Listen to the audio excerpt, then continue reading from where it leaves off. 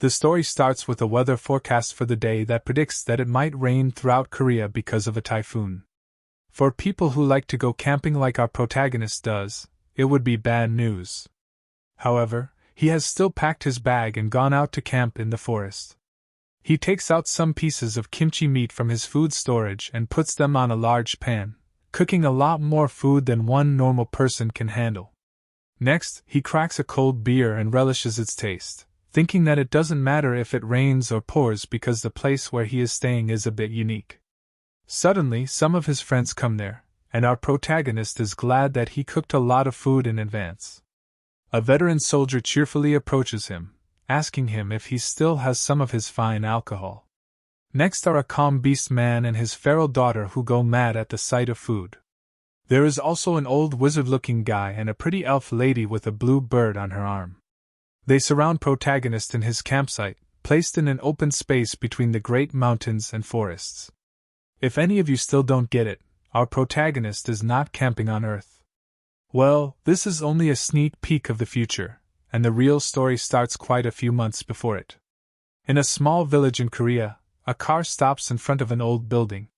One man asks his friend if this is the store that his grandfather used to run, and says that it has a nice vibe to it.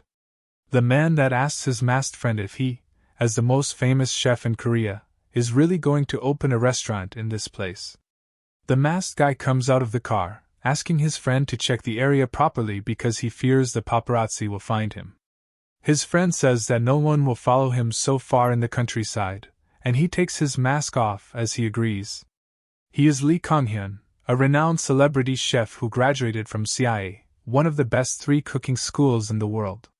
It's the Culinary Institute of America. After that, he won the Paris International Cooking Competition, and that was the beginning of his fame. He was not only skilled but also handsome, which is why a bunch of different TV shows began asking him to feature on their shows. That would have been a good thing had Kang-hyun not gotten burned out. That was just the first issue. The second problem was the invasive fans who didn't value his privacy or work ethic and barged into his kitchen to click selfies with him. He insulted those fans out of the kitchen. However, he still got chewed out by his seniors and other chefs in the kitchen who accused him of making things difficult for them. They told him that if he wanted to mingle with his fans everywhere, he should have just become a model. It didn't stop at that, and there was an army of online trolls after Kang-hyun. They said that he was just popular because of his face and that his cooking skills were not so good. Some of them even called him a horrible person for yelling at his fans and said that his food was average at best. Kang-hyun got depressed as he read all this, and now he is tired of attention. That is why he has come to the shop his grandpa used to run in his village. His friend asks him to rethink his decision to open a restaurant here, because he won't earn much. Kang-hyun replies that it is good for him because he came here to rest. His friend mocks him, saying that people who want to rest don't start businesses, but Kang-hyun replies that cooking is like resting to him. After carrying all his luggage inside, Kang-hyun's friend says that he is hungry so they should go eat something. They decide to hit the nearest restaurant, and the quality of the brings out the Gordon Ramsay in him again.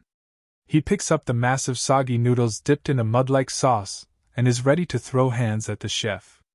But his friend calms him down because it is normal for food quality to drop in a place like this with no competition. He tastes the noodles and says that the sauce tastes okay, at least according to him.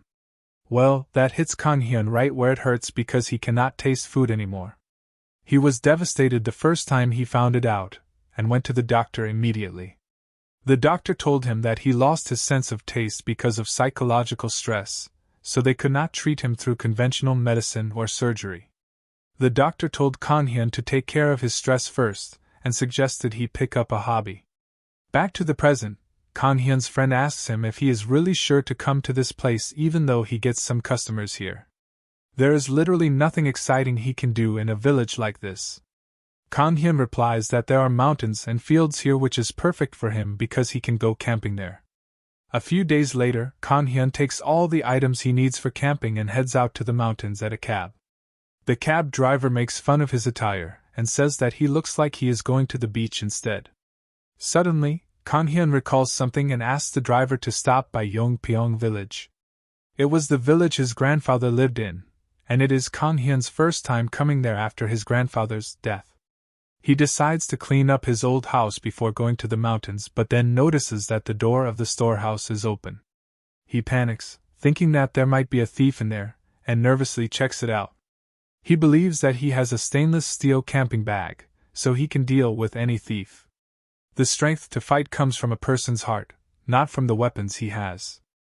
Well, Kang Hyun suddenly gets startled as something darts out of the room, which turned out to be just an ordinary house cat.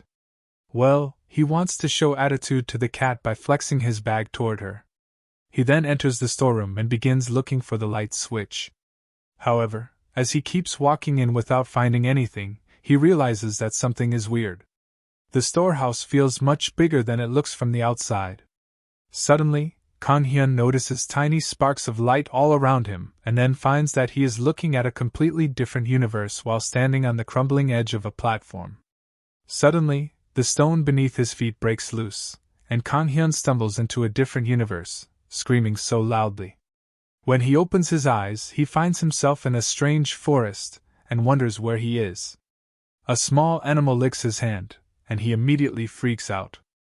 However, the giant ear squirrel that was licking his hand is still there, looking at him with surprise. Kang Hyun thinks that the squirrel has too many huge ears, but then it starts flapping the ears and flies away, leaving him bewildered. That is no squirrel. Next, Kang Hyun notices some rustling in the bushes behind him and freaks out once again, only to find a rabbit there. Well, it was not just any rabbit but the Gigachat rabbit. The rabbit hops away like it is exercising, and Kang Hyun realizes that he needs to escape before he comes across even more dangerous creatures. He runs around frantically, but night comes, and he still finds no way out, either is there any cell phone reception there. Kang Hyun thinks about the doctor who advised him to go camping and curses him because now he is lost. Suddenly, his stomach starts growling to demand food, so Kang Hyun starts a fire, and then begins cooking. The problem is that he has lost his stainless steel bag that had most of the ingredients.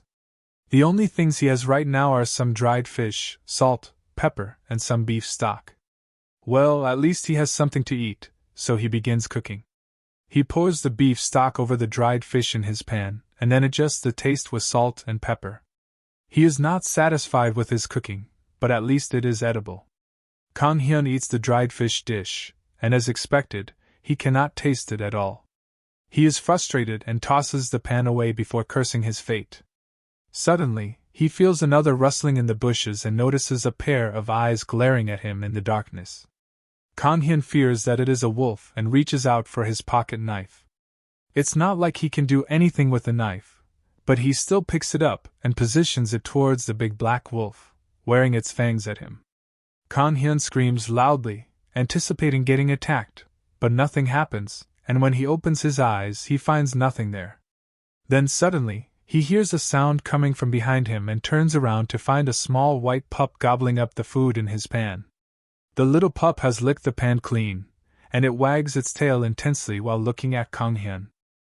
He is utterly confused upon seeing the creature, and at first he thinks it is a small breed of dog. The puppy approaches him, and he wonders where it came from. Kang Hyun tells him that if he is done eating, he should get going because he doesn't like dogs to begin with. He then picks up the pup and begins ruffling its hair, all while complaining that he doesn't understand people who find dogs cute. Kang Hyun notices that the puppy's fur is kind of stiff because it is wild. Also, as he takes a closer look at its appearance, he notices its sharp claws and fangs, which make him realize that it is not a dog but a wolf. He panics, wondering where the mother of the wolf is. He fears that the big black wolf he saw earlier might be the mother, and when she finds her baby with a human, the very obvious thing might happen. Kang Hyun is terrified, but then he notices that he is still too hungry. He lays on the ground thinking that it doesn't matter if the wolf kills him because he is set to die because of starvation either way. Suddenly, the wolf starts dragging him using his shirt, and Kang Hyun asks if he is trying to eat him now. However, the wolf brings him to a hollow tree trunk emitting a faint purple light. As Kang Hyun notices it, he sees the same thing that he saw before coming to this world. He realizes that it is the hole he fell through and wonders if he can go back home using it. However, he is doubtful because the hole is going downward again, and if he takes it, he might just end up in hell. He just wants to have a little look first, so he puts his head in through the hole, but the wolf cub sees this chance. He happily struts towards Kanhyun and headbutts his butt, throwing him into the hole.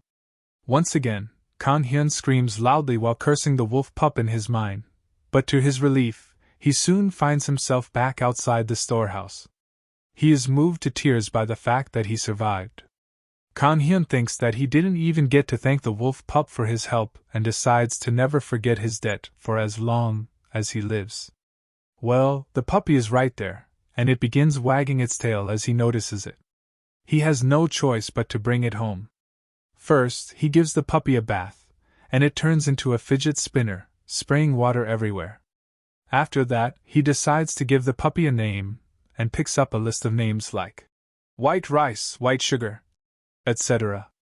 After that, he sleeps peacefully with the wolf by his side. The next day, as he stretches after waking up, Kanhyun realizes that he has not slept so well in a long time. He brings some dog food for his puppy, whom he has named White Rice. However, the puppy refuses to eat it. He brings cat food and even rabbit food for him, but White Rice doesn't want it. He is irritated now, and he decides to ignore the wolf pup and eat something. He cooks a lot of breakfast for someone who can't taste food, hoping that maybe there is at least something he can taste. However, before he can start eating, White Rice jumps on the table and starts gobbling up the food he made. Kanhyun tries to get him away, but then he notices something peculiar. White Rice is only eating the things that he made himself and ignoring all the factory-processed food items.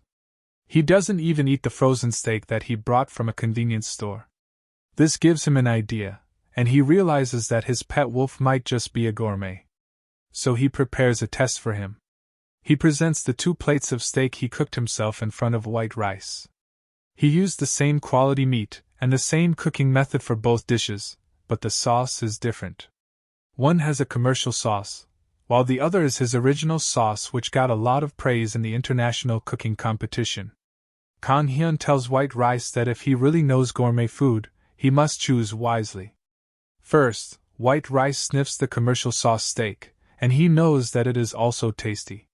However, if the wolf pup chooses his sauce, he will be an Epicurean, a person who has developed a taste for luxury. White Rice first eats the commercial sauce steak. He then moves to Kanhyun's original sauce steak, and as he eats it, he immediately realizes that he liked it a lot more because of the faster wagging of his tail. He is delighted that White Rice really turned out to be a gourmet and realizes that he cannot feed him just anything now. Kanhyun looks at the clean plate and realizes that after a long time, he felt that it was worth giving all his efforts to cooking. Soon after that, Kanhyun begins to paint his restaurant, but the paint is uneven, and he wonders what the problem is. Someone tells him that he is using indoor paint for painting outside walls. He turns around and sees a stylish and funky old man whining about how new-gen kids can't even recognize paint. Kanhyun is startled upon seeing the tough-looking old guy and takes off his cap to ask him who he is. The man removes his goggles and reveals that he is the head of this village.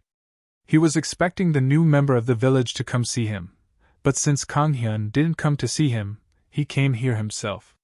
The village head then insults Kanhyun's painting skills, saying that it looks like a raccoon painted the wall with a monkey's tail.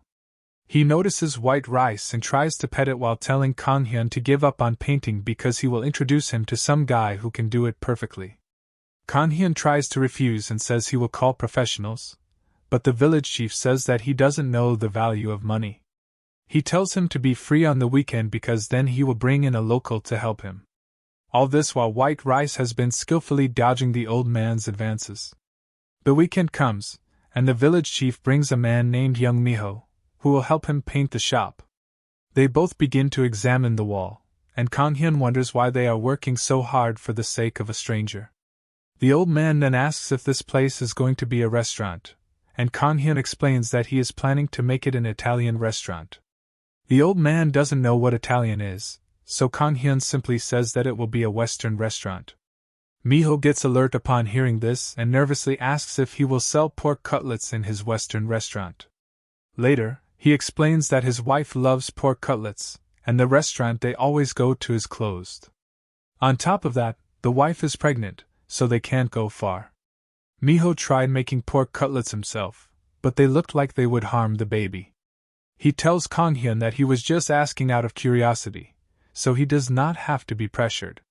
Kanghyun thinks the pork cutlets are easy to make, even if they are not on the menu, but the problem is how can he give customers food whose taste he doesn't know. He is about to decline when he notices the excited white rice behind him. Kanghyun suddenly gets the answer to his question of how to know the taste of food.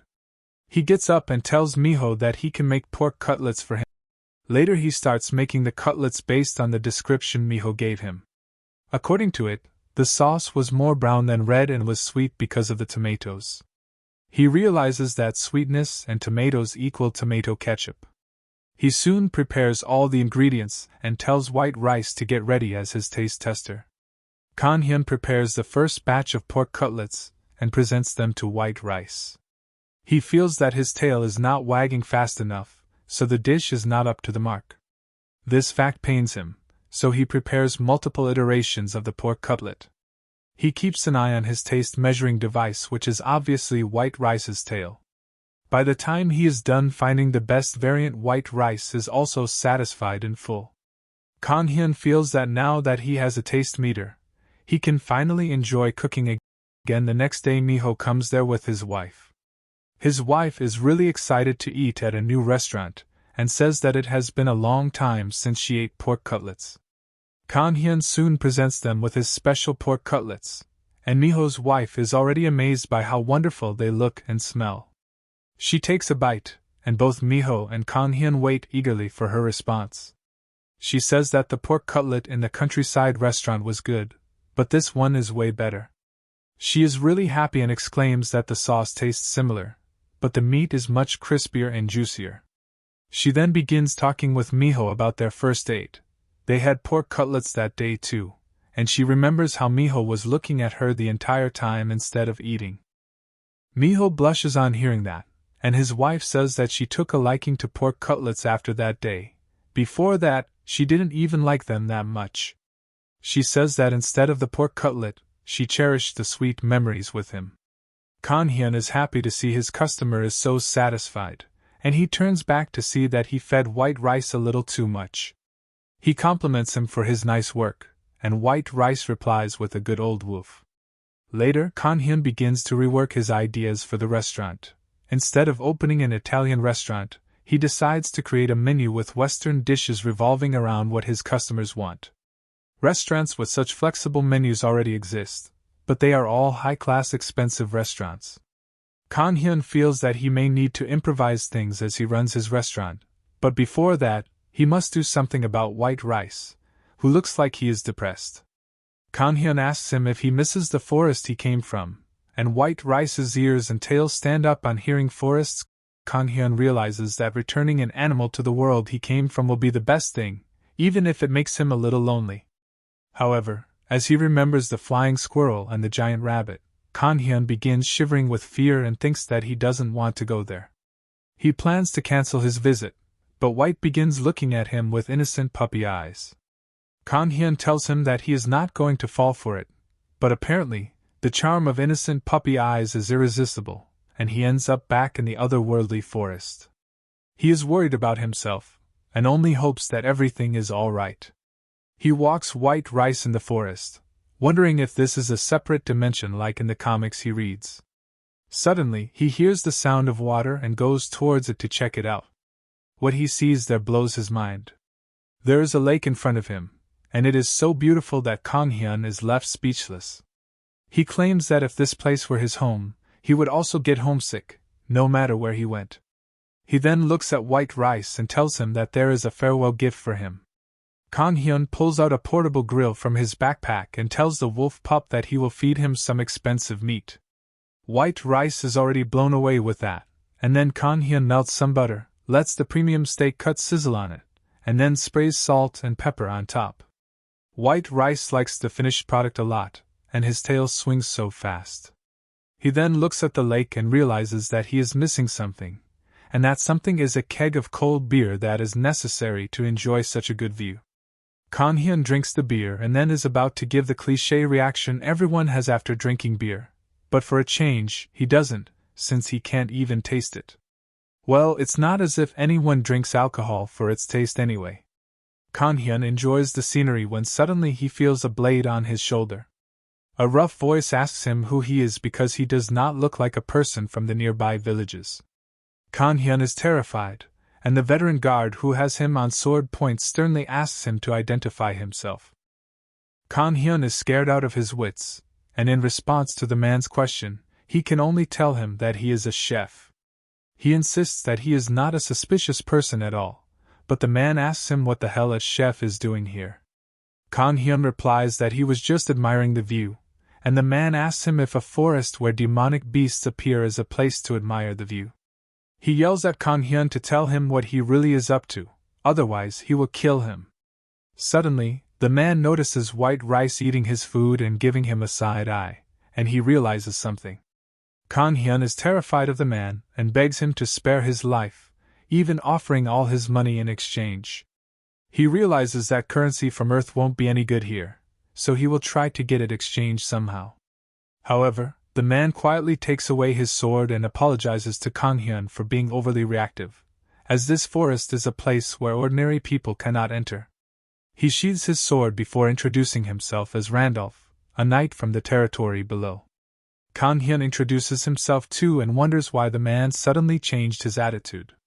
Randolph tells him that he is accompanied by a white wolf that only appears in folktales, and it is enough to prove that he is not a bad person. Kan Hyun is confused by it, so Randolph decides to educate him about it. He explains that the white wolves are a race that has inherited the blood of the wolf god. The primordial wolf god is supposed to possess eyes that distinguish between good and bad, along with his great wisdom. The white wolves that have descended from him have also inherited some of his abilities. Randolph tells Kan Hyun that since such a white wolf is accompanying him, he must be a nice person. After hearing that, White Rice is a descendant of a god, everything makes sense to Kan Hyun, from his great hunger to his swiftness, both because he is a semi-divine being. Randolph then remarks that the food anyone has in a beautiful place like this is bound to be special. His gaze goes to the premium steak Kan Hyun has cooked, and he asks him more about it. Kan Hyun reveals that it is beef and asks the knight to have some. Randolph says that he already ate, but then says psych because he hasn't eaten anything yet. On top of that, the meat smells so good that he would be unable to resist it even if his stomach was full. He eagerly asks for one bite, and Kan Hyun gives him a piece. Randolph is blown away by the otherworldly taste of the tender and juicy meat. He then notices the beer can in Kan Hyun's hand and asks, "What is it?" He is surprised to hear that it is alcohol and asks if it is from the area he lives in. He is curious about it, and Kan Hyun asks him if he wants some. Out of courtesy, Randolph says that he just asked out of curiosity, so he does not really need it. While grabbing the can tightly and telling Kan Hyun that he can't refuse if he is being so insistent, Kan Hyun decides to give him a fresh can instead of the one he has used. As Randolph gulps it down, he is stunned because he has never tasted such a refreshing and clean beer before.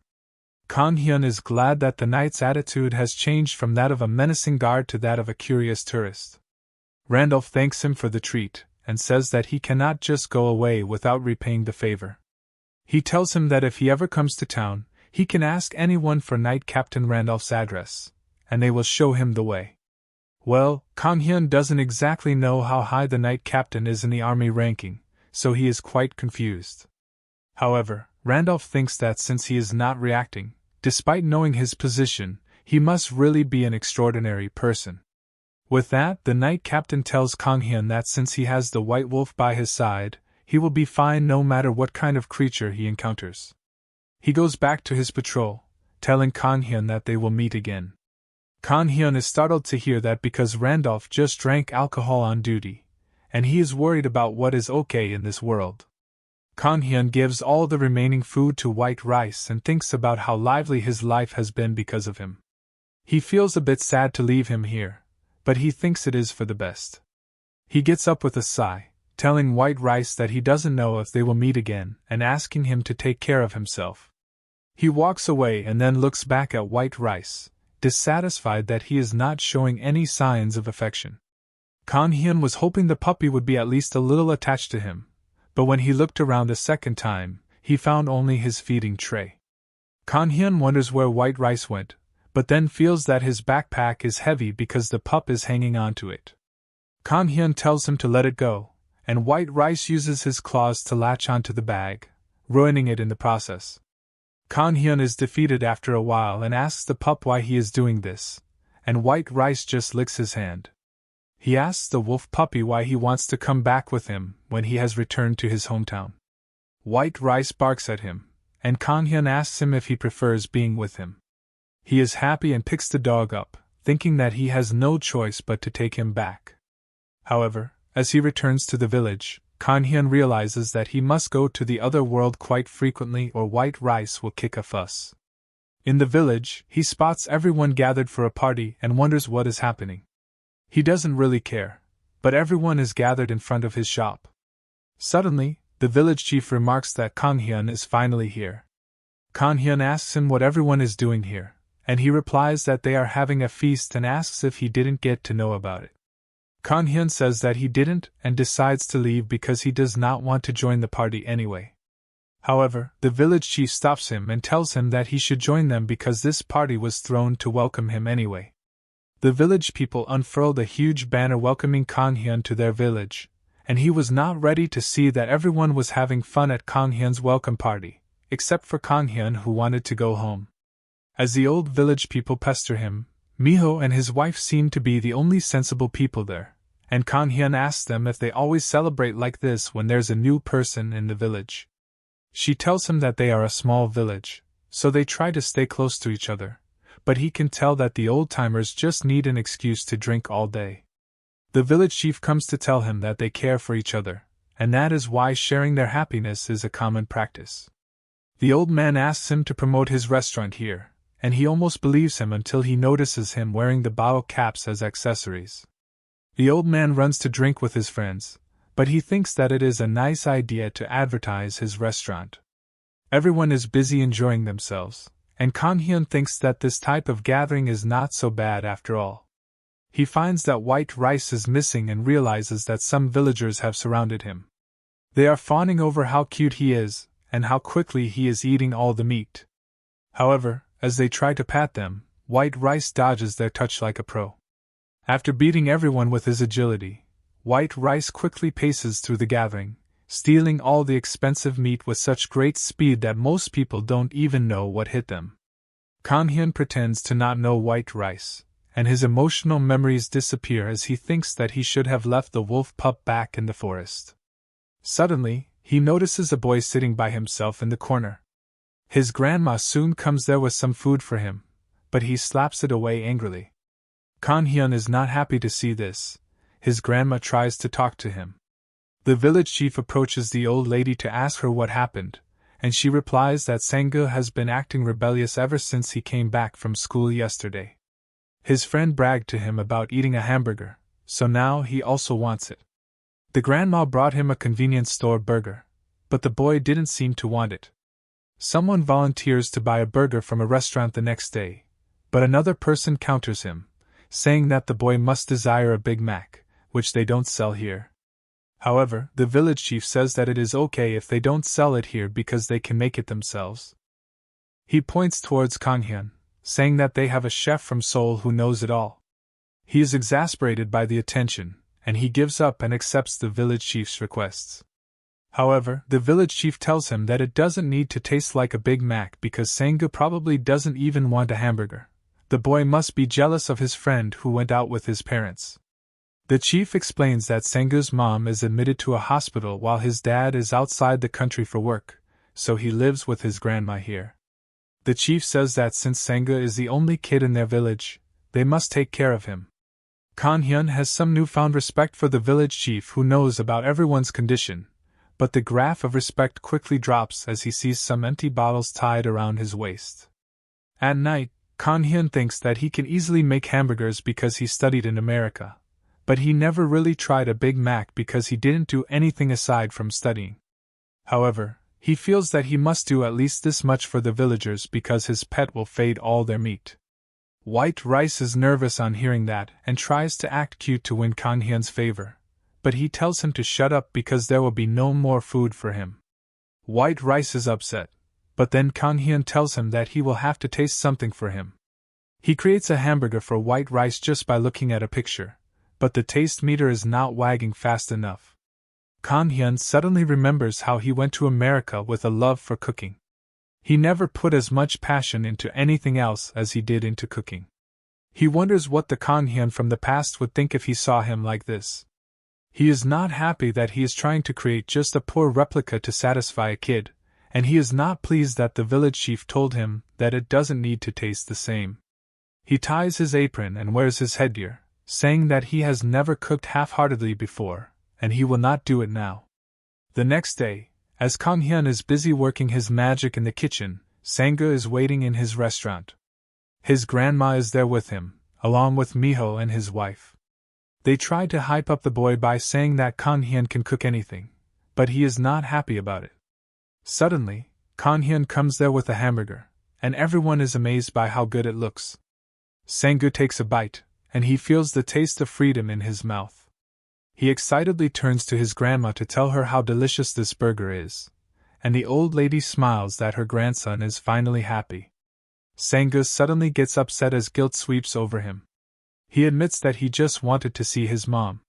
He reveals that he demanded a good burger because he thought his grandma would take him to Seoul to have a burger, and he could meet his mom there.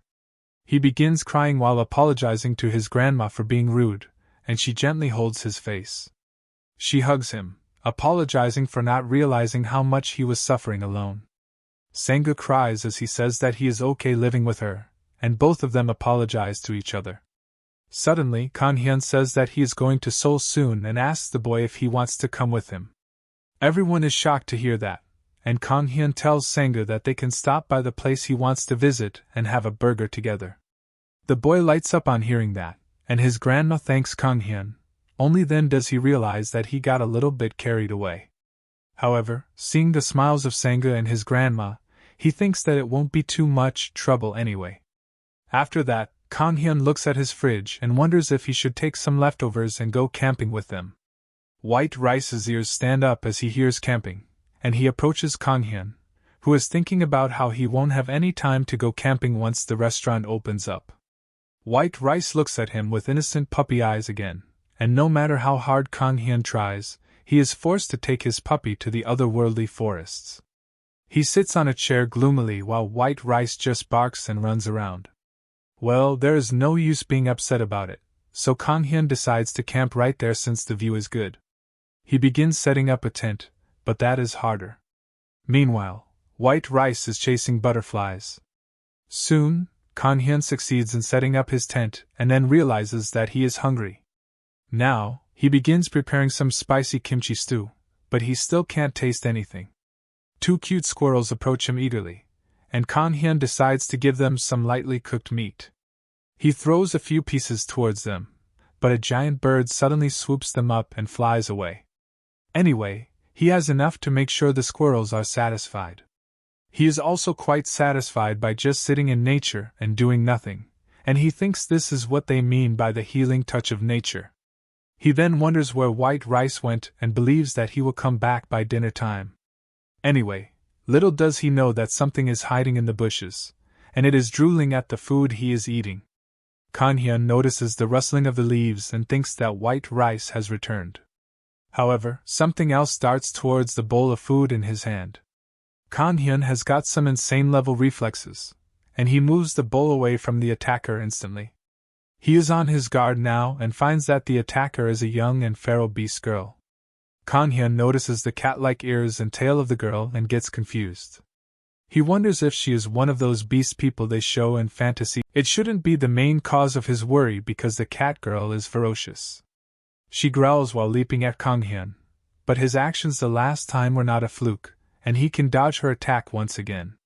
However, the girl doesn't seem ready to give up, and Kang Hyun wonders where White Rice is when he really needs him. He tries to resolve things peacefully with the cat girl and realizes that she might be hungry. He shows her the bowl of food, and she suddenly quiets down. Kan-hyun leaves the bowl on the ground and tells the cat girl that he will give her this, and then she should peacefully go back. The girl doesn't believe him, and she approaches the food quite cautiously. However, its look and smell entice her, and she starts drooling. She takes one bite directly with her mouth, and suddenly an explosion of chili ravages her taste buds. She falls to the ground and starts screaming. Kan-hyun realizes that the kimchi stew might be too spicy for her, and decides to offer her some water. However, the cat girl calms down by herself, and as the spiciness of the chili dies, the deliciousness of the meat and vegetables comes flowing in. She gets up and begins eating the stew again, and Kan-hyun realizes that it must suit her taste. Suddenly, white rice returns there in time for his meal, and Kan-hyun complains that he could have come back a little earlier. He goes to reheat the stew for him, but white rice notices the cat girl eating food meant for him. White rice doesn't tolerate it, and he immediately tackles the girl. Kan-hyun tells him to stop and not anger the girl, but the wolf pup is blinded by rage. He keeps fighting with the cat girl, and Kan-hyun tries to stop them. It seems white rice had the upper hand, and the cat girl starts crying after he crushes her nose. She tries to pounce on him, and Kan-hyun tries to get white rice away from her. Then suddenly, the situation becomes peaceful within an instant as a cool and composed cat man arrives at the scene and grabs the cat girl mid-flight. The cat man apologizes to the human before leaping away from the campsite with great speed. Kan-hyun can only watch him go with white rice's paw print on his face, and he wonders how many different races live in this forest. Well, he returns to the village after that and begins cleaning his restaurant with white rice's help. The day of the restaurant's opening is tomorrow, and Kan-hyun thinks that he needs to stop playing around and get serious about business. Meanwhile, an old lady passing in front of the shop notices the banner to welcome Kan-hyun. Inside, he cross-checks his preparations and finds that everything has been taken care of. As soon as he completes the cleaning, he is dreaming about a flawless opening when suddenly the old woman enters his shop. She asks him if they are open, and Kan-hyun replies that they will open tomorrow. However, so that he doesn't disappoint the villagers, Kan-hyun sighs and asks her to have a seat. The woman notices that the furniture is old and asks him why he is using old things instead of throwing them away. She remarks that this place is still the same, and Kan-hyun asks her if she came to visit it when it was a tea house run by his grandpa. The woman doesn't give him a reply and instead asks what he will be selling here. He tells her that he will be selling Western food like pizza and pasta. The old woman only knows pasta is American noodles. She asks Kan-hyun to give her some pasta and tells him to decide the details himself. He heads to the kitchen and thinks that this is the old lady's first time having pasta, so he decides to prepare the basic tomato sauce pasta for her. He cooks everything perfectly because he feels that she is the first customer in his shop. He presents the tomato pasta to the woman soon. Kan-hyun is anxious about her response because even though he could not taste the pasta, he has received many compliments on it before. The old lady takes a bite, and her expressions darken as she asks Kan-hyun how much it is, leaving him baffled. Meanwhile, the village chief enters the store to check up on Kan-hyun, and he is surprised to see the old woman whom he calls Grandma Park. He asks her why she is here, and she says that she came here to eat since it is a restaurant. The village chief tells her that the opening is tomorrow, but the old lady says that she will be leaving now that she is done eating. The old man complains that the woman is too cold and then notices the plate of tomato pasta, which proves that she really ate here. However, he is confused about why she left so much food. Kan-hyun thinks the same thing, and he feels his whole existence in shambles as he wonders what the old lady did not like about his food. The village chief tried to comfort him and started by asking Kan-hyun what was wrong. He asked if the preparations for the restaurant were not going well. Kan-hyun coldly replied that there was no problem, even if the preparations were not going well, because he was going to shut down his restaurant as of today. It hasn't even opened yet, is exactly what the village chief was thinking. He soon understood that the reason Kan-hyun was so gloomy was because old Grandma Park left behind so much food. He laughed it off, telling Kang Hyun that it is not like he is one master chef or in any other cooking competition that he can satisfy everyone. This made him even more mad because he actually won an international cooking competition. The village chief told him to just shrug it off because Grandma Park probably didn't even come here for the food. He told the boy that someone closely associated with the old lady used to come here often, so she might be here just for the nostalgia. Kang Hyun was curious who that person was, and the village chief said he was talking about the old lady's husband. He was a regular customer of this place when it was a tea shop, but he passed away last year. After that, Grandma Park spent almost all her time alone, and even the villagers rarely got to see her. The village chief believed that the old lady still thought about her husband a lot, but the dead won't return to life no matter how much you mourn them. He said that the living should move ahead with their lives because clinging to the past is foolish. He then got back on track and told Kang Hyun that it was not his fault because Grandma Park was already picky enough when it comes to food. Given her special situation, she might have reacted worse than usual, so Kang Hyun didn't need to pay it any mind. He replied, "How can he not pay it any mind after hearing her story?" The thoughts gave him a headache, so he headed out to camp in the other world. In front of him, the mighty rabbit was doing push-ups, and white rice was sitting on top of him. Kang Hyun thought that because of them, no monster would dare come near him, and that would give him ample time to sort out his thoughts. He stretched, thinking how stunned he was when the old lady left without eating his food, but he felt sorry for her after hearing her full story. However, he was still shocked that she left the dish he was most confident in, and wondered if he should prepare some Korean food for her next time. Suddenly, Kang Hyun noticed something above his head, and it was the same feral cat girl from before. She got nervous as she saw that he had noticed her, but Kang Hyun was in no mood to deal with her right now. The girl began screaming, and Kang Hyun just stared at her with boredom.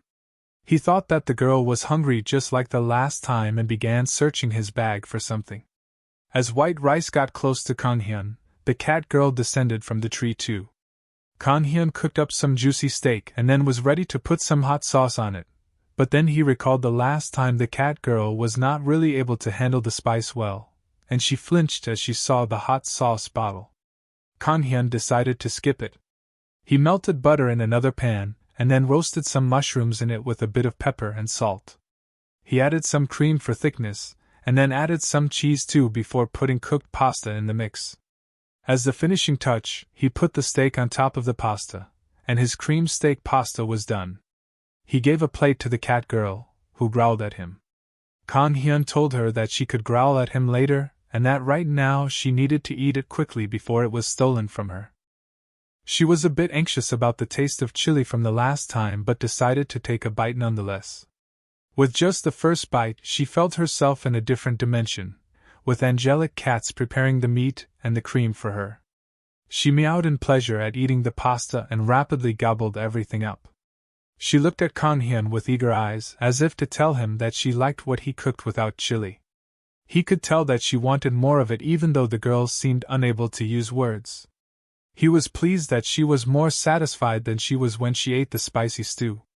However, Kang Hyun wasn't a big fan of the cream steak pasta because it was really greasy and heavy, which didn't work for him. On top of that, it was more of a shabby fusion than authentic pasta. The cat girl began rubbing against Kang Hyun's leg to act cute so that he would give her more food. He ruffled her hair and thought that it didn't matter if the pasta was authentic or not as long as it suited her. Suddenly, he had an eureka moment and immediately returned home. He washed some spring onions in the sink and called White Rice to help him find the best batch. Well, White Rice wanted to say that he was a dog and not a donkey who would eat grass and turned away from the plates. Kang Hyun was disappointed, but he thought that it wouldn't be very difficult even if he had to do it without White Rice's help because the taste of all the ingredients was ingrained in his mind. He began cooking, and outside his store, there was a notice saying that the restaurant would open up next week because of his personal reasons. Well, the village chief was outside the store, and he got what was going through Kang Hyun's mind when he read the notice. He visited Grandma Park's house and cheerfully told her that she should go out more often because there were many fun things outside her house. She rudely asks him, What brings you here all of a sudden? And he says that he just wanted to check up on a neighbor. The village chief laughs, saying that the young chef was quite shocked after Grandma Park left his noodles untouched.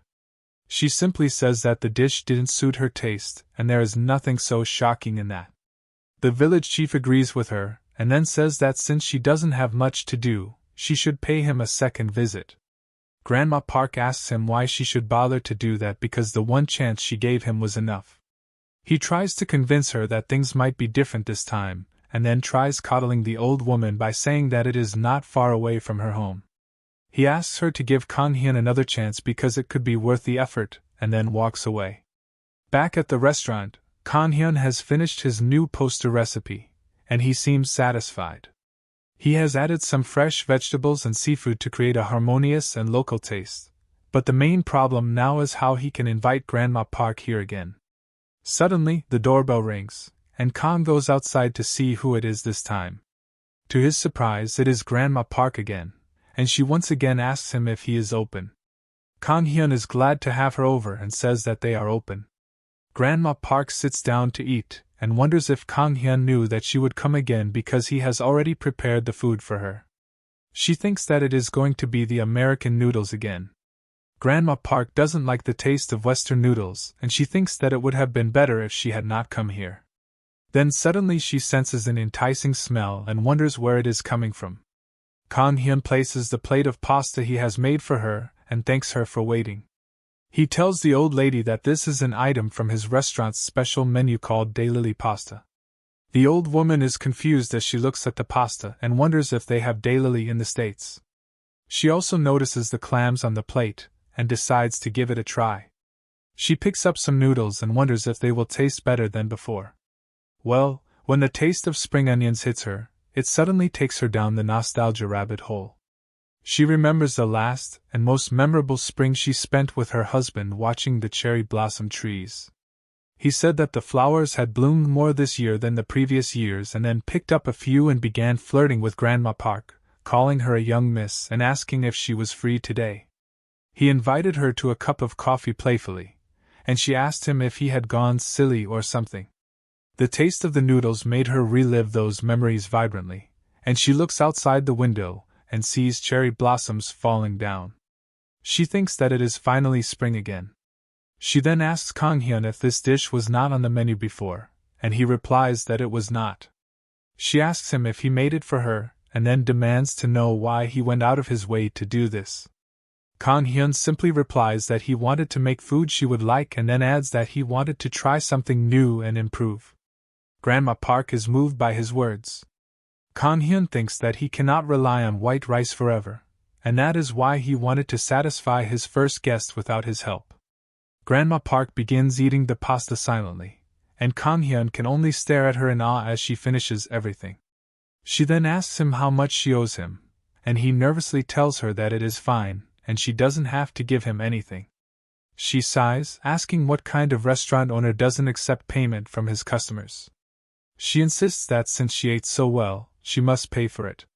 She asks Kang Hyun to not lower the value of the food he made for any reason and then tells him to add this dish to the menu as well because she will come by again. Kang Hyun is left speechless by her gesture, and he is happy that he succeeded in winning her over. Later, he goes back to the other world to enjoy some free time. He has set up a hammock for him there as well as a comfy bed for white rice. Kang Hyun is happy that he managed to satisfy his first customer and successfully open his restaurant. Now he is going to take some time to heal from his stress. He makes up an excuse that white rice kicks a fuss if he doesn't come here regularly anyway, so it is the perfect place for him to come and relax over the weekend. He is a bit too excited for someone who just wants to relax. Then suddenly, something huge and gray flies overhead. Kang Hyun doesn't even understand what just happened, and then suddenly the night captain, Randolph, arrives there. He finds Kang Hyun on the ground, his campsite ruined and destroyed. The night captain is shocked to see him there, and then cheerfully greets him, saying that it has been a long time. Kang Hyun is furious and wonders if Randolph's eyes are just for decoration because he doesn't seem to notice the situation he is in. Kang Hyun gets up, and Randolph is praising his choice for picking up a good spot.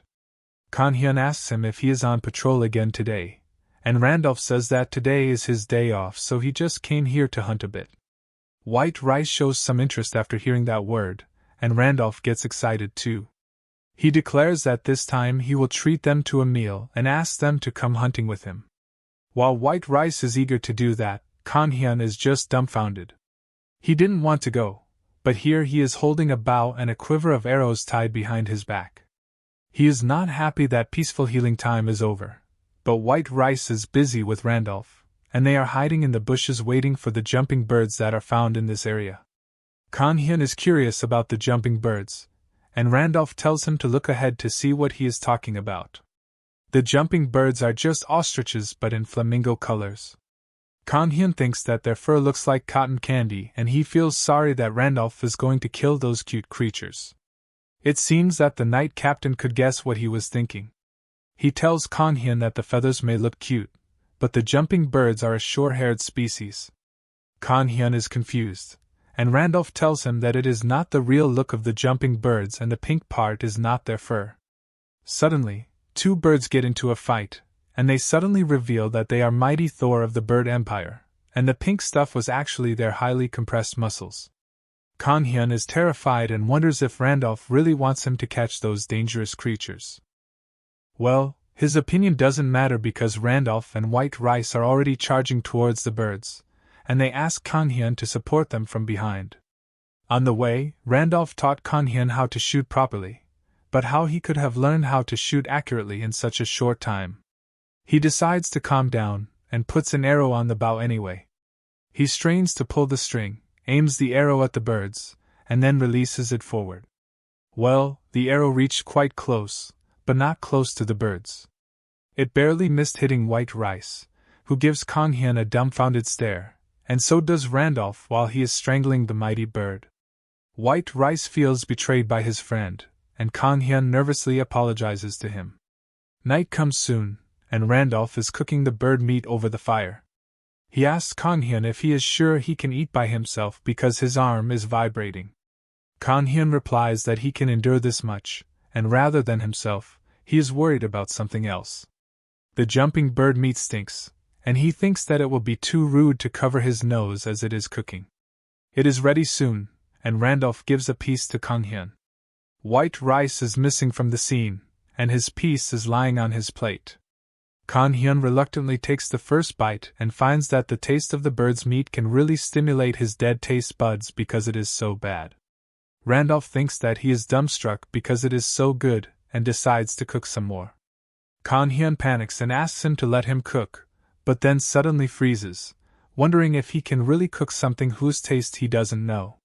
However, he decides to throw away his worries because just earlier today he proved himself by cooking pasta for Grandma Park. He throws his cloak down and tells Randolph that since he is a chef, he will make something using this meat for him. Kan Hyun first removes the blood from the meat in a nearby creek so the bad smell vanishes. However, draining the blood is a slow process, and it will take at least half a day to clean a chunk of meat this size. The meat is not completely clean, but this is what he must work with. So, to remove the bad smell, Kan Hyun pours some dark beer on the meat. Randolph instantly sneaks behind him and asks him if he is pouring beer into the bucket. He demands an explanation about how he can waste such a precious thing, but Kan Hyun is not having it. He tells the night captain to create a frame on which he can hang the pot, and he obeys silently. Kan Hyun then remarks that it would be nice if they had some laurel leaves or herbs. He fills up the pot with an equal amount of beer and water in the meantime and then adds onions, pepper, salt, and sugar. He leaves the mixture to cook for about an hour, and when it is done, he asks Randolph to help him put it down. Kan Hyun then removes the lid of the pot, and the smell of the cooked meat stew is so delicious that even White Rice has returned. Randolph asks if it is done, and Kan Hyun replies that they still have to roast it one more time. Normally, he would have put it in an oven, but since he is camping, he will use an open fire instead. After the meat is roasted well, Kan Hyun cuts it into smaller chunks to complete the dish. As Randolph holds the plate for the finished dish, he wonders if this wonderful scent is coming from jumping bird meat. Randolph knows that even the best chefs in this territory have given up on making the meat taste good. He can't believe that Kang Hyun can do the impossible, but as he takes a bite, he feels lightning coursing through his body. He wonders what the hell this taste is and begins gobbling up the meat. The outside is as crispy as a cookie, but the inside is juicy and tender. Randolph feels like he is in heaven and wonders if this is the meat of the jumping birds that he has eaten hundreds of times before. However, he feels that there is something missing in this dish that will make it balanced and perfect. He has his eureka moment, and immediately asks Kang Hyun to give him some beer because it will fit perfectly with the dish. Kang Hyun tells him to go and grab one himself, so Randolph does it. As he relishes the taste of the beer and then takes a healthy bite of the meat, he is proud of his intuition. He remarks that this is the perfect dish to go along with alcohol. He praises Kang Hyun greatly, saying that he will never get tired even if he eats this dish for the rest of his life. However, Kang Hyun is not thrilled because he could have gotten rid of all the foul smells if he had more time. Kang Hyun turns to White Rice to ask what he thinks, and he wags his tail decently fast to say that he likes it. While the wolf pup is asking for more, Kang Hyun is still contemplating how he could have made the dish better. This leaves Randolph dumbfounded, and he now believes that Kang Hyun's skill level must be higher than that of the imperial chef if he is not satisfied with the delicious meal he just cooked. Later, a mildly drunk Randolph says that he wants to treat Kang Hyun to a meal this time, but he ends up getting treated by him again. He wants to know how such a cooking technique exists in the world. Kang Hyun is glad that he liked it, and Randolph says that after this, he can never eat normal jumping bird meat again. He asks Kang Hyun if it will be fine if he copies his cooking technique, and he replies that it will be fine because it is nothing special anyway. Randolph cuts him off mid-sentence. He says that he is acquainted with some chefs, and that's why he knows the value of Kang Hyun's skills. Randolph tells him that his dishes are brilliant, so he should not undervalue himself. Kang Hyun is happy to hear that and thanks the night captain. Randolph then decides to repay Kang Hyun for all the amazing and precious things he has shown him, and his idea of repaying him is to teach him swordsmanship. Kang Hyun is dumbfounded by his suggestion, and Randolph repeats himself in case he does not understand him. He proudly says that right now he is situated in this rural area, but once he was a reputed knight in the capital. He thinks that his swordsmanship lessons would be a valuable reward for Kang Hyun. Kang Hyun tries telling him that he is just a chef, and Randolph suddenly starts laughing as he declares that countless people come to him and beg him to teach them swordsmanship. Kang Hyun asks him to teach those people then, but Randolph says that he doesn't like them. He tells Kang Hyun to be ready with a beer and a meat dish for him the next time they meet, and then he will teach him some swordsmanship. While Kang Hyun is not interested in learning it, he understands that the night captain might be embarrassed to get treated to a free meal every time. He realizes that Randolph will be uncomfortable if he racks up any more debts. Now Kang Hyun decides to accept his offer because he can just consider the swordsmanship training as a workout, and if he gets stronger because of it, he will be able to use heavy utensils properly too. Soon the night sky is covered by the northern lights, and as Kang Hyun admires them, he has no idea what the consequences of accepting Randolph's offer would be. Back in the village, it has been a week since Kang Hyun's restaurant opened.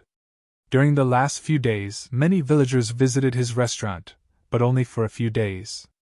Now Kang Hyun is completely free and can only watch birds from his window. He knew that there would be no customers, but he still felt a bit down because of it. White Rice is watching TV to cure his boredom. The TV was a gift of sorts from a customer who left it here saying that he doesn't use it anymore. Kang Hyun decides to see what White Rice is watching and finds that he is watching an interview with an idol group. Kang Hyun reads the name Uneyes and thinks that he has heard it somewhere before too. At the same time, Kang Hyun's friend who helped him get settled in the village is busy with his work. And what's his job? He is a manager for the same idol group, Uneyes. He asks the girls if they are comfortable working at this location, and they complain that it is too rural, the sun is too bright, and there are huge grasshoppers here. The man is exhausted.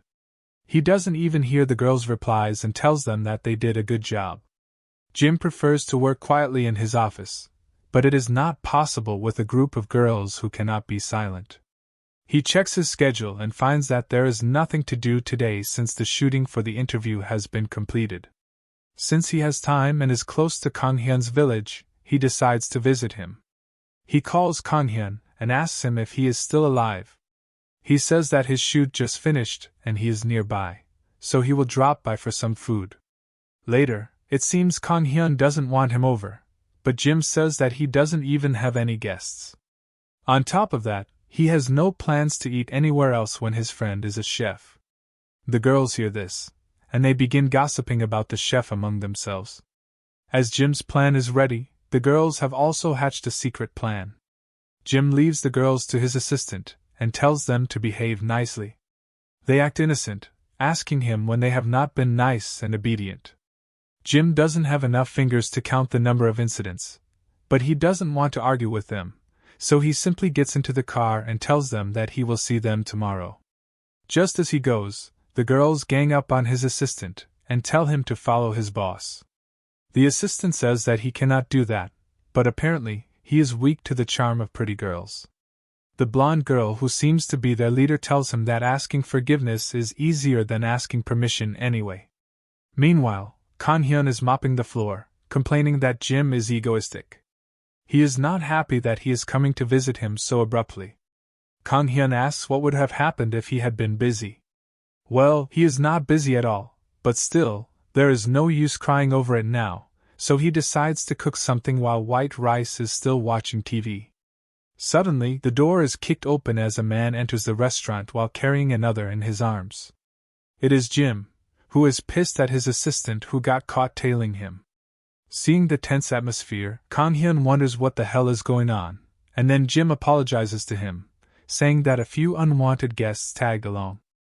Those unwanted guests cheerfully introduce themselves as Uneyes. Soon, the girls start fawning over White Rice and try to pet him, but he runs away from them. On the other hand, Kang Hyun still can't believe that his simple restaurant, situated in the remotest part of the country, has been visited by idols. After that, Jim lectures the girls. He says that they have gotten too bold recently and asks if they even think about the consequences of their actions. The girls don't even dare to face him, and the furious Jim tells them to answer him. They can only apologize, and Jim tells them to go back right now. Kang Hyun understands the situation now and then takes a look at Jim's assistant, who is crying in a corner. He pities the poor man and then tells Jim that since everyone is already here, it will be better to return with their bellies full. Jim asks him if that will be okay because he can't believe that Kang Hyun is going to accept this unexpected situation. Because the Kang Hyun he knew would have made a huge fuss in this situation. In the meantime, Kang Hyun asks the girls if there is something they are craving, and they name some spicy and oily food. The assistant tells them to be mindful of their diet as they are still promoting their new show. Jim thought that Kang Hyun had lost his mind when he decided to move to the countryside to heal. However, now he seems to have changed. Also, he notices White Rice and wonders if the dog is always there. In the meantime, Kang Hyun goes to the kitchen and wonders what he should prepare that will please everyone. He wants them to be fulfilled and happy since they have come far away from the city.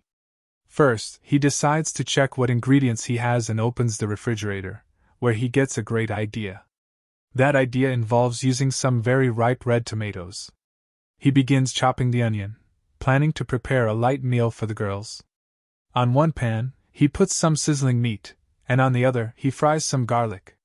He grates some cheese, thinking that he must cook something that his guests will like, but it should be rich in nutrients and flavor too. Soon, the food is prepared, and he presents it to the girls, who can't contain their excitement at seeing it. Kang Hyun has made tomato pasta and steak salad for them. The girls eagerly start taking pictures and then start eating the food. The blonde girl is amazed by the taste of the tomato pasta. She says that she doesn't usually eat pasta unless it's rose or cream pasta, but the pasta sauce in this one is truly delicious. The girl with bangs remarks that the vegetables in the salad are fresh and the meat is also quite tender. Kang Hyun tells Jim that he prepared a light meal on purpose and asks him to let the girls enjoy their food in peace. He retorts that he wasn't planning to say anything while they ate anyway. On the other side of the table, the redhead is crying tears of joy, wondering why she has never eaten something so delicious before. Now, the purple-haired girl with her is getting angry because the food is so good. Her friends tell her that she should eat more instead of being angry. They say that they never know when they will get another chance to have a feast like this. Kang-hyun gives a judgmental side-eye to Jim and asks if he is starving the girls. He replies that while it is easy to misunderstand the situation, he has not been starving them. Kang-hyun then tells him to eat too, because his assistant is already enjoying his food. Kang-hyun has made light vango pasta for him since he has to drive to Seoul, and he should not get sleepy on the way back. Jim is really surprised at this because he hadn't even imagined Kang-hyun being considerate of him. Suddenly, he gets an idea and grabs his shoulder, asking him if he is acting so kind because he is going to die soon.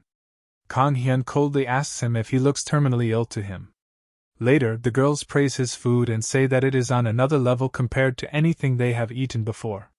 Kang-hyun replies that he will cook something better for them the next time they visit him, and the blonde cheerfully says that they will come back for it. She even calls Kang-hyun by his name, and he flinches because he never introduced himself to them. The girls get into the car and tell him that he and his food look much better in real life, and they say that they will see him next time. After they are gone, he nervously asks Jim how the girls recognized him, and he replies that they watch his cooking videos when they are hungry, so they will recognize him. With that, Jim gets in his car, and Kang-hyun tells him to inform him in advance the next time he decides to pay a visit. Jim simply asks him how his healing is going, and Kang-hyun smiles and says that it is going well. The next day, he picks up his bicycle and rides to the local supermarket with white rice in the basket. There is only one supermarket near the village, and the rest of them are all in the nearby city. He stops outside the store and decides to buy a lot of green onions from it. He enters the shop to find a dark-skinned lady working there. Kang-hyun thinks that she is the daughter-in-law of the old lady he saw here the last time. The woman asks him if he is looking for anything in particular, and he thanks her before saying that he will take a look on his own. He goes to the vegetable section and finds that they don't have any daylilies today, and that is a problem because Grandma Park always orders the daily pasta.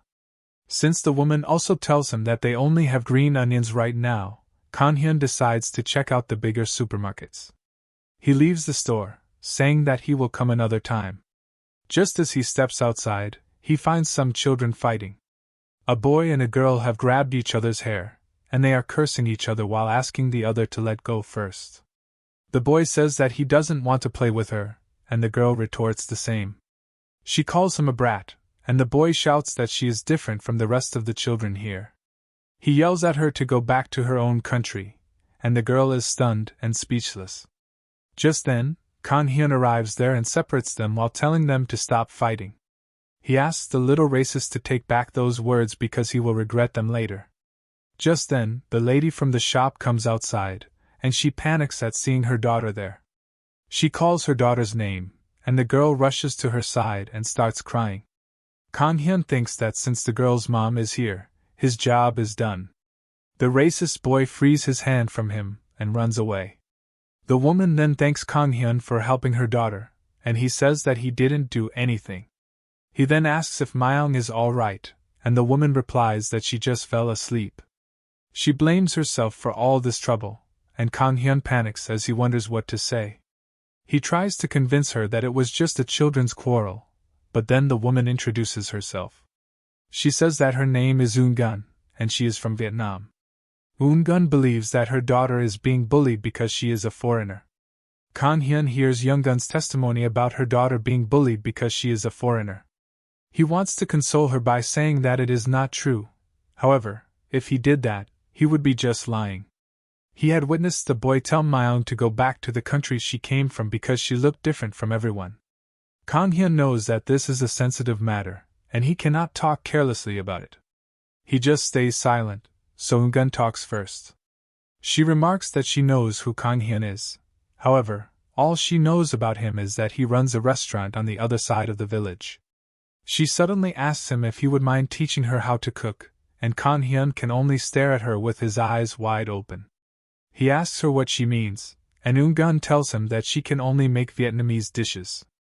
She reveals that this year Myeon wants to invite all her friends to her birthday party, which is why Eungun wants to prepare Korean dishes for them. Her words have a lot of impact on Kanghyun's mind, and even after he returns home, he can only think about them. He felt the sincerity in Eungun's gaze, so he had no choice but to agree to her request. However, now he feels a bit down because he understands the reason Eungun was asking for his help. He knows that the reason she wants to make Korean food is so that other children don't make fun of her daughter. This thought frustrates Kanghyun for some reason, and suddenly he finds Rice Cake trying to reach him. Kanghyun thinks that this is a sweet moment where his pup is comforting him, but no, Rice Cake is greedy and just wants his food.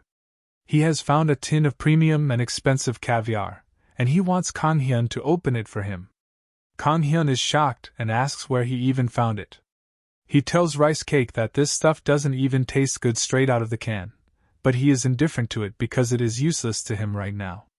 He opens the tin while looking at Rice Cake with disappointment, saying that he always comes to him asking for help when it concerns food. This is another one of Kanghyun's enlightenment moments, and he realizes that asking for help when you need it is the right thing to do. Soon he decides to ask someone for help too because this is what neighbors are for. In the middle of the day, he carries a package with some sauces, probably, and decides to pay one of his neighbors a visit. Kanghyun believes that he knows whom to talk to in situations like this, and that is a trustworthy person who knows a lot about the other people in the village. He reaches the gate and rings the doorbell, and soon the gate opens and Sujin, the pregnant lady, receives him. She is surprised to see him and remarks that it is unexpected for him to visit them. Kanghyun tells Sujin that there is something he would like to hear her opinion on, and she welcomes him in. To his utter surprise, the village chief is also sitting inside. He also loudly yells at Kanghyun that he should have come to his house if he needed his advice. Kanghyun asks him what he is doing here, and the old man replies that he came here for a drink. Soon Kanghyun finishes telling everyone about his dilemma. He claims that he has been thinking about the dish he can teach Eungun for her daughter's birthday party. Sujin replies that she also knows the lady from the supermarket. She has also seen the girl Myeong hang around with the boy named Sangha after school a few times. Kanghyun is surprised to hear that the kids go to the same school and that they are friends. Sujin's husband, Miho, tells him that since there is only one school in the vicinity of the village, all the kids go to the same school. He also adds that while Sangha and Myeong are friends, they are not the same age. There are only less than 20 kids in the entire school, so they have only one class. Kanghyun understands now that the school only has one combined class for students of all grades. Sujin then says that she can understand how Eungun must feel after all that happened to Myeong. She rubs her hand over her belly and says that she would do the same for her child too. Kanghyun thinks deeply about her words and thinks that every parent wishes that their child could live a life without worry. He then says that he should teach Eungun something she can learn quickly, but the village chief calls his idea nonsense. Instead, he suggests Kanghyun do the opposite. He asks him to tell Eungun to make dishes from Vietnam instead. Kanghyun is surprised to hear that, and says that the reason Eungun wants to learn Korean food is for her daughter's sake, but the village chief is firm. He believes that trying to forcibly fit in with others could negatively affect the young Myeong. The old man asks, "What do kids her age even know?" He believes that right now, even Myeong cannot accept the differences between them. That is why the adults must show her that being different is not a bad thing. He tells Kanghyun that he should also do his part in this. The village chief ends his lesson by saying that a single bite is more meaningful than 100 words, and Kanghyun feels that he is speaking the truth. Soon after that, Eungun started cooking under Kanghyun's guidance, but she is still unsure if she is doing the right thing. She thinks the Korean and Vietnamese dishes are too different, and what will happen if the kids don't like Vietnamese food? Just then, Kanghyun hands over a bowl of rice noodles he prepared and tells Eungun to fish out the onion from the broth once it is cooked because kids are usually picky eaters. Eungun agrees, and then Kanghyun gives her his opinion on the Vietnamese spring rolls she made earlier. While it is a delicious and familiar food, he believes that it would be too difficult for kids to roll them properly.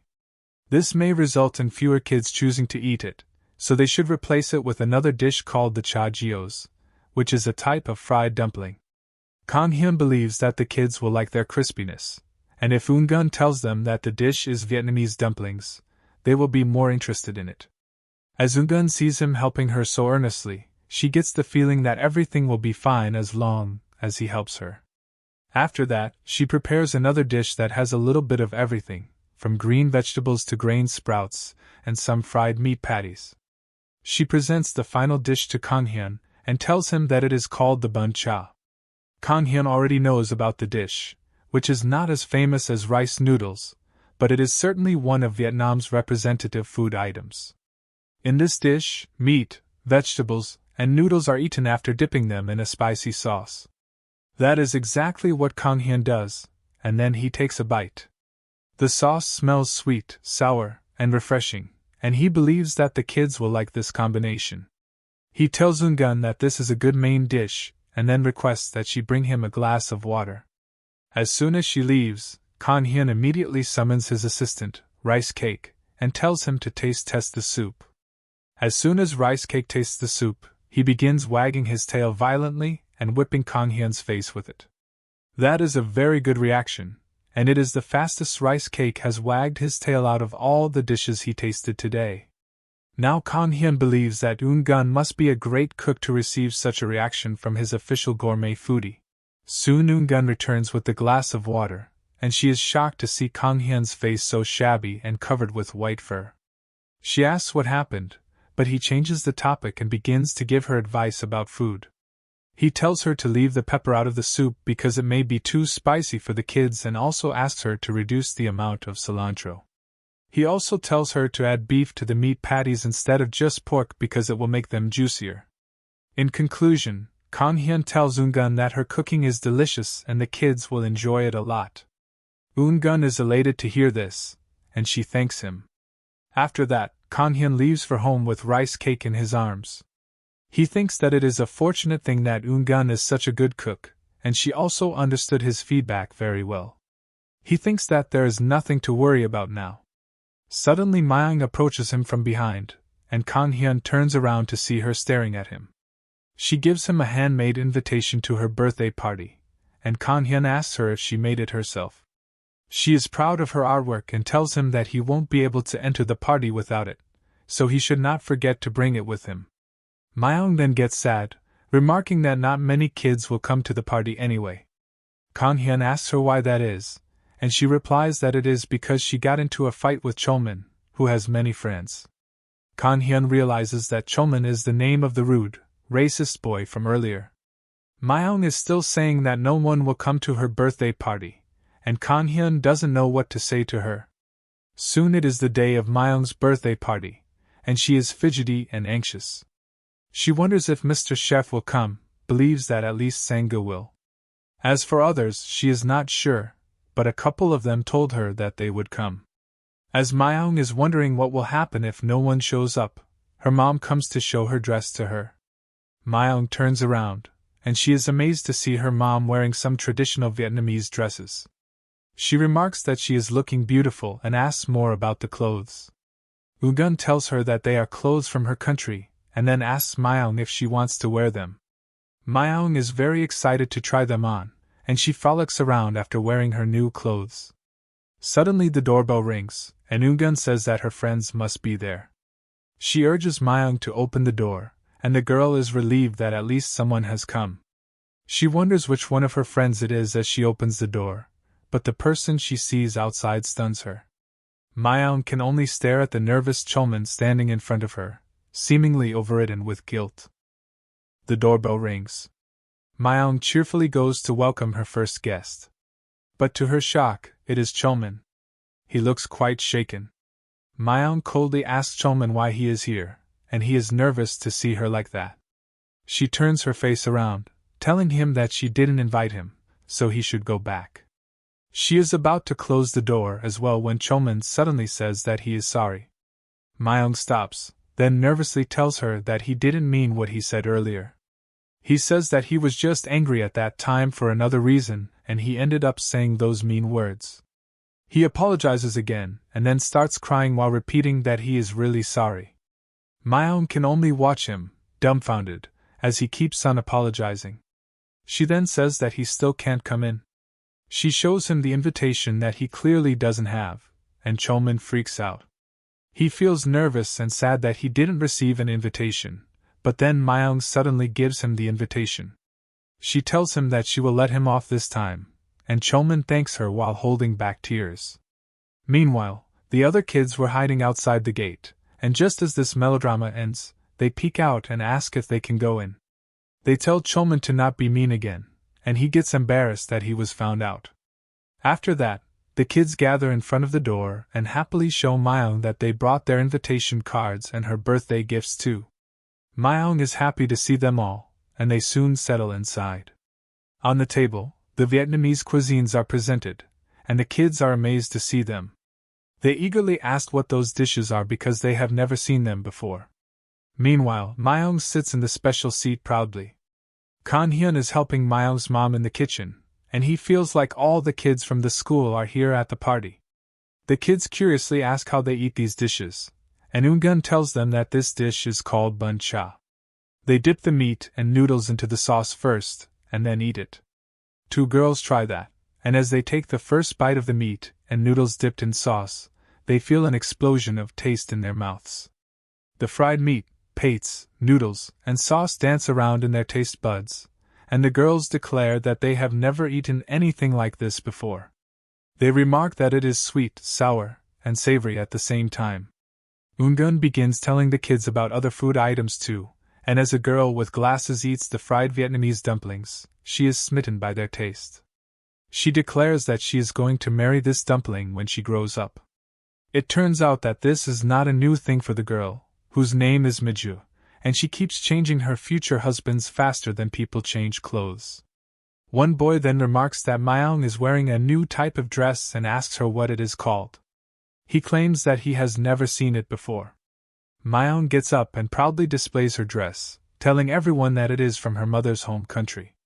The kids are curious, and Myeong tells them that her mother is from Vietnam, and all of these dishes are from Vietnam too.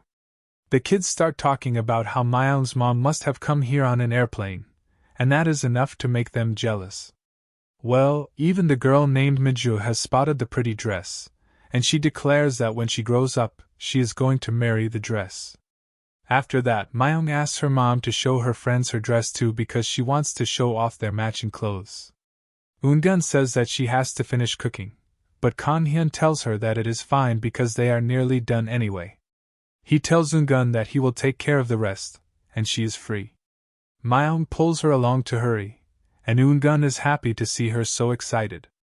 After that, the mother and daughter show their matching dresses to everyone, and while the kids gush over them, Kan-hyun and Rice Cake are watching this from a corner. He is pleased because both of them look happy. On the other side, in the fantasy world, there is a small settlement made up of tents. In one of the camps, one beastman wearing a skull as an adornment is inquiring about her cute daughter running away again. In front of her is the gray-haired beastman who tells her that they even increased the number of guards, but the girl seems to have slipped away through a hole in the net. The red beastman asks if she went to see the human again, and the gray beastman affirms. The red beastman lady is now curious about the peculiar human who managed to pique the interest of a sacred wolf as well as her daughter. She orders the gray beastman to invite him in, and his ears immediately stand up to display shock and alertness. He asks her if she is planning to let a human into their settlement, and she asks him if it is forbidden. She also assures him that since she is the village leader, no one is going to dare start a fight with her guests. She then removes her mask, saying that since her daughter is indebted to the human, as her mother, she should at least make acquaintance with him. Soon, in the forest of the fantasy world, a majestic deer, who definitely looks like a rare legendary animal, is standing over a river. It is alerted because it can hear loud roars and growling voices coming from a distance. Those voices are actually coming from Rice Cake, and even Kan-hyun has covered his ears to protect them from his loud barks. He tells his pet wolf to shut up, but he is really furious and on edge about something. What has got him so angry is just a bunch of dead shrimp, and Kan-hyun is not impressed. He tells Rice Cake that he can play around with the jumping birds and mighty rabbits, who are much bigger than him, but he is still so wary of such small shrimps that are already dead. Kang-hyun thinks that it might be because Rice Cake has never seen them before, as there are no saltwater bodies nearby. Well, he thinks it is a shame that the wolf pup is reacting like this because shrimp are really delicious, but he admits that they look kind of disgusting to someone who has never seen them before. But then he thinks about it for a while and recalls that whenever Rice Cake comes to him after hunting his prey, it is much more disgusting than the shrimp.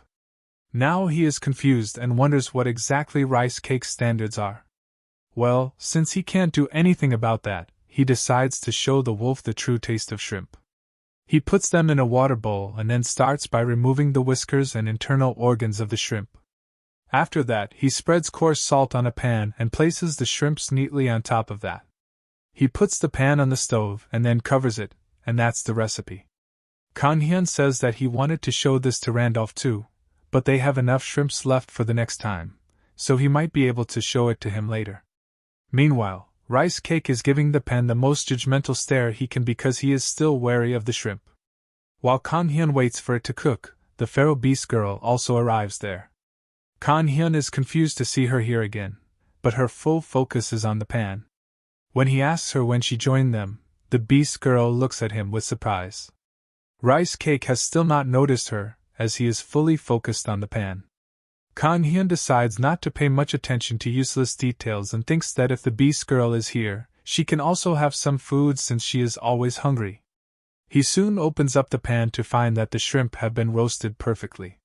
He breaks them off while wearing gloves because they are too hot, and then places them on plates for Rice Cake and the Beast girl to eat. They just stare at it in confusion, and then Kang-hyun tells them to try it. They take a bite and suddenly find themselves overwhelmed by the taste of the shrimp. They feel like they are surfing in the ocean on a giant shrimp and melting while they eat it. Kang-hyun asks them how the taste of the sea is and sees both of them gobbling up the shrimp. He is proud and smug that they are enjoying it so much.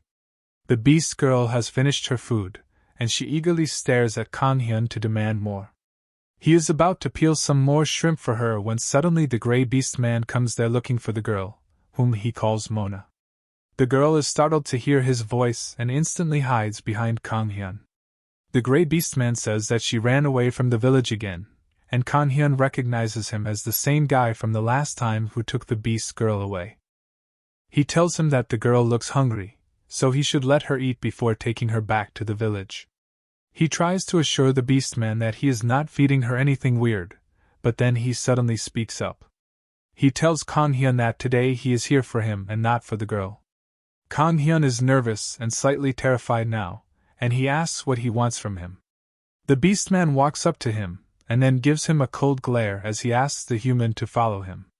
Kang-hyun is left confused by all this. Kang-hyun nervously asks him where they are supposed to go, and the Grey Beast man tells him that the village chief has invited him to the village. He also reveals that the chief is Mona's mother. Seeing how violent and feral the girl is, Kang-hyun can only imagine how her mother would be. He wonders if the chief is planning to interrogate him about what he has been feeding her kid. Kang-hyun judges that he should not follow the Grey Beast blindly. He makes an excuse, saying that he is rather busy today, so coming in will be difficult right now. The Beast man understands his problem and suddenly hands him a small horn. He tells Kang-hyun that the horn is used by the warriors in their village, so he can use it to call them whenever he has time. Kang-hyun receives the horn and thinks that since the Beast man is being way more considerate than he initially imagined, it might just be an ordinary invitation. He asks the Beast man why the chief wants to see him, and he replies that she wants to see the human who managed to lure her daughter out of the village. Those words definitely carry a bad vibe for Kang-hyun, and he feels that it is going to be a meeting with an angry parent. The Grey Beast man leaves with that, and Kang-hyun is left trembling because he didn't even call the Beast girl out on purpose. Kang-hyun then suddenly stops the Beast man for something. A few minutes later, as the Beast man is back in the village, he enters his tent in private to check what Kang-hyun just gave him. It is a bunch of cooked shrimp in a poly bag. Earlier, Kang-hyun had told him that he couldn't let him return empty-handed when he had come all the way here. That is why he gave him the shrimp, saying that they might look ugly, but they are quite tasty. Well, the Beast man takes a bite, and his tail starts wagging, which means that he likes the taste. On the other hand, Kang-hyun is still sighing as he wonders whether he should go to the Beast Tribe village or not. In the background, White Rice and Mona are fighting with each other because White Rice is stealing her share of shrimp. Kang-hyun thinks that since White Rice didn't react to the Grey Beast Man, he doesn't seem to be a bad person. He is also curious about the village, even though he is uncertain too. In the meantime, White Rice has climbed on his head while munching on a bunch of shrimp at once, while Mona tries to snatch them from him. Kang-hyun is too busy with his thoughts to notice them, and wishes that there was someone he could consult about this matter. No sooner did he say those words, and Knight Captain Randolph suddenly arrived there. Randolph is taken aback to see two beasts fighting while climbing on Kang-hyun, who is not even fazed. He seems like an average toddler mom. He doesn't even care that the claws of Mona and White Rice are dangerously close to his eye, and he tells Randolph that he came at the perfect time because he needs his help with something. Soon after that, Kang-hyun tells the entire story to Randolph, who says that it is rather unbelievable that he got invited to a Beast Man village. Kang-hyun asks him if it is that rare, while Mona and White Rice are resting on either side of him. Randolph tells him that it has been quite some time since the Beast Man and humans cut off contact with each other. It is also Randolph's first time seeing a human get an invitation from a Beast Man. On top of that, Kang-hyun is getting an invitation from the Beast Tribe, who follow the community parenting principle. It surprises him that a tribe like that left a kid in Kang-hyun's care, which is an incredible situation. But as usual, Kang-hyun is not even aware of that. Randolph finally tells Kang-hyun that he can go to the Beast Man village without any worries and assures him that they won't harm him. Kang-hyun is relieved to hear that. He says that he will take up the Beast Man on their invitation the next time, and he gets up, dusting his pants. Randolph looks at him with surprise, and then Kang-hyun suddenly pulls out some shrimp, asking him if he is craving something delicious. With that, Kang-hyun prepares a little special recipe for cooking shrimp with some extra seasoning. Just one bite is enough to make Randolph feel the vastness of the ocean. He thinks that Kang-hyun's skills never disappoint him, and he always brings some new flavors to the table. The dish simply contains garlic and lime in addition to shrimp, but that combo is really working well. Randolph thinks that despite being salty and oily, the dish is really delicious, and he feels giant cute shrimp winking at him. More importantly, he is mesmerized by the addictive texture of the meat and thinks that he can eat an entire bowl of it.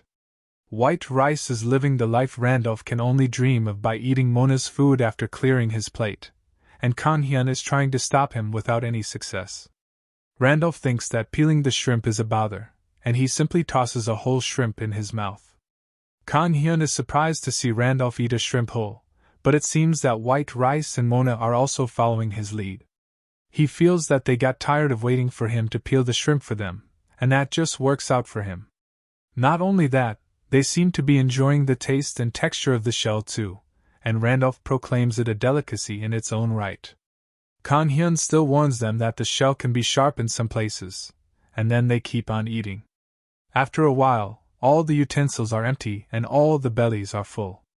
As Kang-hyun is packing up things, Randolph says that to thank him for the very good meal, he must give it his all to teach him. Kang-hyun is confused and asks what he is even talking about, and Randolph tells him that he is obviously talking about swordsmanship. Kang-hyun suddenly remembers that they had made a deal like that in the past.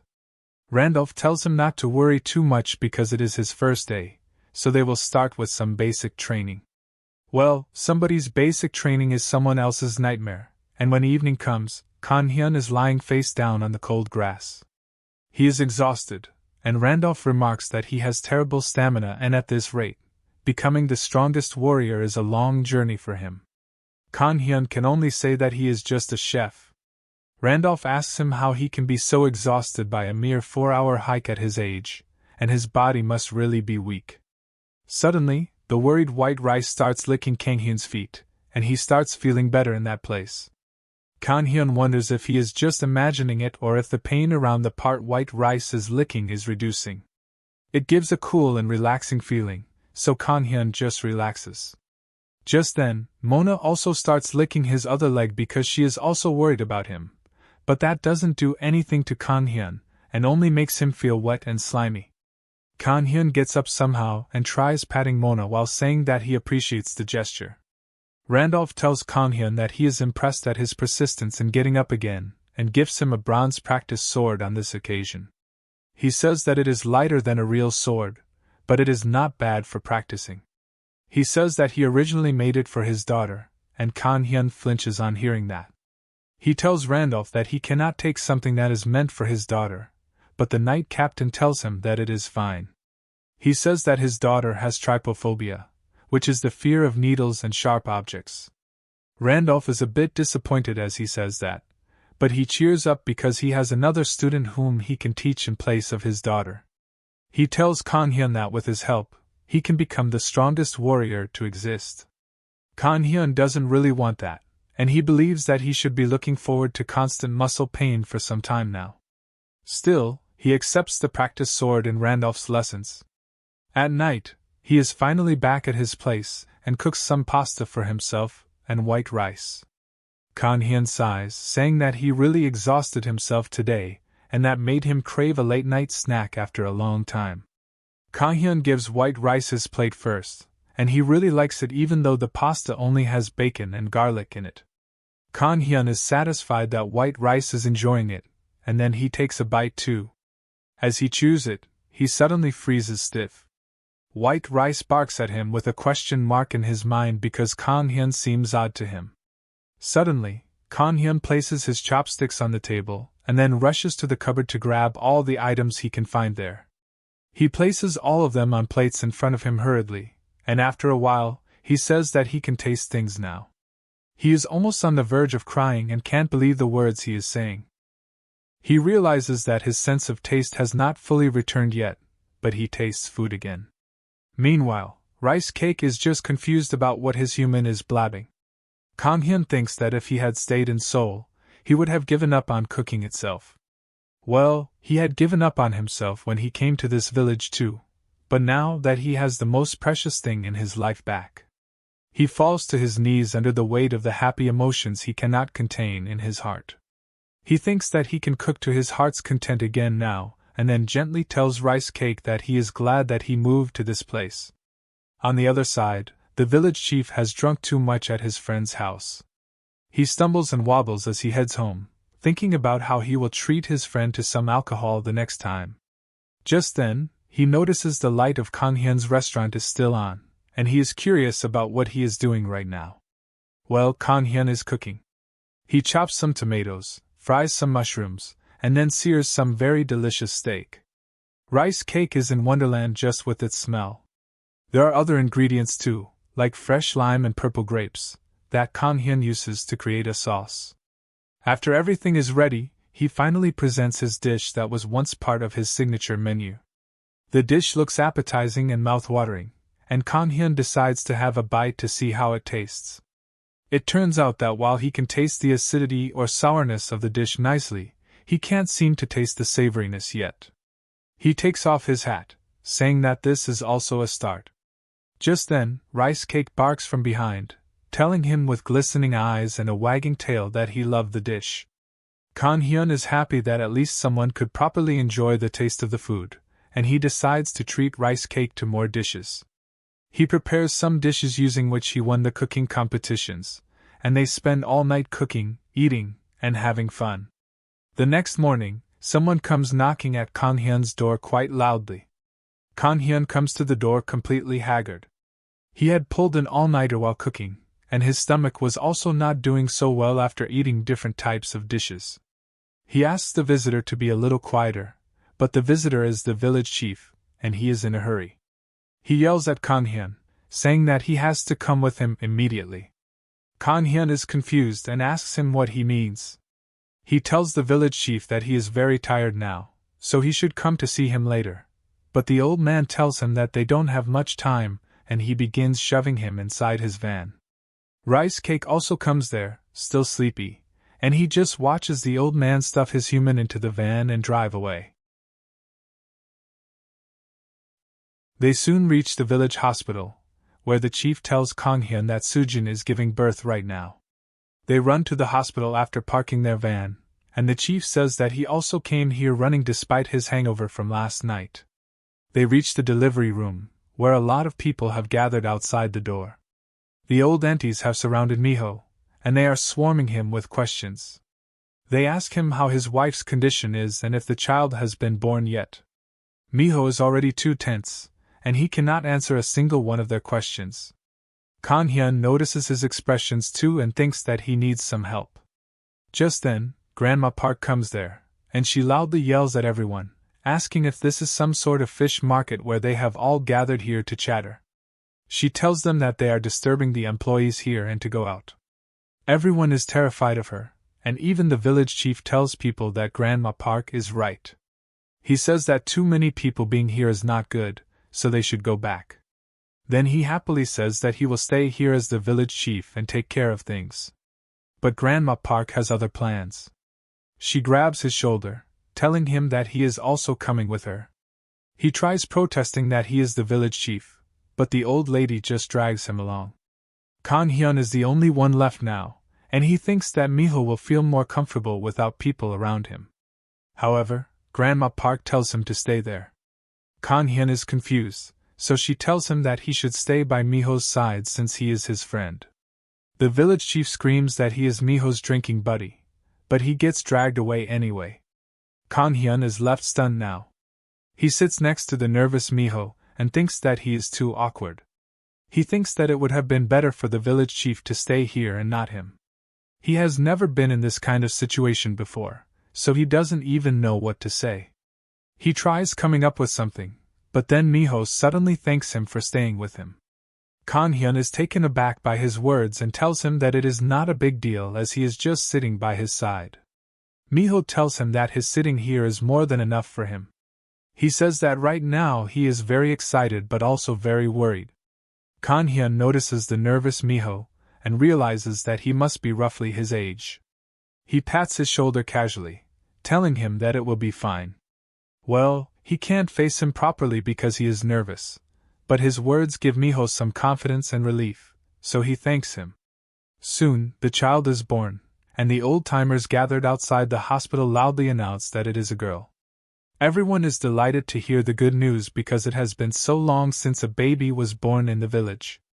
They say that it is such a great day, so they can't let it pass without celebrating. Everyone says in unison that they should throw a feast. Just then, Kan-hyun comes out, and the chief asks him about Miho's condition. Kan-hyun replies that he is with Sujin and is crying like there is no tomorrow. Well, he then finds that no one is interested in hearing about Miho anymore because they are busy thinking about the feast. The village chief tells him that it is a very normal thing in this village to strengthen their bonds over feasts. That reminds Kan-hyun that he was invited to another village, the village of the beast people, to be specific. He asks the village chief what he should take as a gift, but the chief has gone into full gangster mode on hearing this. He furiously asks Kan-hyun if he was scouted by another village. He is ready for a turf war with any village that is trying to steal a young man under the age of 40 from their village. Well, after learning that it is just an invitation, the village chief is a bit disappointed because apparently, he was craving violence. He then tells Kan-hyun that if he is visiting a village, he should take some alcohol, or a local specialty.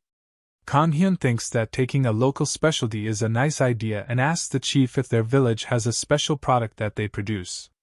Well, the chief can't tell him anything except Korean beef, but Kan-hyun tells him that it is not their village specialty because he knows which regions are famous for their meat.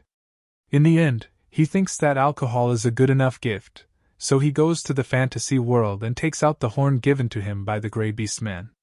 He feels nervous before blowing it for some reason but then decides to blow it. The sound of the horn echoes throughout the forest, and all types of creatures hear it. Kan-hyun gets tired after blowing it for a while, and he wonders if the Grey Beast Man will even find him using this.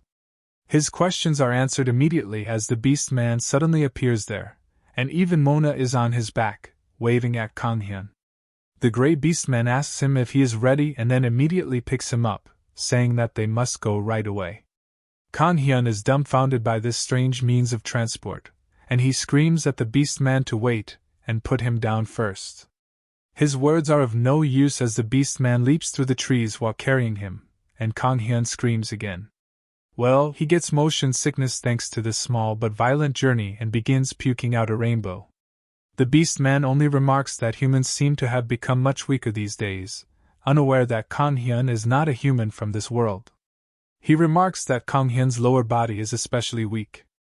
The beast man is only talking about his legs, and Kang Hyun recalls that the night Captain Randolph told him the same thing. He wonders if his legs are so weak. Just then, the beast man decides that they will walk the rest of the way, and both Mona and Rice Cake are happy to hear that. The gray beast says that their village is already visible in the distance, and Kang Hyun gets up to see it.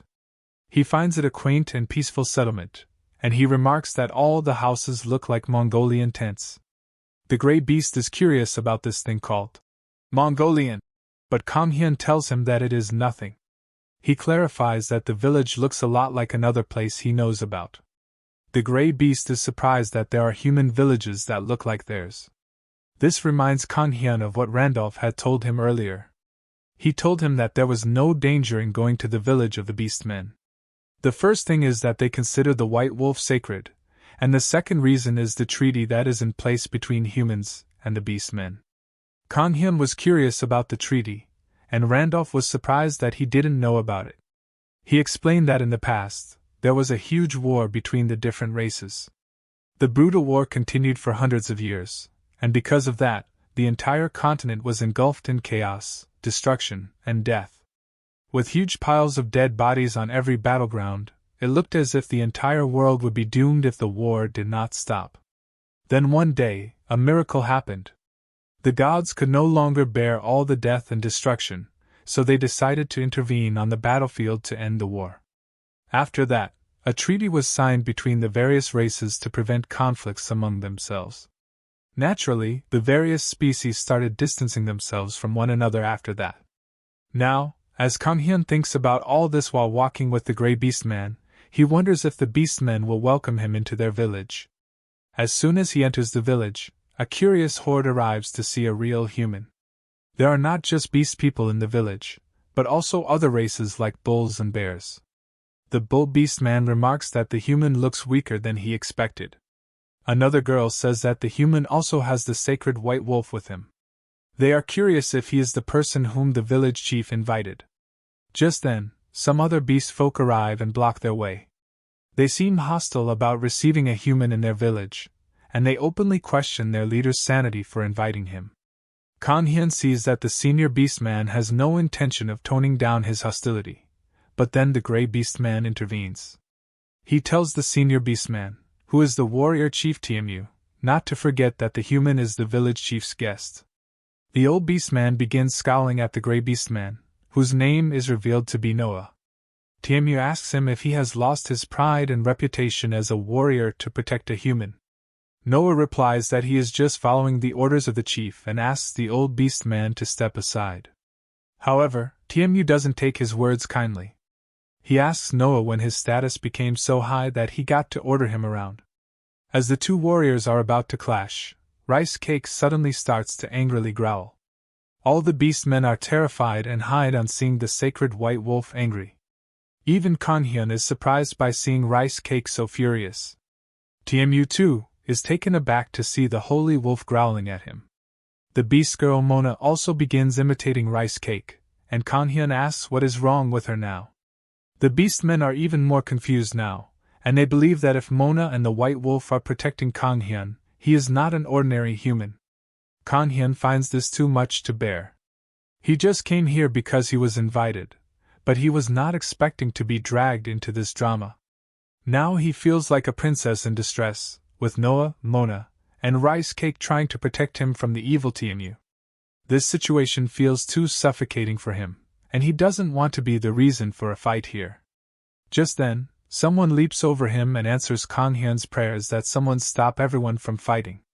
It turns out to be the leader of the village, and she strikes herself between the two opposing parties. She suddenly tells Kang Hyun that she feels she will die of old age while waiting for him, and he doesn't even know her.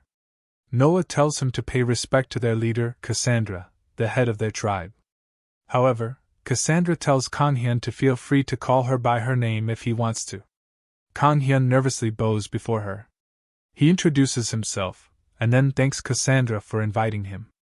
Mona eagerly runs to her mom, who holds her in her arms. She then tells Kanghyun that he doesn't need to be so nervous. She reveals that the reason she called him here today was to thank him because her daughter has been bothering him recently. Kanghyun tries to be polite, and says that Mona has not been bothering him, but Cassandra asks him if he is certain about that. She knows her daughter's personality very well, so she will be a nuisance to everyone. Their awkward conversation is interrupted by the nervous Tmu, who asks the chief what made her think a mere human. Cassandra just turns around and acts surprised that Tmu is here. She puts on her brightest smile, saying that she just thought that some idiot was trying to break the treaty by picking a fight with a human.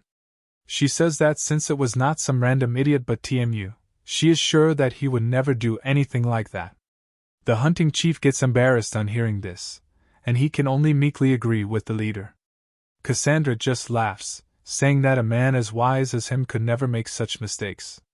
Anyway, she says that now she will have to attend to her guests, so he should simply go back and mind his own business. Tmu is seething in anger, and his clenched fist trembles, but he has no other option but to agree with the leader. Soon, Kanghyun finds himself in Cassandra's tent with other prominent beastmen there.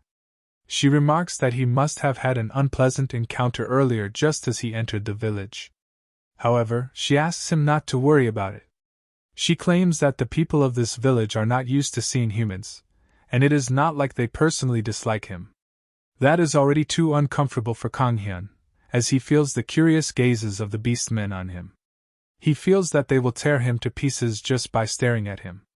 Cassandra then says that while it is truly unusual for them to invite a human to their village, she wants to meet the protagonist of the rumors.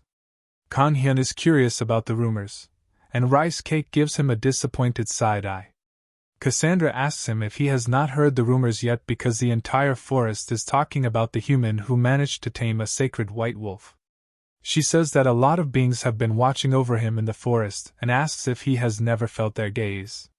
The only thing Kanghyun feels on hearing this is embarrassment, because he has just learned that he was an unwilling Twitch streamer all this time. However, Cassandra says that it is not important right now. She tells Kanghyun to name anything he wants in return for taking care of her daughter. She claims that they are a tribe that always repays favors and debts. Kanghyun nervously tells her that there is no need to go so far because all he does is share some food with the girl. He then said that he didn't want to show up empty-handed today as well, so he brought something. Cassandra could already smell it, and she asked if the delicious-smelling thing was in his bag. Kanghyun takes out a tiffin box containing some boiled pork that he has made as a side dish. He claims that it is not much and the amount won't be enough for everyone here, but Cassandra almost jumps on him as she says that he brought something too precious as a gift and he is being too modest about it. However, she heard Kanghyun call it a side dish and asked if that meant what she thought.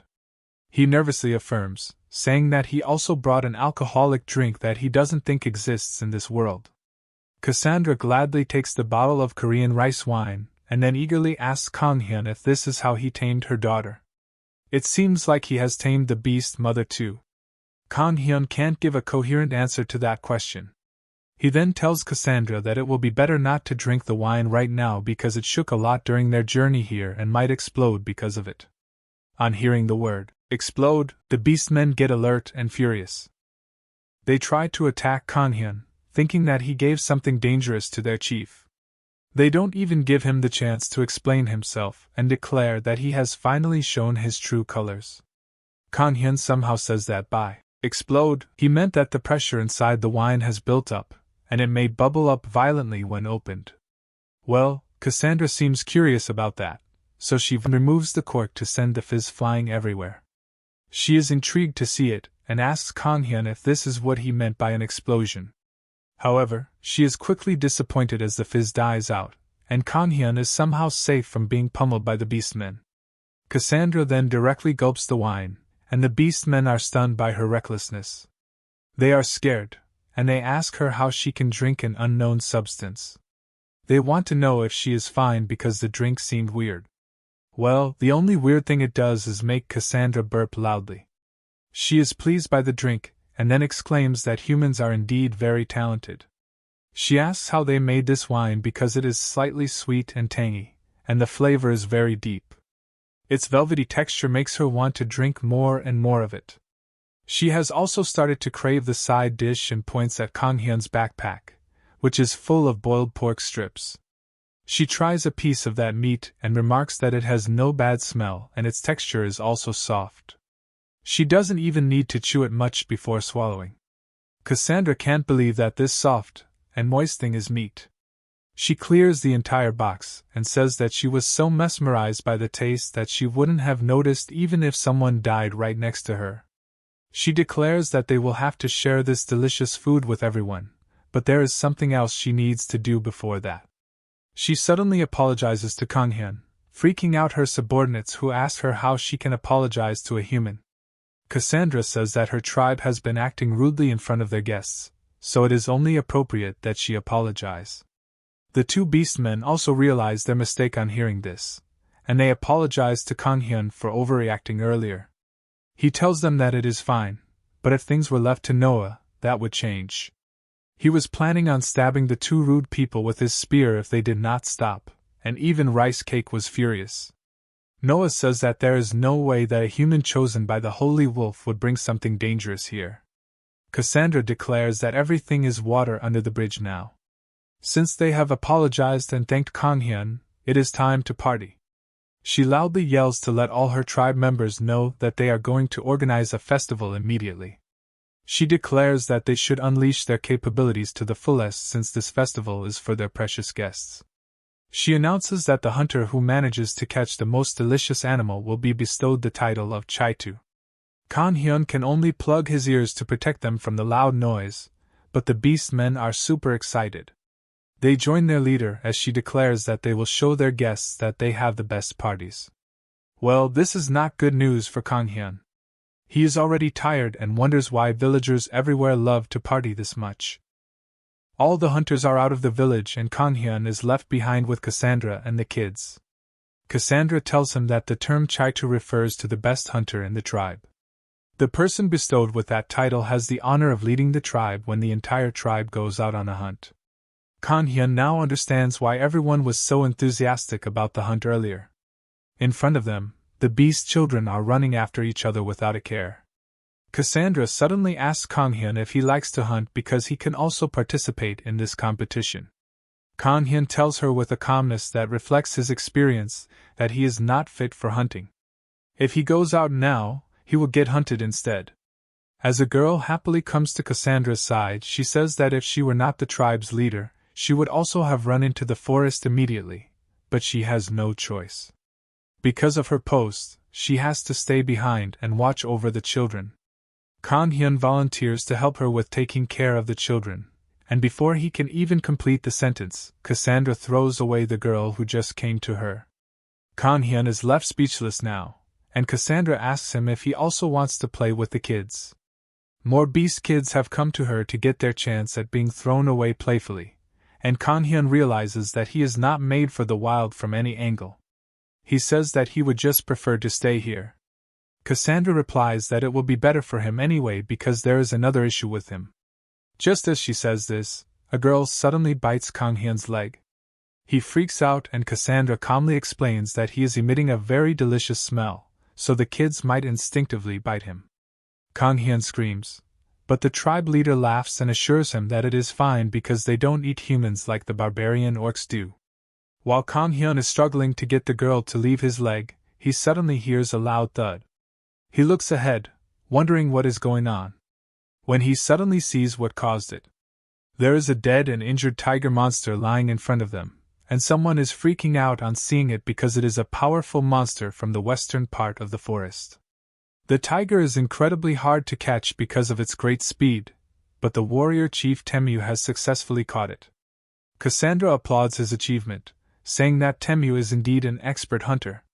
The old beastman says that she is praising him too much, and then Cassandra asks Kanghyun if he also thinks that Temu caught a splendid prey. Temu cries condescending and tells the village chief that this question might be a bit insensitive because Kanghyun might never have seen a monster like this. He laughs, saying that even his pride could have been hurt. Kang Hyun can only stare at his sarcasm, which is so blunt that anyone with a single functioning brain can see it. However, instead of fighting back, Kang Hyun thinks that it is better to go along with it. He tells Temu that he caught a fascinating and cute prey, and that hurts the old warrior chief's pride. He asks Kang Hyun how dare he insult him, and even Cassandra asks if he thinks that this tiger is cute. Kang Hyun nervously asks if she doesn't think it is cute because it has soft fur and 4 legs. He says that he found it cute because rice cake only catches the most ugly and grotesque creatures. No sooner had he said it, rice cake was already there with his haul. It is a giant purple serpent that completely outscales the previous prey. As Temu turns around, he freaks out because it is the infamous magic beast that spews paralyzing poison when approached, and even the most powerful warriors cannot defeat it alone. Rice Cake just looks at Temu's prey and then gives him the smuggest of smug smirks, infuriating him even further. Meanwhile, Mona is also on her way back after catching a small raccoon. She is thinking happy thoughts about her mom and Kang Hyun being proud of her for catching the prey. However, as she sees the tiger and the giant serpent in front of her, she drops the animal from her jaws. She starts crying just as Noah returns with his prey. He says that even though Rice Cake is just a pup, he is still a holy wolf. However, he has also hunted a giant animal, and that makes him confident that it will not be so easy to write him off from the competition. Soon, everyone returns after hunting their prey, and Cassandra is ready to announce the result. All the parties eagerly await her decision. Meanwhile, Mona's raccoon gets up and starts running, so she chases after it. Finally, Cassandra declares the name of the warrior who received the rank of Chaitu today. The warrior is a seemingly ordinary girl named Haemin who has caught a bird. Well, no one can believe it, not even Haemin, who was not even expecting to be near the top. Temu is flustered and asks Cassandra how she can give the title of Chaitu to someone who just hunted down a bird. Cassandra tells him and the other warriors that they are misunderstanding something here. She never told them to hunt the strongest animal, but she asked them to catch the most delicious one. Both Temu and Noah flinch on hearing that, and then Cassandra says that a hunter cannot be called amazing just because he is good at hunting. She says that to be worthy of the title of Chaitu, they must also have the ability to select their prey according to the required purpose. She asks if there is anyone who disagrees with her decision. No one opposes her, and Noah tells Cassandra that she is right, but the best man standing next to him can see that his face looks like he will cry. Anyway, Cassandra yells that since the Chaitu has been decided, it's time to start a fire and commence the feast. Everyone begins cheering for the Chaitu, and the poor Haemin doesn't know how to react. At least Kang Hyun is happy with this result because if Rice Cake had won the title, he would have earned even more scornful gazes. He thinks that now he should just quietly enjoy the feast until it is time to go home. However, there is neither quiet nor enjoyment for him at the feast. The beastmen are enjoying themselves, but Kang Hyun is being so heavily bothered by the bad smell that all joy has left his life. Cassandra asks him if the party isn't exciting, and he replies that he cannot hear her because of the bad smell. Well, everywhere in the village is roasting over an open fire, and it smells really bad. Kang Hyun wonders if they don't even have a tinge of spices in the entire village.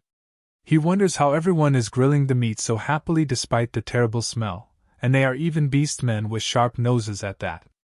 Cassandra is eating a huge piece of meat, and Kang Hyun asks her if the meat doesn't taste fishy if she eats it like that.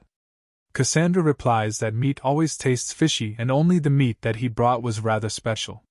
She says that it was so delicious that it disappeared in a matter of seconds. As thanks for that, she tells Kang Hyun that he can eat as much as he wants.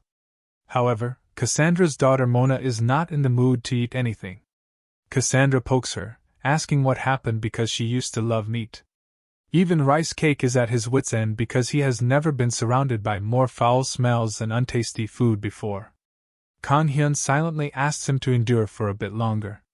The beastmen already don't think too highly of humans, and he is sure that if he tries to meddle here, things will only get worse. Just then, Cassandra shoves a piece of meat into his mouth, telling him to eat before it gets cold. Kang Hyun finally snaps.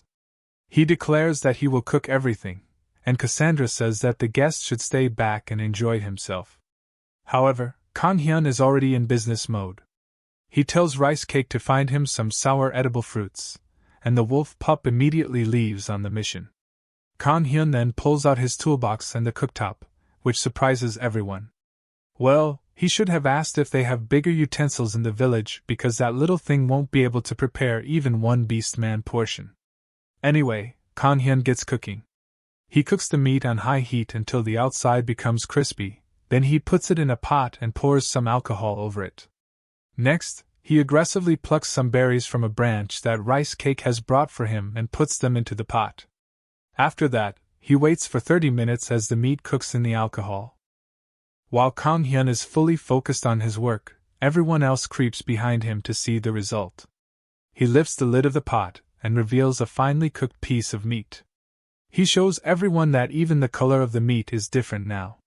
He then angrily makes slices of the meat, but then he suddenly relaxes as he realizes that it is not smelling that bad. He begins analyzing the ingredients and remarks that the fruit is a bit too strong and the meat is also not like regular pork. He failed to control the heat and cooking time because of that, and he plans to try it again. However, Cassandra has already taken a piece of meat and eaten it. She can't believe that this is the meat that her tribe people caught because it tastes like the meat Kang Hyun brought. She says that it doesn't taste fishy and is incredibly tender. She asks Kang Hyun if he is still unsatisfied with the results, and he affirms. He says that he is a chef, and his job is to make things as delicious as possible. He tells everyone to get ready because he is going to take over the cooking from now on. On hearing this, Cassandra suddenly bursts into laughter. She can't decide whether Kang Hyun is bold or timid, but she likes him a lot. However, she tells him that feeding the whole tribe will be a lot of work, and she can't let their guests do that. She calls the beastmen skilled in cooking and asks them if they saw everything. Kang Hyun nervously says that since the meat is different, it won't be easy, but the beastmen have already gotten to work. They examine the different types of meats, sour fruits available to them, and even their alcohol. Cassandra tells Kang Hyun to let them worry about everything else because it is their responsibility to cook the prey they catch anyway. She thanks Kang Hyun for showing them such generosity, so in the end, she doesn't let him cook. Kang Hyun still helped around a bit, giving the beast chefs some tips and suggestions. Everyone enjoyed themselves, and the party was over. In the evening, Noah serves as Kang Hyun's guide on the way back, and Cassandra comes to see him off with her daughter on her shoulders. She tells Kang Hyun that she wants to give him a proper send-off, but everyone is hungover after the party. She presents him with a small whistle and says that it is proof of his friendship with the beastmen. Cassandra asks him to call them whenever they need it because he is a friend of their tribe now. Kang Hyun is happy and thanks her while thinking about this experience that he will never forget for many reasons. He thinks that he can't experience things like this in his daily life, and he won't be able to witness anything this spectacular when he gets home. As Kang Hyun returns home, he finds a disguised old man in front of his restaurant asking if there are any empty tables there. He is shocked to see him, and he thinks that even his daily life is not completely unremarkable. He gets a very suspicious-looking old man as his customer. Kang Hyun coldly and distantly welcomes the old man to his restaurant and asks him what he wants. Meanwhile, he is thinking that he has not installed a necessary item in his store yet. Anyway, the old man tells him that they will start with cold water, in fact, the coldest he has because he is sweating heavily because of all the heavy leather he is wearing on this warm sunny day. Well, as Kang Hyun looks at him again, he once again thinks about the necessary item, which turns out to be a security alarm. He wonders how much it would cost because right now it seems like a good investment. The old man doesn't seem to notice his suspicions and hesitation, and he keeps on saying that he has only heard about it, but he is not expecting a restaurant to be here. He wants to order immediately, and judging by his way of talking, Kang Hyun thinks that he is not from the village. The man says that he wants to have a vocal, and he wants it to be made from fettuccine. Those words leave Kang Hyun flabbergasted, and he instantly changes his attitude about the shady customer. He apologizes and says that they don't have any fettuccine right now. The old man says that it is fine because he was asking just in case. However, Kanhyun tells him that instead of fettuccine, they have linguine, and the old man's eyes widen. Kanhyun asks him if he will be satisfied with linguine, and he asks him to use it. There are different types of pasta. Kanhyun never thought that someone would come to this remote place and order fettuccine in particular. Fettuccine is a thick and flat pasta, and linguine is slightly less thick but thicker than normal pasta. Since the old man wanted his pasta, Kanhyun offered him linguine as it was the best he had after fettuccine. He thinks that most people in this place don't even know the names of different types of pasta shapes, but the customer right now has a very specific order. As he cooks, Kanhyun thinks that maybe the old man likes Western food. He roasts some clams along with garlic and oil and then pours some wine over them. It has been a long time since Kanhyun has been asked to make something fancy, and he plans to use this chance to show off his skills fully. He soon completes the vocal pasta and presents it to the customer. The customer is impressed by the look of the dish, and he gradually takes the first bite. He finds that the flavor of clams is strong, but it doesn't taste fishy at all. It also has the right amount of spices that bring the savoriness forward. He is certain that this is not the skill of any regular restaurant owner. He looks at Kanhyun and thinks that he was not expecting such high-level pasta from a countryside village. He sees great skill in Kanhyun and thinks that he can do something special that he needs to be done. The old man gets up and asks Kanhyun if he can talk to him for a second. As he turns around, the TV is on, and it loudly talks about a famous painter called Jung Ji-hoon, who has once again left his mark on the world of art with his latest painting. The famous painter is giving a speech about the last art festival he attended and the opportunities he got after that. Just as the customer hears this, he quickly hides his face, and Kanhyun is confused. He nervously asks him if there is any problem with the food, and the man tells him not to mind it. Later, he finishes his food and tells Kanhyun that it is very delicious. He says that he never thought he would be able to eat proper Italian food so far out in the countryside. Kanhyun replies that it is the same for him because the old man was the first person to ask for a specific pasta shape. He asks him if he likes Italian food, and the man replies that he used to eat it a lot when he went studying abroad. Kanhyun understands the reasons now and thanks the customer because he was able to show off his skills because of him after a long time. He tells the man that he can cook anything Italian, and he asks him to visit the restaurant again. On hearing this, the customer asks him if he can make a minestrone. Kanhyun knows that it is a traditional Italian soup with pasta and vegetables. It is an easy-to-make dish and is typically eaten while being shared with the whole family. Well, Kanhyun is certain that his customer knows Italian food well, and he excitedly asks him if he wants it now. He is raring to show his skill and says that he can prepare it in 30 minutes if he wants it on the go. The man tells him that he will come again tomorrow and tells Kanhyun that he should make it then. Kanhyun is a bit disappointed that he will have to wait but says that he will prepare for it in advance. The customer thanked him and added that he was not the type of person to make such requests, but since he saw great skill in Kanhyun, he could not stop him. He takes off his glasses and introduces himself as Jung Ji-hoon, paying special emphasis to his name. Kanhyun is confused, but he introduces himself in return. Ji-hoon is shocked to see that Kanhyun didn't recognize him even after he was shown on TV just now. He asks Kanhyun if he doesn't watch TV, and he replies that he doesn't really. The old painter is a little taken aback and decides to leave so that he can come again tomorrow.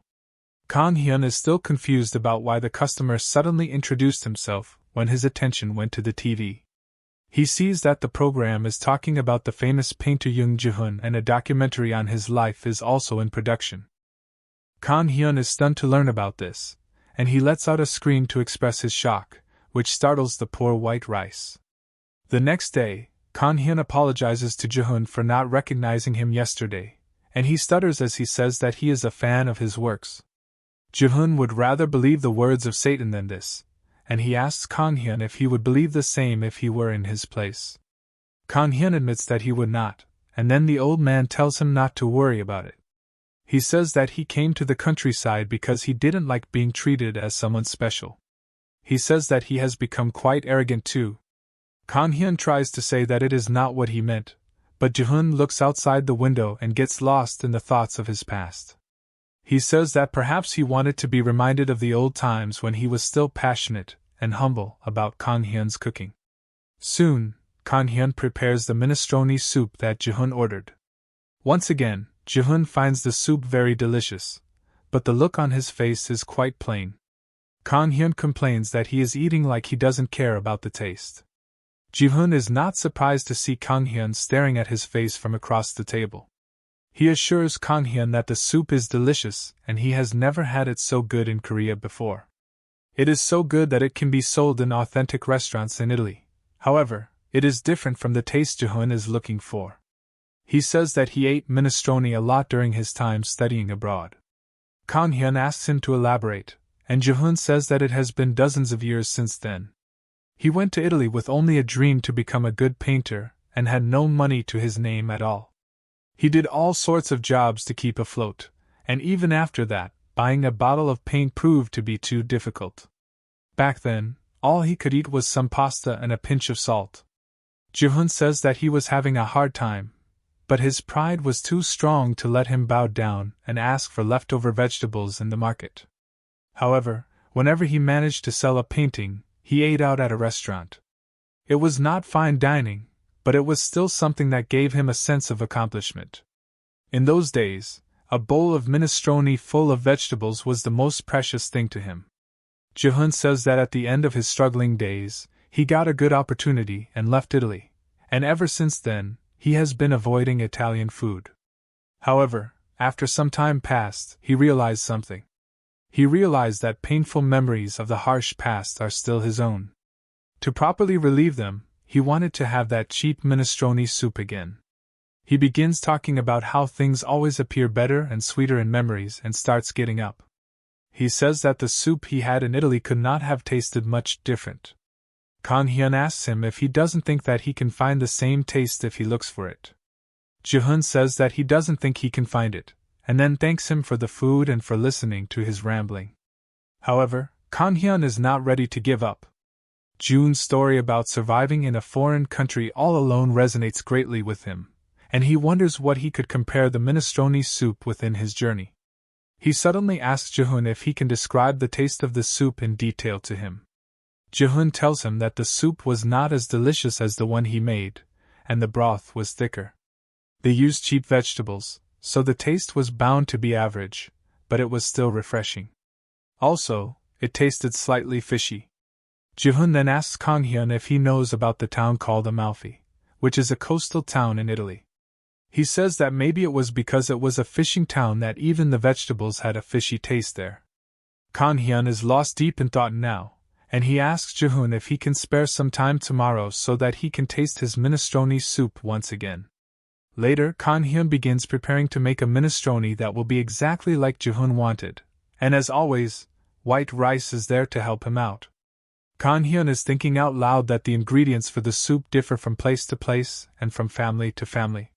He recalls that Jihun told him that the soup had a thick broth, a fishy taste, and no meat in it. That is a matter of concern for him because the soup tasted fishy even though it only had vegetables in it. He researches online about the possible causes. Suddenly, he gets an idea. Kang Hyun wonders if an Italian fish stew called caciucco was used as the base of the soup. That also forces him to wonder if the refreshing taste of the minestrone Jihun ate came from a combination of seafood stew and tomatoes. However, Jihun was knowledgeable enough, so Kang Hyun believed that he would have known if he had a caciucco.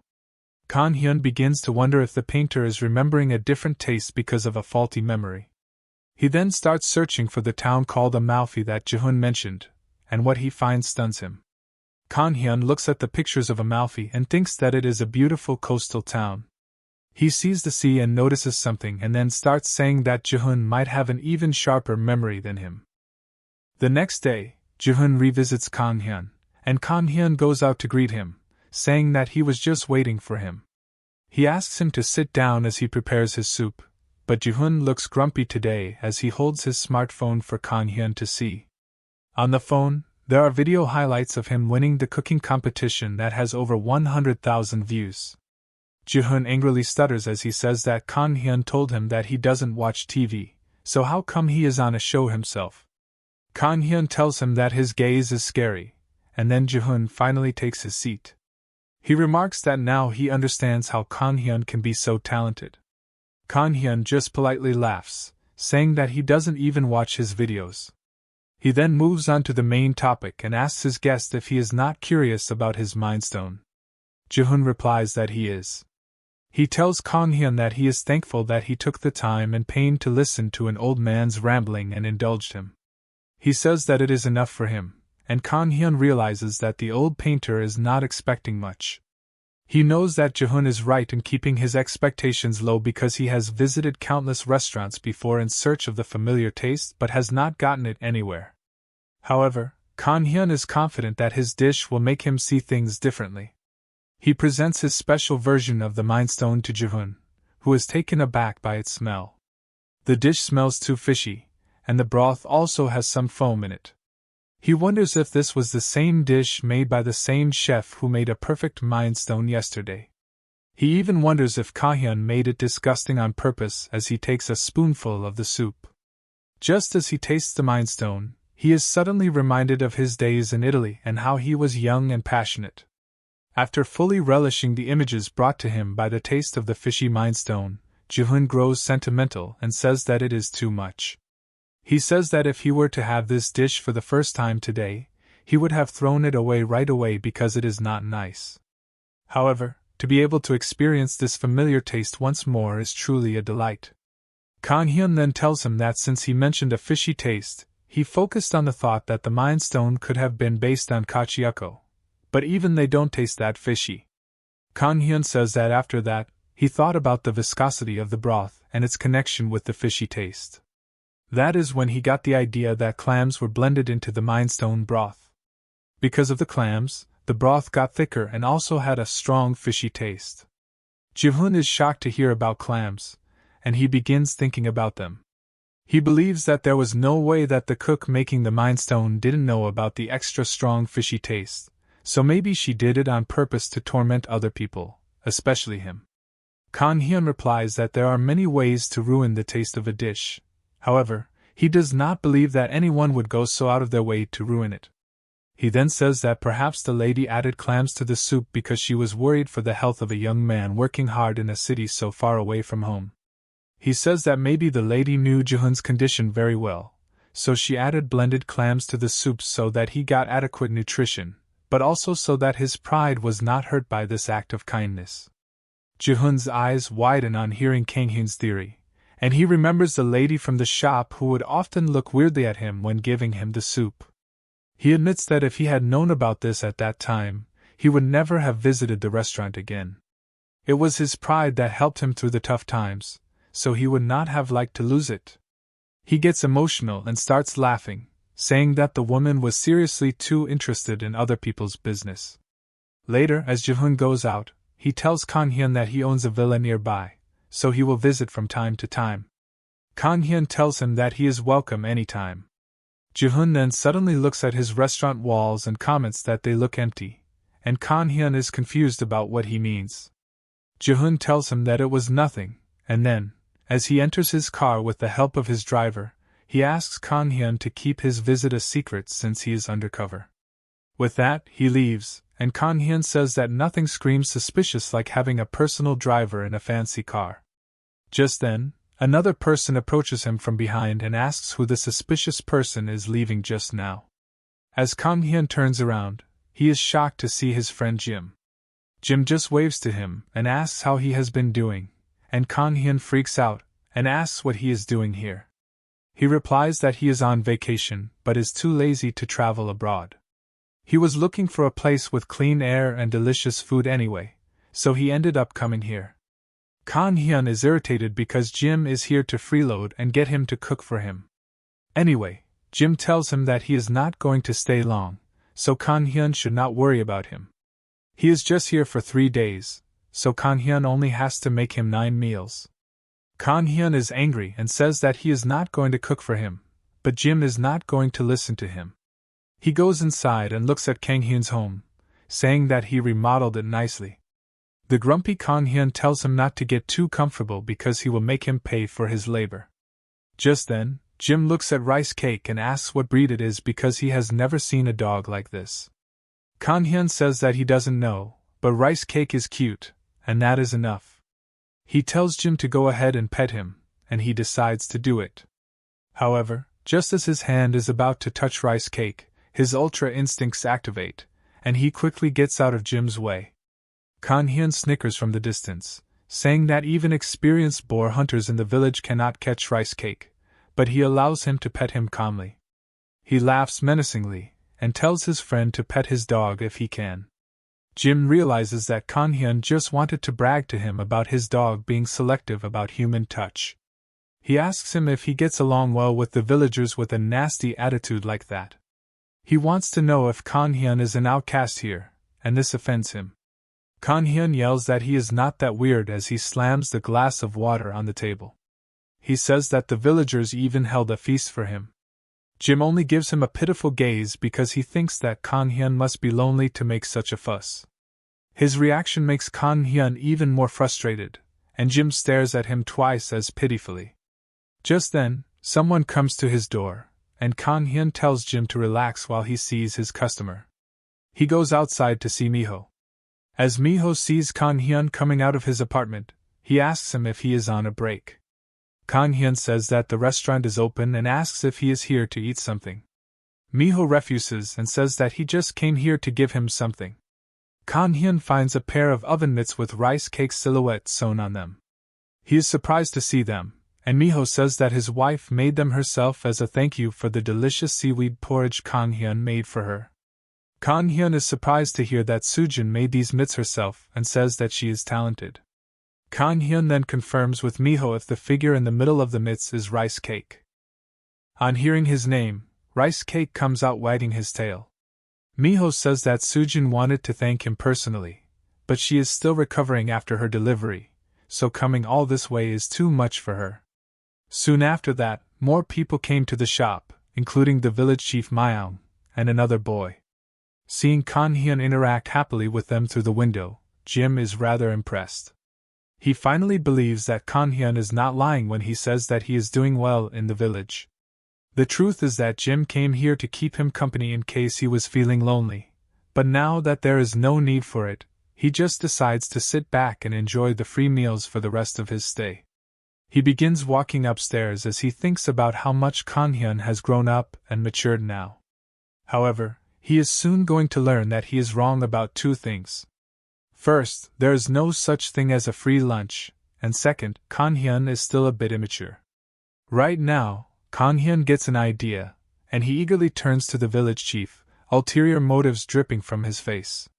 He asks the village chief if he didn't say that he wanted some additional help. He tells him that he came to the right place because he can help him. Kan-hyun tells the village chief to count 2 helpers from his side, and unaware of what his friend signed him up for, Jim is peacefully watching TV upstairs.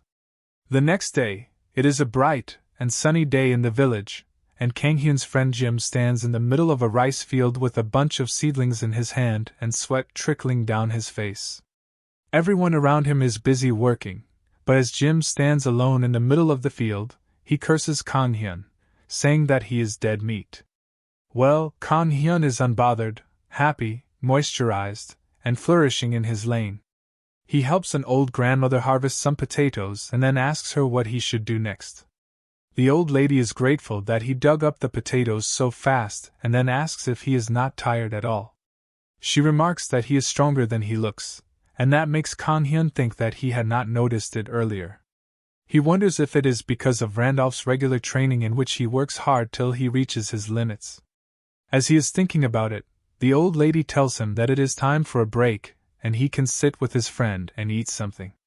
She says that Jim has been sitting there for a while, and Kang-hyun tells her to ignore him and asks what he can do next. Well, Jim looks like he has murder on his mind, and he tells Kang-hyun to keep working while he decides on a place to hold his funeral. Soon after that, Kang-hyun and Jim start eating, and Jim says that he should have predicted something like this when he saw him preparing that huge breakfast today. Kang-hyun does not even give him any attention, and he tells his friend to keep coming to his restaurant without notice so that he can get some free labor. Jim says that he didn't raise him to make someone work on their precious vacation, and Kan-hyun simply tells him that he didn't raise him anyway. To apologize for pulling him out here, Kan-hyun offers to make anything Jim wants for dinner. Looking at the group of old men chatting happily as they eat their food, Jim gets an idea. He says that he wants to eat jambalaya, which is a one-pot dish with rice, meat, vegetables, and a flavorful broth. Kan-hyun asks Jim if he wants to eat that American street food because he is expecting him to demand something more expensive and difficult. However, Jim is sure that all he wants is jambalaya because he is craving it today. In the evening, Kan-hyun begins working in the kitchen. He first fries the shrimp shells, and Jim is curious about why he wants to fry them since they are not eaten. Kan-hyun replies that he is doing this to make stock because it would be a waste to throw them away. He says that if he makes a stock with shrimps, the intestines will come out too, giving the stock a more savory and nutty flavor. Kan-hyun then adds some water to the stock, and while it is boiling, he moves on to the other items. He grills the sausages in butter, and when they get ready, he adds chicken. When both things are cooked, he adds rice, followed by the pre-cut vegetables, and then pours in some sauce and the stock. Then he adds a bit of seasoning, and finally, he adds the cooked shrimp to the dish and covers it for a minute. With that, the Creole-style red jambalaya is done. Before eating, Jim is more curious if it is okay for dogs to eat jambalaya because Rice Cake is enjoying it. Kan-hyun tells him that he made it fit for the dog too, and Jim thinks that it is cool. Kan-hyun then asks him if he always liked jambalaya because he doesn't remember hearing anything about it. Jim replies that maybe he doesn't remember, and decides to remind him that jambalaya was the first thing Kan-hyun made for him the first time he came to his house. Kan-hyun is surprised to hear this, and Jim explains that he wants to eat out, but Kan-hyun insists on making something. At that time, they didn't even have many ingredients, but Kan-hyun made the jambalaya without any hesitation. He looked confident in his craft, and even Jim was surprised by how it turned out. Now, as he takes a bite of the dish, he says that he was so dumbfounded back then because of the taste of the jambalaya. He says that the rice had a touch of umami, the seafood, and the vegetables were well seasoned, and the sweet, spicy, and salty taste was better than anything they could have ordered that day. Jim says that the jambalaya Kan-hyun made is still as delicious as that day. He says that this is why he believes that Kan-hyun will succeed. Kan-hyun is taken aback by his words, and Jim says that he became certain that he would be successful after having that first bite years ago. He claims that he doesn't say empty words and then tells Kan-hyun that he believes his sense of taste will be back soon. Well, the emotional moment is suddenly interrupted as Kan-hyun asks Jim if he has not yet informed him that his sense of taste is already back. Jim is perplexed to hear this, and Kan-hyun thinks about it, saying that it hasn't been long and the taste has also only returned partially. Jim is dumbfounded and says that living in the countryside sure is a healing experience. Although he is disappointed that Kan-hyun forgot to tell him about it, he says that it is good news and then asks Kan-hyun if he plans to return to Seoul now. Kan-hyun takes a side eye at Rice Cake, who is looking at him curiously, and he tells his friend that he is not sure yet. At first, he didn't want to return to Seoul because he was afraid, but now he has come to like his life in the village. Jim also tells him that there is no need to rush his decisions because his sense of taste has not returned fully yet. He puts a beer in front of him and says that they should just celebrate his successful countryside life. Kan-hyun cheers with him, thanking him for his kind words that he doesn't know how to respond to. They begin talking about a lot of things, and time passes. After a few days, Kan-hyun goes to the other world to train with Randolph. He tries to spar with him using wooden swords, but the veteran knight's heavy slash disarms him with ease. However, Randolph is impressed because Kan-hyun was able to last 1 full second longer than the last time they practiced. He commends him, saying that his stamina is also increasing faster than expected. Randolph says that with his skills, Kan-hyun should last around 5 seconds with their youngest knight in a serious fight. As Kan-hyun looks at his bruised and aching hands, he wonders if he is still too weak to get defeated in 5 seconds. It has been a month since their training started, and Kan-hyun has been learning swordsmanship from Randolph now and then. He has only been learning how to defend himself, but even that is hard to do against someone as strong as Randolph. Kan Hyun picks up his sword, and Randolph tells him that he will use a little bit more strength in round 2. Kan Hyun is terrified because he was barely holding on until now when suddenly Randolph feels a presence. Within a second, Noah arrives there with Mona on his back.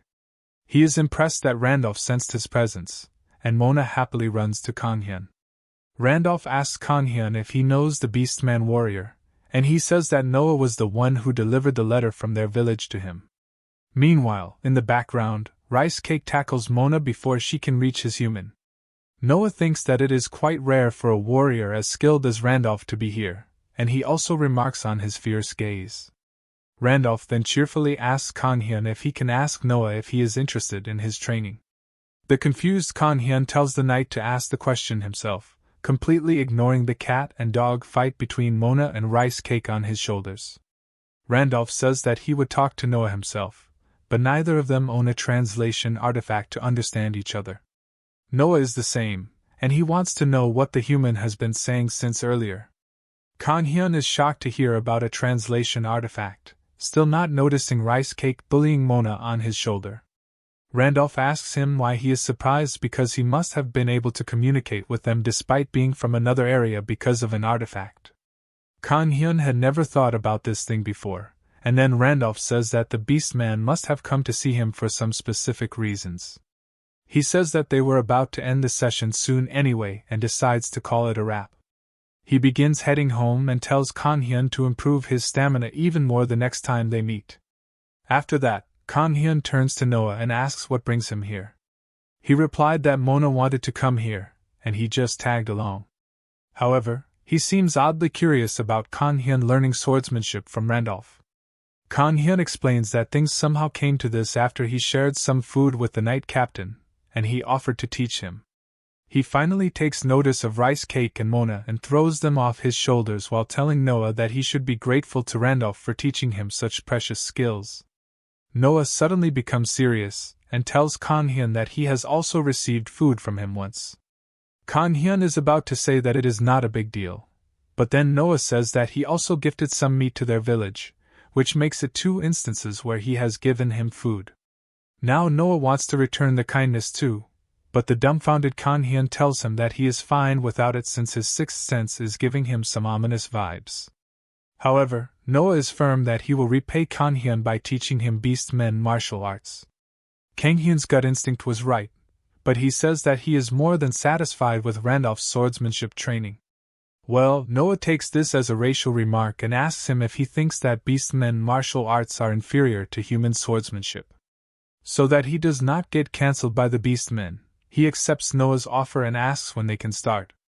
Noah is pleased and says that they can start right away. He says that the beastmen martial artists are the strongest in the world, and he is going to teach Kan Hyun the basics. Kan Hyun is depressed, but he thinks that he has already gone through hell because of Randolph's training, so it should not be too difficult. However, he didn't know that hell also has levels and there are different types of hells too. Noah tells him to get down on all fours because the beastmen martial arts start with the basic running on 4 limbs. Kan Hyun gives him a side eye, and Noah tells him to run up to the mountain in the position immediately. The next day, Kan Hyun is sore all over, and he lies in his bed, unable to move because of the muscle pain. He still gets up and does some light stretching to feel better, while thinking how he never imagined there would be a training more strenuous than Randolph's. It is only thanks to Rice Cake, who licked away the pain in time, otherwise, Kan Hyun wouldn't be able to get up. He is certain that Rice Cake's saliva has some kind of healing effect, and the wolf pup is quite proud of that. Kan Hyun just wishes that the saliva could also restore the dignity he lost as a human. Anyway, he begins his day by sorting out the items in his kitchen. Seeing the spices suddenly reminds him that beastmen don't seem to use spices at all. He wonders if the concept of spices doesn't exist in their world but discards the idea because Randolph seemed to know about the basic spices. He thinks that the problem must be localized to the beastmen, and he finds it revolting that they eat meat just as it is. He wonders if he should give them some sauces but then thinks that they would soon run out. He thinks that it would be great if they could find spices in their world, which suddenly gives him an idea. Kang Hyun thinks that there must be some in Randolph's village, so the next time Kang Hyun goes to the fantasy world, he asks Randolph to take him along just for a quick visit. However, his visit turns into something that he was not expecting, as a file of knights on either side greets their captain's friend. While Kang Hyun is overwhelmed by it, he can tell that Randolph seems like he has been waiting for this day for a long time. He leads Kang Hyun along, saying that he wanted to bring him to their town because he was a bit hurt when he learned that he visited the Beastman's village first. He tells Kang Hyun that even though he is visiting them for the sake of the Beastmen, he will treat them with the utmost hospitality. Kang Hyun asks him if all the soldiers here are his subordinates, and he affirms, stating that he is their captain. Kang Hyun replies that he didn't think his rank was so high, but Randolph tells him that it is too early to be surprised because he has planned another thing for him. At the end of the lines of soldiers stands an old, cloaked man with a neatly braided beard and a tall staff. The old man asks Randolph if this is the man he is talking about, and he affirms, addressing the man as Sir Roman. Roman asks him if he just wants this because Randolph asked for a favor, and the knight captain affirms. As the old man removes his cloak, Kang Hyun can only keep staring at him because, by looking at his get-up, he is certain that he is a mage. Roman welcomes Randolph's friend to the Robentis territory, and then introduces himself, saying that he is a mage who is going to shoot out fireworks to welcome him. He was so fascinated to see a real mage. Roman then unleashes his power and shoots a magic firework up into the sky, and Kang Hyun eagerly waits for it. But the fireworks are so tiny that Kang Hyun is disappointed, even though everyone else is amazed. He realizes that magic in this world is not so efficient because Roman seems to be tired just by shooting the tiny fireworks. After that, Kang Hyun goes to the city to do some shopping, and he first picks some clothes that don't stand out in the city. Randolph tells him that he needs to visit this territory's lord for a while and tells him to explore the market till then. He informs him about a party that will be held at night, and says that he will be here to pick him up by then. Well, Kang Hyun is so deeply enchanted by the market that he has stopped listening to Randolph. The thing that entices him the most is the variety of food items in the market. He begins walking around and finds a food item that looks like a chili. Its smell is a bit different than the chili Kang Hyun is used to, and he wonders what it is used for. Suddenly, Roman arrives there and tells him that the fruit called lammy is used in stews. Kang Hyun asks why he is here, and Roman replies that Randolph asked him. The mage says that initially, he didn't see a point to it, but then he looks at rice cake and says that now he understands why Kang Hyun needs an escort.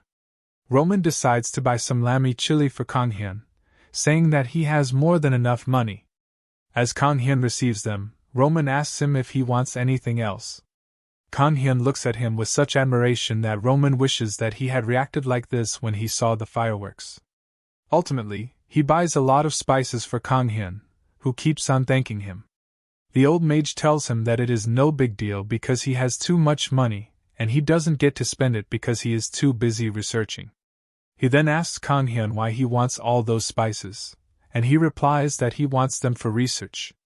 Roman asks if he is going to write a thesis on spices, but Kang Hyun laughs and says that he just wants to study them to create new dishes and help his friends enjoy their food more.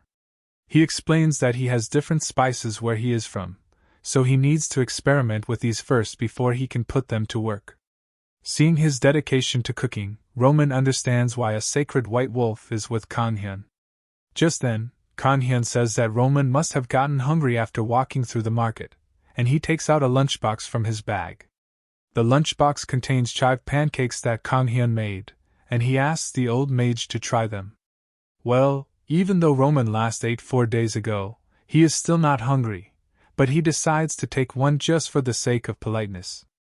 However, as he eats the pancake, he feels his expectations shatter because he has never eaten something like this before.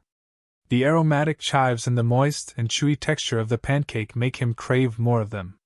He stares at the lunchbox and asks Kang Hyun if he can have more, and he replies that he can have the entire box. Roman begins relishing the pancakes, wondering how long it has been since he ate food for its taste. After that, Kang Hyun asks the mage why he needs to be escorted by someone of his status. He asks if it is because of pickpockets and thieves, enrollment says that they are just lesser evils. Just then, Rice Cake senses something and gets alert as some people begin approaching them. Meanwhile, Roman continues telling Kanhyun that while the white wolf is a sacred creature for most people because it appears in their mythology, some people don't believe that they are holy beings, especially those who believe in God. Just as he says this, the group of people approaching them is revealed to be a priest and his followers. The priest remarks that it is rare to see Roman out of his lab, and the old mage says that he comes out occasionally for fresh air. He asks the priest, named Bishop Bahram, what he is doing here, and Kanhyun is shocked because a bishop is the highest rank among priests. Bahram says that he also comes out to the market occasionally to save lost souls, but today he has other business. He asks Kanhyun if he is the White Wolf's master, while Rice Cake is still growling furiously at him. This situation reminds Kanhyun of the hostility he faced in the Beast Folk village, but that time it was directed at him. This time, the people here are targeting Rice Cake. Bishop Bahram asks Kanhyun to accompany him to the temple if he has time, and even before he can refuse, he promises that they don't mean him any harm because they have business only with his white wolf. He menacingly says that he is very curious about the white wolf, but then Roman interrupts him. He says that Kanhyun is a close friend of Randolph, and right now he is personally showing him around the market. Roman activates his magic as a threat and asks Bahram if he plans to take his guest somewhere else while he is in the middle of showing him around. He tells the priest that he should ask for his permission too. Bahram is shocked to learn that Roman himself is showing Kanhyun around, and then his follower tells him that he saw Kanhyun with Randolph earlier too. The follower advises the bishop to deal with things more carefully, and he decides to give up on him for now. He walks away, saying that since Kanhyun has prior appointments today, they can't do anything, but if they meet next time, they should talk then. Once they leave, Roman finally relaxes his power and says that he did his job as an escort well.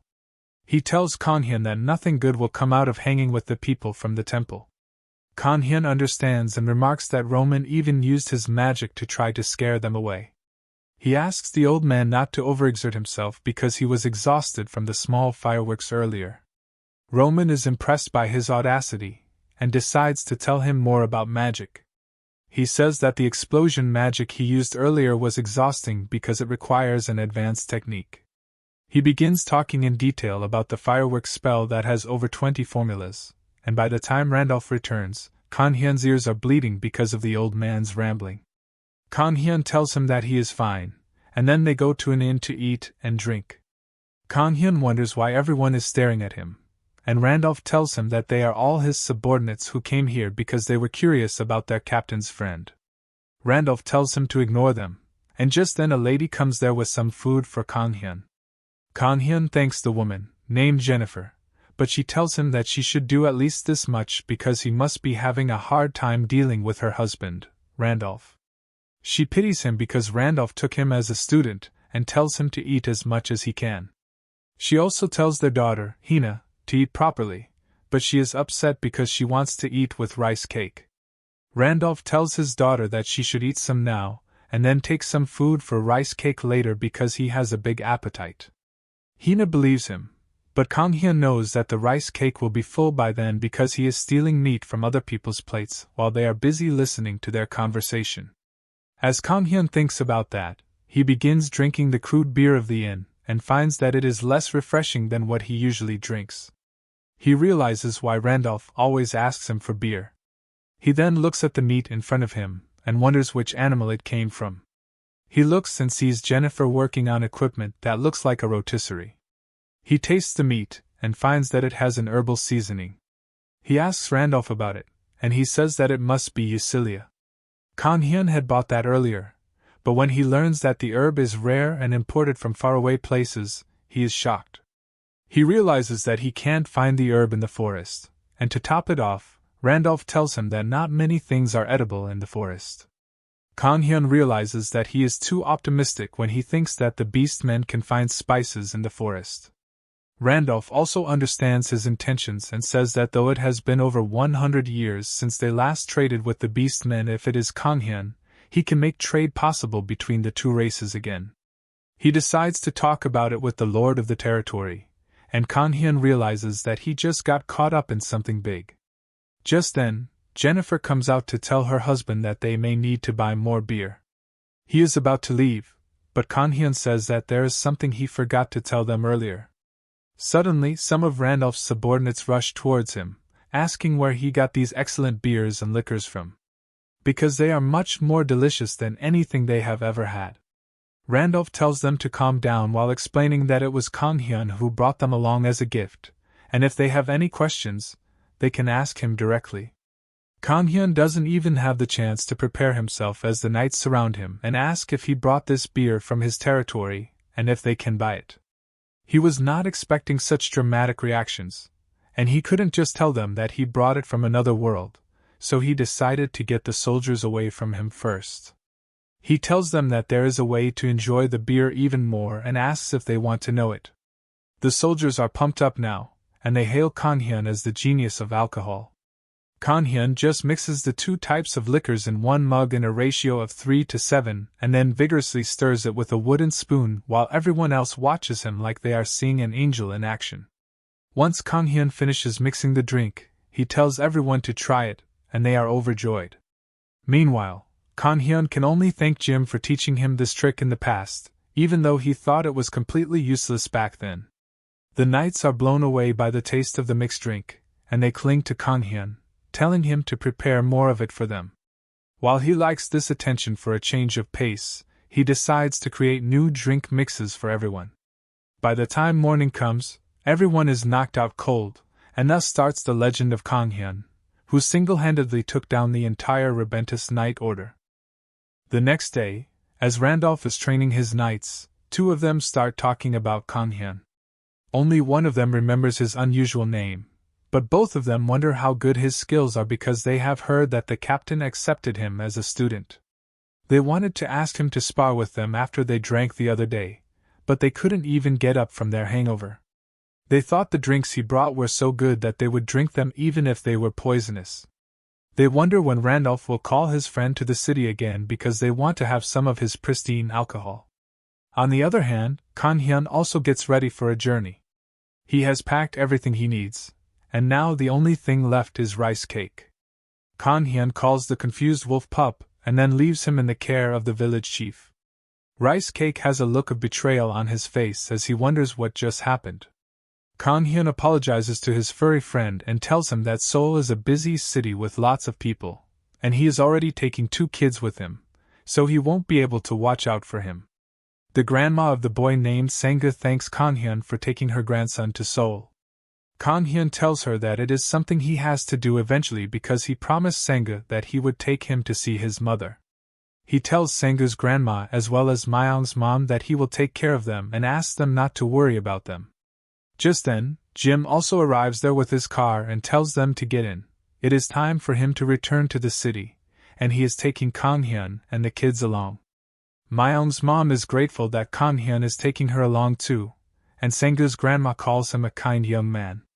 The village chief agrees and says that Kanhyun is not the same person as the one who came here from Seoul.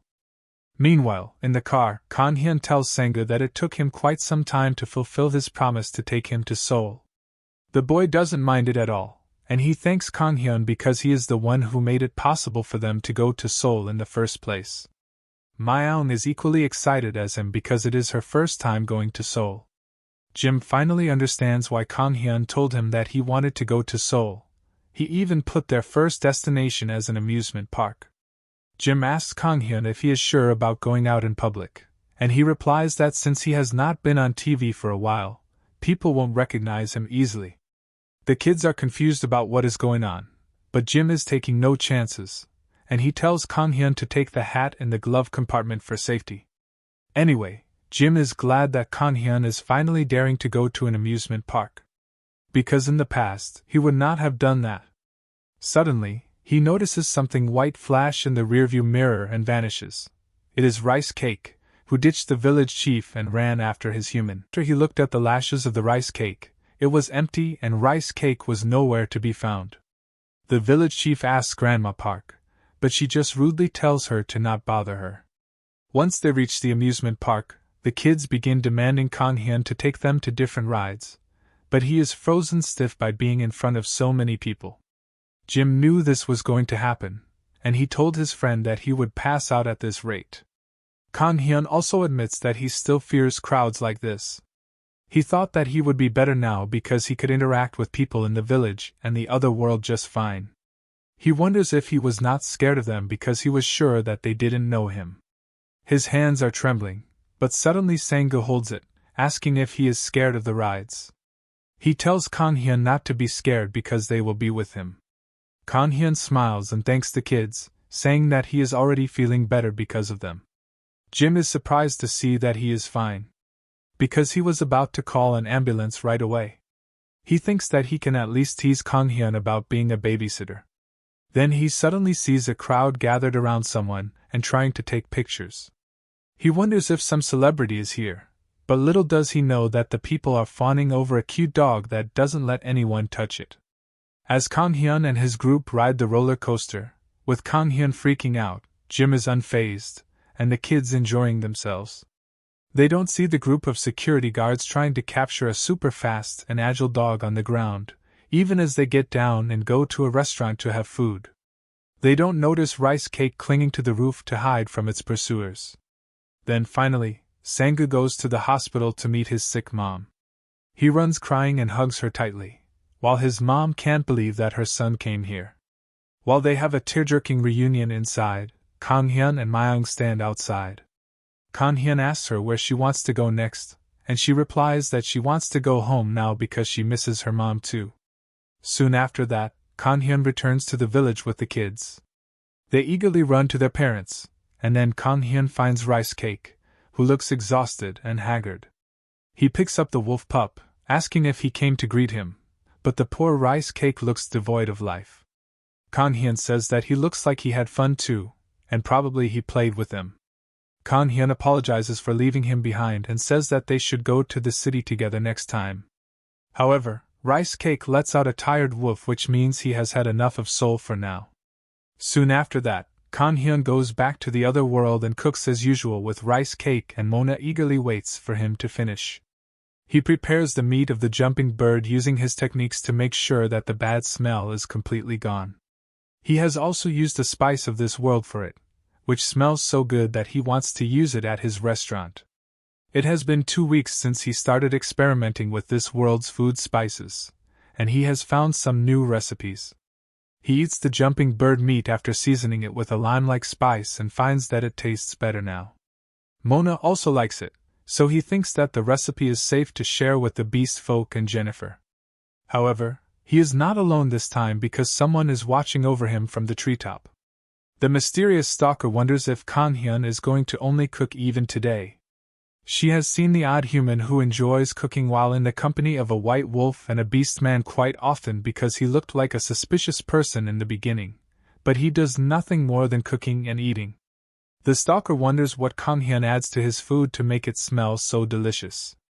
She is not interested in the meat itself, but the smell is so good that it makes her hungry every time. Just then, Kang Hyun notices that the rice cake is missing. The stalker panics on hearing this, and she tries to run, running away because being as perceptive as the white wolf can detect her presence anytime she wants to leave immediately. But Rice Cake is already there, and with a mischievous expression on his face, he barks, startling the stalker and causing her to fall to the ground. Kang Hyun hears the crash and thinks that Rice Cake is back with another jumping bird he hunted. He tells him that he is not going to cook anything else, as he looks inside the bushes where, to his surprise, he finds a pretty tan-skinned elf. The elf stalker turns red from embarrassment, as she realizes that she fell from the tree and got discovered. The elf girl was embarrassed that she fell from a tree because that is probably the worst thing that can happen to an elf. On top of that, she is considered the best ranger in her tribe, and falling in front of a human is sure to bring down her reputation greatly. Kang Han is confused by whatever is happening, and he can only ask the elf ranger if she is fine. He asks her if she needs his help in standing back up, and the girl immediately screams the name of someone called Sona.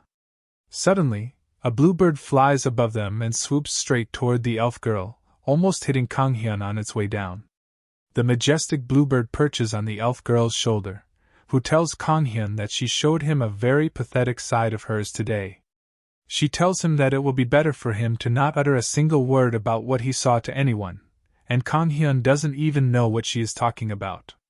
The elf girl coldly tells him that if he speaks about what happened today to anyone, he will have to face the wrath of an elf. With that, she suddenly disappears from her place as if by magic. Kanghyun finally calms down, and recalls that he learned about another humanoid species apart from humans and beast men. Just then, Rice Cake peeps down from the tree, and Kanghyun asks him if he is the reason why the girl fell from the tree. Rice Cake gives him a look like he is the most innocent and free from sin creature in the entire world, and by seeing that, Kanghyun is certain that he made the elf girl fall. He feels sorry for the elf girl because she looks embarrassed and thinks that he should try to apologize to her. Just then, he notices that she has forgotten her dagger here. Kanghyun picks it up and decides to keep it with him just in case. When suddenly, he hears the screams of the cat girl, Mona. Noah is here to take her back to the village, and he calmly greets Kanghyun, not paying any attention to Mona's tantrums. Kanghyun asks Noah what Mona did wrong this time, and he replies that she left the village without permission again.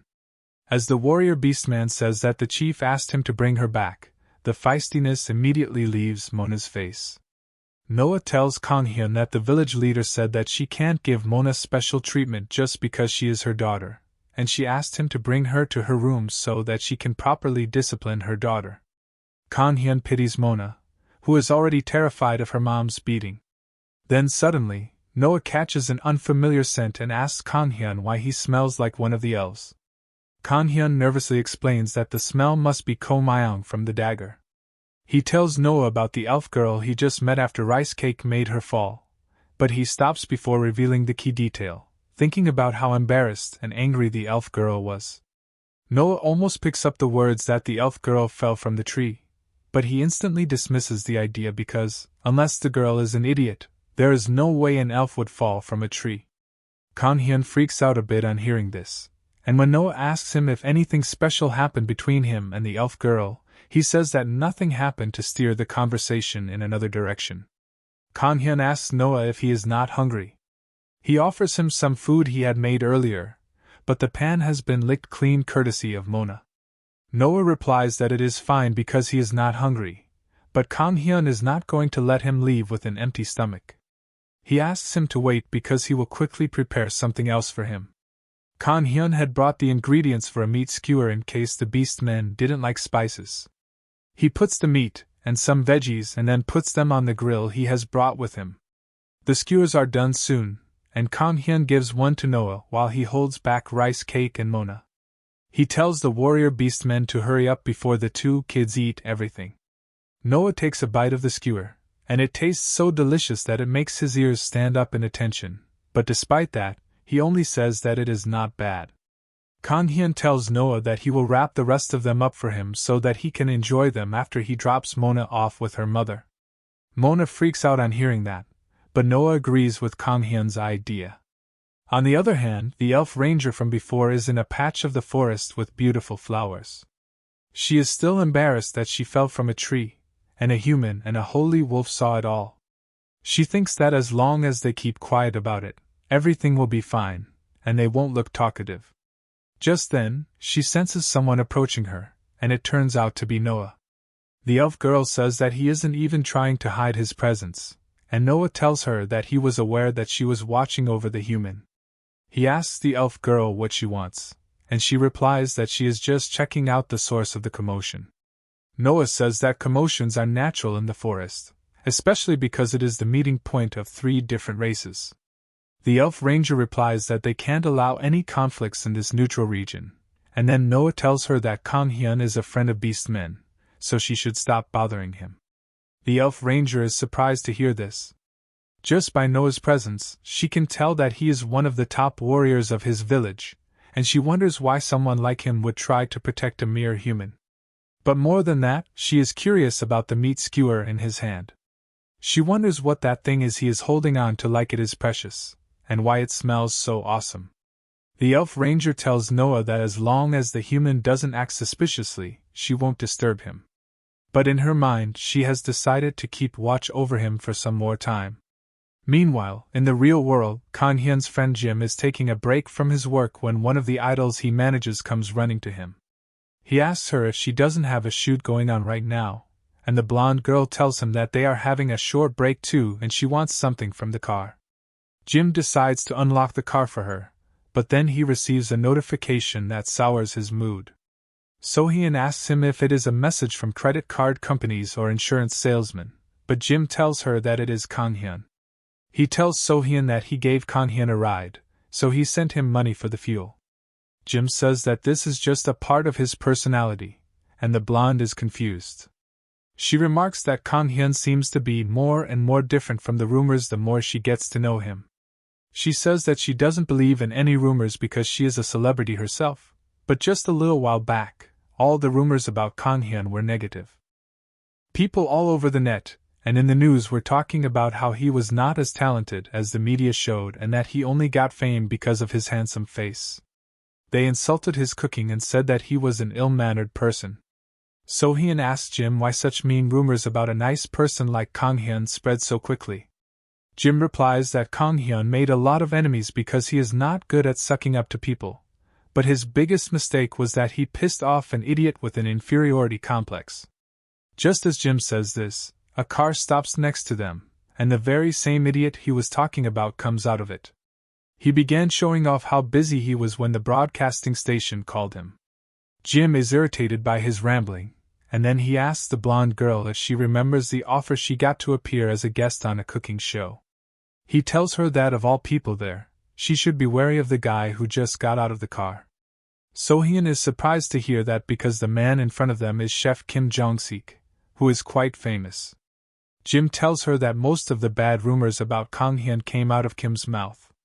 So-hyun is shocked to hear that because Kim was introduced as Kang Hyun's close senior. Meanwhile, Kim goes inside the broadcasting studio, where he sees a social media post about Kang Hyun enjoying his visit to a theme park with kids whom the media portrays as his nephew and niece. Kim is not happy that after being criticized so much, Kang Hyun is having the time of his life.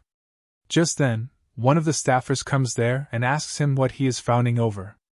Kim shows him the picture of Kang Hyun, and whines that he is not self-reflecting even after everything. The man knows that Kang Hyun did nothing that would require self-reflection, but he can't say it in front of Kim. Kim was the one who helped him get a job in the broadcasting station, and the man believes that siding with him will be better for him and his career. So he starts to badmouth Kang Hyun to get into the good books of the chef with an ego as small as the limp thing in his undies. He says that Kang Hyun is not working anymore and just fooling around. He asks Kim if the rumors about Kang Hyun losing his sense of taste are true and if he left his job as a chef because of that, and not because of a wrist injury like he told the media. Kim asks him where he heard the rumor, and the man replies that one of his friends used to work with Kang Hyun. Kim suddenly gets sinister as he hears this, and just then, the director comes there to call them for the shoot. Kim asks his lackey about the 1000th episode of their show, in which a lot of chefs are being invited. The man asks him what about it, and with a crooked smile on his face, Kim says that he is looking forward to it. He plans to involve Kang Hyun in it, and destroy his career and reputation once and for all. Back in his restaurant, someone was eating pizza and wearing a hat. Jaewoo complimented the pizza, saying that the skills were amazing and the margarita was excellent too. He was praising Kang Hyun for his exceptional cooking. Continuing their conversation, he mentioned how lucky he felt to have his villa so close to Kang Hyun's place, and how grateful he was to enjoy Kang Hyun's food so easily. Kang Hyun responded with a smile, saying that he should be the one thankful for having Ji-hoon as a neighbor. They continued chatting, and Kang Hyun commented that the painting Ji-hoon had given him was too much for a gift, feeling like it belonged in an exhibition rather than a restaurant. The scene then showed a beautiful, expensive painting that Ji-hoon had gifted to Kang Hyun for his restaurant. Ji-hoon smiled and downplayed the gesture, asking if he could have another Van Gogh. Kang Hyun enthusiastically agreed but asked Ji-hoon to hold on for a moment. Just then, Kang Hyun's phone rang. It was Jim. Kang Hyun answered, asking him why he was calling at such an hour. Jim asked if Kang-hyun was taking part in a show. Kang-hyun, puzzled, asked which show Jim was referring to. Jim explained that it might be better if Kang-hyun stayed offline for a while. After seeing the call from Jim, Kang-hyun hung up, still confused and surprised, wondering what Jim was talking about and why he couldn't go online. Curious, he opened the internet to check the news and was stunned by the headlines. An article about him stated that Chef Lee Kang-hyun was confirmed for the 100th special episode. Kang-hyun stared at the article in shock, wondering aloud what it was about. The article was already attracting comments from people, many of whom were harsh. One person commented that Kang-hyun was unlikable and questioned if he had run out of money. Another added that Kang-hyun was crawling his way back onto the show and wished he'd stop appearing on TV. A third comment mocked his desperation to be on TV, questioning why a chef would want to be on TV so badly.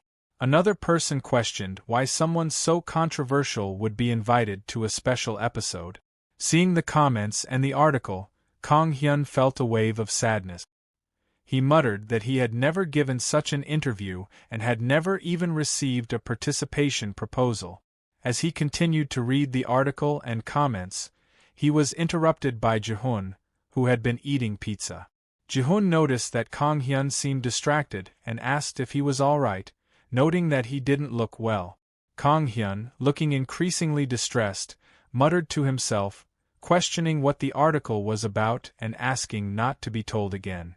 Ji-hoon, growing more concerned, suggested calling an ambulance, seeing that Kang-hyun was visibly shaking, his hands trembling uncontrollably. He reached out, trying to get Kang-hyun's attention, but Kang-hyun remained frozen, lost in his thoughts. Kang-hyun assured Ji-hoon that he was fine and that it was nothing, continuing to talk to himself about how he didn't know who had done this but that they had gotten to him. He tried to reassure himself, stating that he had been doing some good healing lately and would become more mentally stable, deciding to ignore it. He then brushed it off and said that he would quickly prepare Ji-hoon a plate of vongol, asking him to wait a moment. As Kang-hyun left to prepare the food, Ji-hoon expressed concern about Kang-hyun's appearance, but before he could finish, Kang-hyun had already disappeared to get the dish. Ji-hoon, still worried, suggested that Kang-hyun at least wipe his face. Later that night, Kang-hyun was resting inside a tent with a fire burning outside. He sat on the ground, pulled out his phone, and started a call. Frustrated, Jim muttered angrily that he had told Kang-hyun not to look it up, but they had anyway.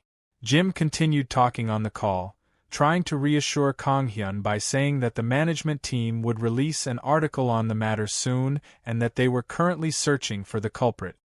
He advised ignoring any strange calls as they were attempts to spread more rumors. After hanging up, Kang-hyun muttered to himself that at least he had a good friend by his side. He sighed, looked up at the sky, and remarked on how exhausting everything was.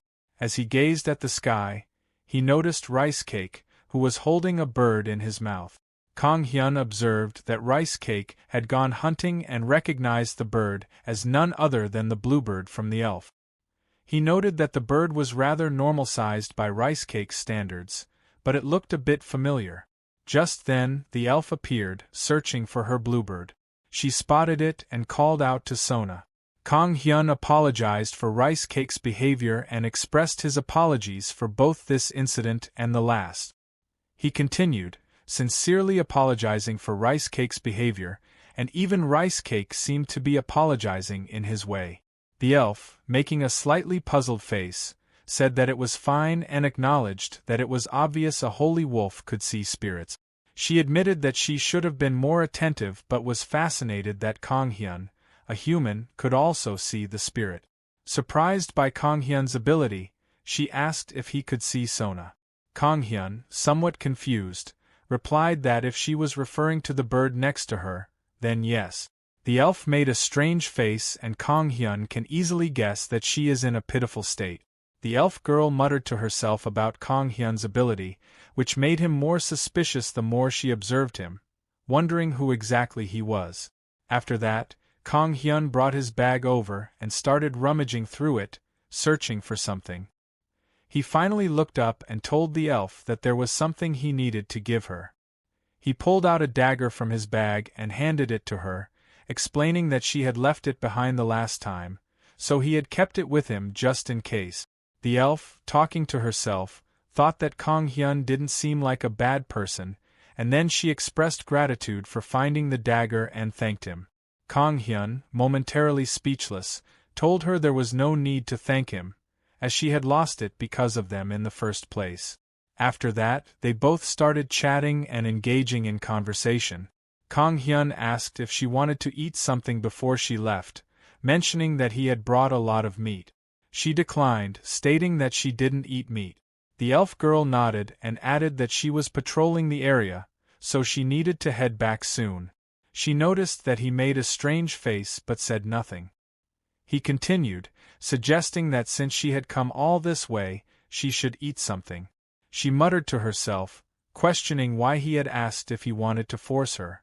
Finally, she partially agreed, stating that it had to be a small snack with no meat. Kong Hyun brightened up and said that he had the perfect idea. Kong Hyun was then seen in the kitchen, preparing something for her using the ingredients he had. He quickly whipped up a rice ball and presented it to her. She looked at the dish with uncertainty and inwardly expressed that she didn't want to eat it, finding it odd. Sensing her hesitation, Kong Hyun began removing the cover from the dish. To her surprise, underneath was a delicious-looking potato. He put some butter inside the potato, mixed it all, and handed it to her. She took the potato, and Kong Hyun told her that she could take some home with her. She examined the dish again and remarked that it looked better now. When she took a bite, she was taken aback by how incredibly tasty it was. She noted aloud that it was delicious and, talking to herself, commented on the subtly sweet and mild taste that appealed to her palate. She savored the baked potato, enjoying the creamy butter that garnished it. Thrilled with the meal, she realized that she had always thought human food was supposed to have strong flavors, and her misconception was shattered. As she continued eating, she noted to herself that this kind of food was part of human cuisine as well. After that, she was thrilled and said that the fruit was a promel and, although it looked a bit different, the taste was the same. She added, asking if he had cultivated a new breed or something and how on earth he had managed to do that. He looked puzzled and admitted that he had spaced out for a second, asking her to repeat what she had just said. Feeling a bit irritated, she made a strange face and asked if there was something on his mind. He replied simply, asking what she meant. They continued talking, and she mentioned that he probably already knew part of her job was to observe him, and that she noticed he always had that expression when he was worried about something. He responded that he wouldn't call it worrying, just exhaustion. He gazed at the sky and continued, explaining that lately there had been a lot of rumors spreading, and he always ended up being misunderstood and hated. He said that sometimes he thought he'd rather hide deep in the forest to stay safe from it all. She listened carefully, although she didn't quite understand everything he said. Still, she replied that when they helped others become adults, they had to go through a coming-of-age ceremony. He looked at her attentively as she continued, explaining that the ceremony always consisted of trials that were harsh and difficult for young elves, and asked if he knew why they had to go through such tough trials. She began explaining the concept behind it, stating that elves had long lives during which they encountered various kinds of pain and that the trials were meant to prepare them for these challenges. She said that the trials helped them build the strength to face hardships when the pain became overwhelming, and that's what the ceremony granted them. She went on to describe the elven culture in detail, explaining that their culture required them to go through these trials to prove themselves. It was a rite of passage that ensured they were prepared for the challenges they would face throughout their long lives. She explained everything about their traditions and the importance of these ceremonies in their lives. After that, they continued their conversation, and she stated that the problem would keep coming back if he kept running away. He was surprised by her words. She added that she wasn't familiar with his situation but hoped he wouldn't give up everything he had just because of what others thought. She further explained that he shouldn't feel discouraged by others' opinions and should continue with his work if he believed in it and knew he was right. Her words seemed to lift his spirits a bit. She then stood up and thanked him for the fruit, saying goodbye until the next time, and with that, she vanished, teleporting to a new location. He looked at the rice cake and expressed that he thought they'd need to head back home for a while. He continued, deciding that he would go through with the show. He resolved to participate in the cooking show, convinced that he would do it regardless of the outcome or others' opinions. A large building, which turned out to be the headquarters of LBS. Inside, one of the employees was visibly stressed as he stared at his laptop. He muttered to himself that it was a mess and that they hadn't even received final confirmation from above, but an article about it had already been published. He grumbled about the leaked article that had gone out without his consent, explaining that he was so caught up trying to sort everything out that he couldn't even get in touch with Mr. Lee Kong-hyun, the one who had fallen victim to the rumors. He was frustrated as he continued talking to himself. Another employee approached and handed him a cup of coffee.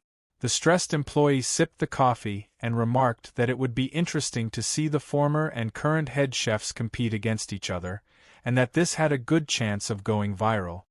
He added that, most importantly, even the director wouldn't be able to look down on them anymore after this.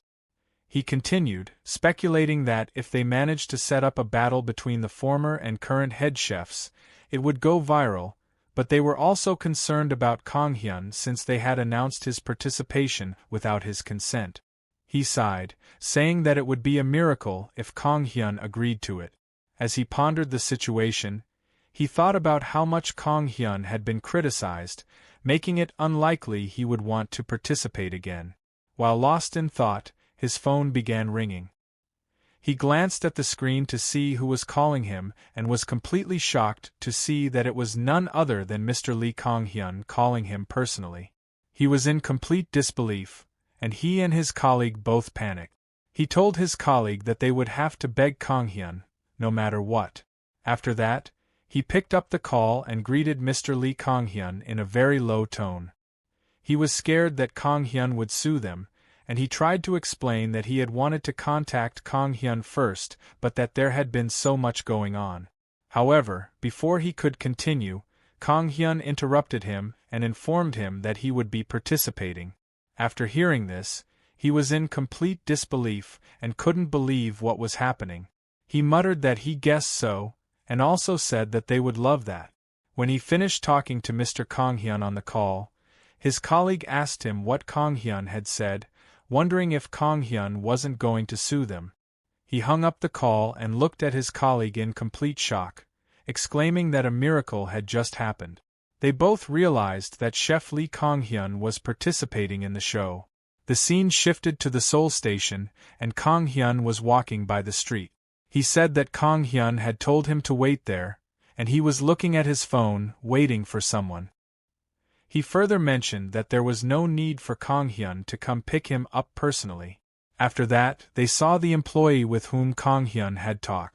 The employee came to Kong-hyun and started crying, holding Kong-hyun's hand and thanking him profusely for coming. He couldn't stop expressing his gratitude.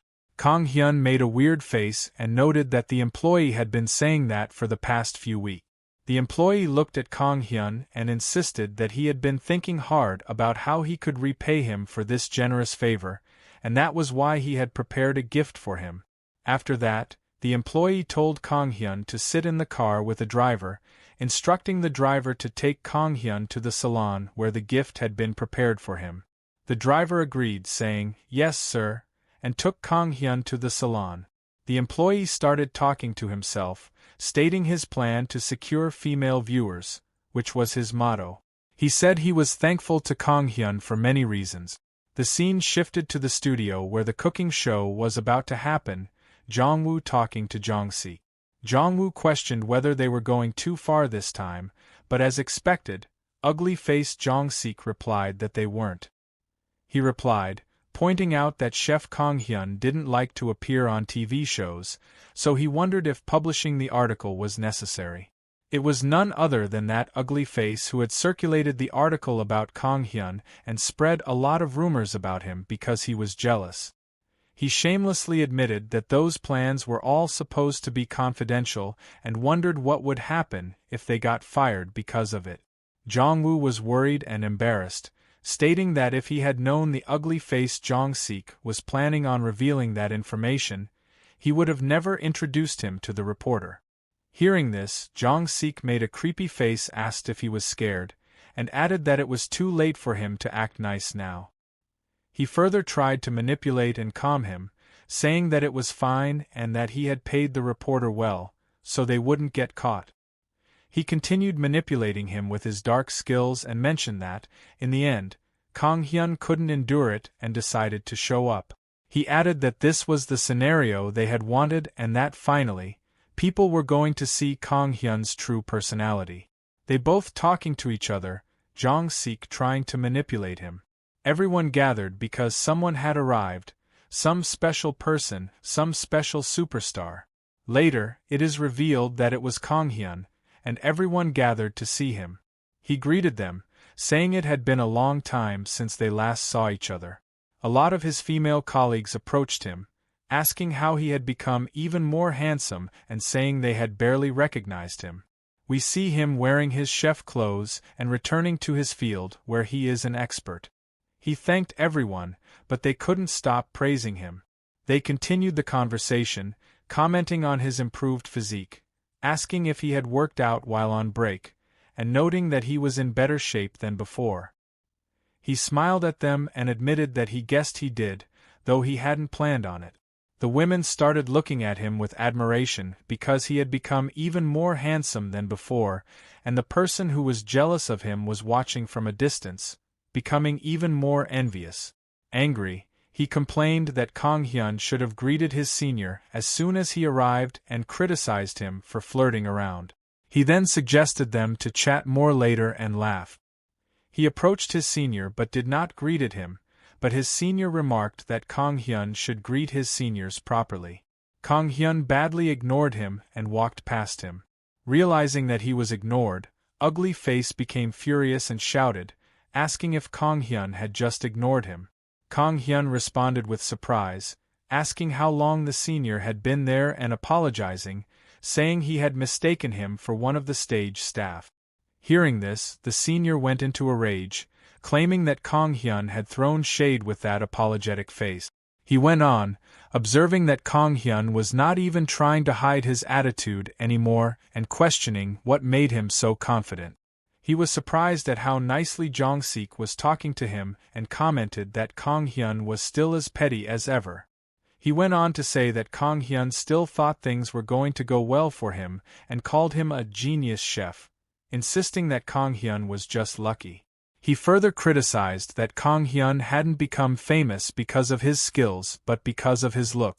Kang Hyun heard this, and he started criticizing him for no reason, saying that he felt sorry for Kang Hyun now that his true skills had been exposed. He looked at Kang Hyun and questioned how Kang Hyun was going to make a living now, with a wrist injury and gustatory sensory impairment. Kang Hyun was still composed despite hearing the criticism, but as Jong-sik was about to finish his sentence, someone came and put their hand on his shoulder from behind, remarking that it had been a long time since they had seen each other. It was a female, who commented that she used to see Kang Hyun a lot when he was her manager. Kang Hyun smiled and acknowledged her, expressing how long it had truly been. They both started talking, with her reminiscing about the good old times when Kang Hyun used to cook for her. They continued chatting and recalling the times they had spent together, with her mentioning that her palate had become way too expensive when it came to food because of him. As they were talking, the jealous ugly-faced person watched them in disbelief, wondering how someone like Kang Hyun could be friends with actress Sena. The conversation continued, and she stated confidently that the skills of the Paris cooking competition winner were on another level. She paused and added that luck favored the talented. Before Jong-sik could fully respond, his minion arrived just in time to stop him, expressing frustration and saying that things were already tense, urging Jong-sik not to make a scene. He urged his friend to leave with him, and they departed together. As they left, Kang-hyun and Sena observed their exchange, wondering if Jong-woo was that close to ugly face. Sena commented on the situation, noting the peculiar dynamics and turning her attention to the situation, asking if Kang-hyun had planned on letting him have his way if she hadn't intervened. He responded that it wasn't about letting him ramble on and reflected on how he used to be quite close with him, realizing how poor his judgment had been seeing him act this way now. Sena didn't hold back her criticism, pointing out that Kang-hyun was only interested in things related to cooking, but acknowledged that Kang-hyun had grown more mature now. She concluded on a positive note, looking forward to the competition. After their intense cooking preparations, Chef Kang-hyun received a warm farewell from Sena, who encouraged him to go and win. Kang-hyun responded with a grateful smile, maintaining his cheerful demeanor despite the pressure. As the lights of the studio began to brighten, the excitement of the event was palpable. The announcement echoed through the space, welcoming everyone to today's chef's 100th episode special. The camera then focused on the show's host. The main host, a well-known figure in Korea, started by introducing the episode, announcing enthusiastically that they were bringing Korea's best chef. Beside him, Sena added that their goal for the day was to create dishes that the whole family would enjoy. The hosts continued detailing the structure of the competition, explaining that they would proceed with two teams, the blue team and the white team, and questioning which team would emerge as the final winner. As the host spoke, a keen observer of the event watched from a vantage point above, remarking to himself about having a great view from up there. He noted that the first round was between the youngest members of each team. The stage was set for a thrilling competition, and the anticipation built as the chefs prepared to showcase their skills in this special episode. Two young chefs were preparing for a dramatic showdown. On one side was Chef Han Jong-woo, a newcomer who was quickly making waves and also a dark horse in this competition. On the other side was Chef Kim Hanul, a rising star known for his exceptional skills in Western-style cuisine. As the competition heated up, the announcer's voice rang out, declaring that the first round was about to begin. With the sound of the bell, both chefs dove into their cooking, each determined to make an impression. Chef Kim focused on creating a dish with calf tomahawk steak, known for its minimal fat content, resulting in a tender and light texture. The camera zoomed in on Chef Kim as he expertly handled the steak, highlighting his precise technique. Meanwhile, Jong-woo, who is on the side of ugly face, worked on an impressive combination of lobster tail and T-bone steak. As he cooked, the camera captured the meticulous care he put into each component of his dish. From the sidelines, Kang-hyun commented on the thickness of the steak, noting its substantial size compared to Chef Kim's cut. As both chefs continue to cook, it's clear that they are fully committed to showcasing their skills and delivering exceptional dishes. The competition is intense, with each chef striving to outdo the other and impress the judges. We see another chef in action, working with a combination of lobster and T-bone steak. His dedication and passion are evident as he expertly prepares the dishes, pouring his heart and soul into every step of the cooking process. Meanwhile, Kang-hyun observes from above and remarks on the chef's choice to use surf and turf, noting that it's quite an impressive combination. He acknowledges that cooking such a diverse range of ingredients is no easy feat, especially given the many challenges inherent in a cooking competition. Kang-hyun explains that competitions are tough due to a variety of factors, including strict time limits and the often unpredictable cooking environment. These variables can make it difficult to fully showcase one's skills and creativity. However, it's precisely these challenges that make the competition exciting and engaging. As we watch the chef's focused efforts and commitment to his craft, it's clear that he's giving his all. Kang-hyun is thoroughly impressed by the dedication and skill demonstrated by both chefs. As he continued to watch, he noticed that Jong-woo seemed increasingly nervous and a bit disappointed. He observed the Jong-woo's demeanor and decided to point out the situation by asking what was going on there. It became clear that Jong-woo had accidentally dropped his ingredients all over the ground.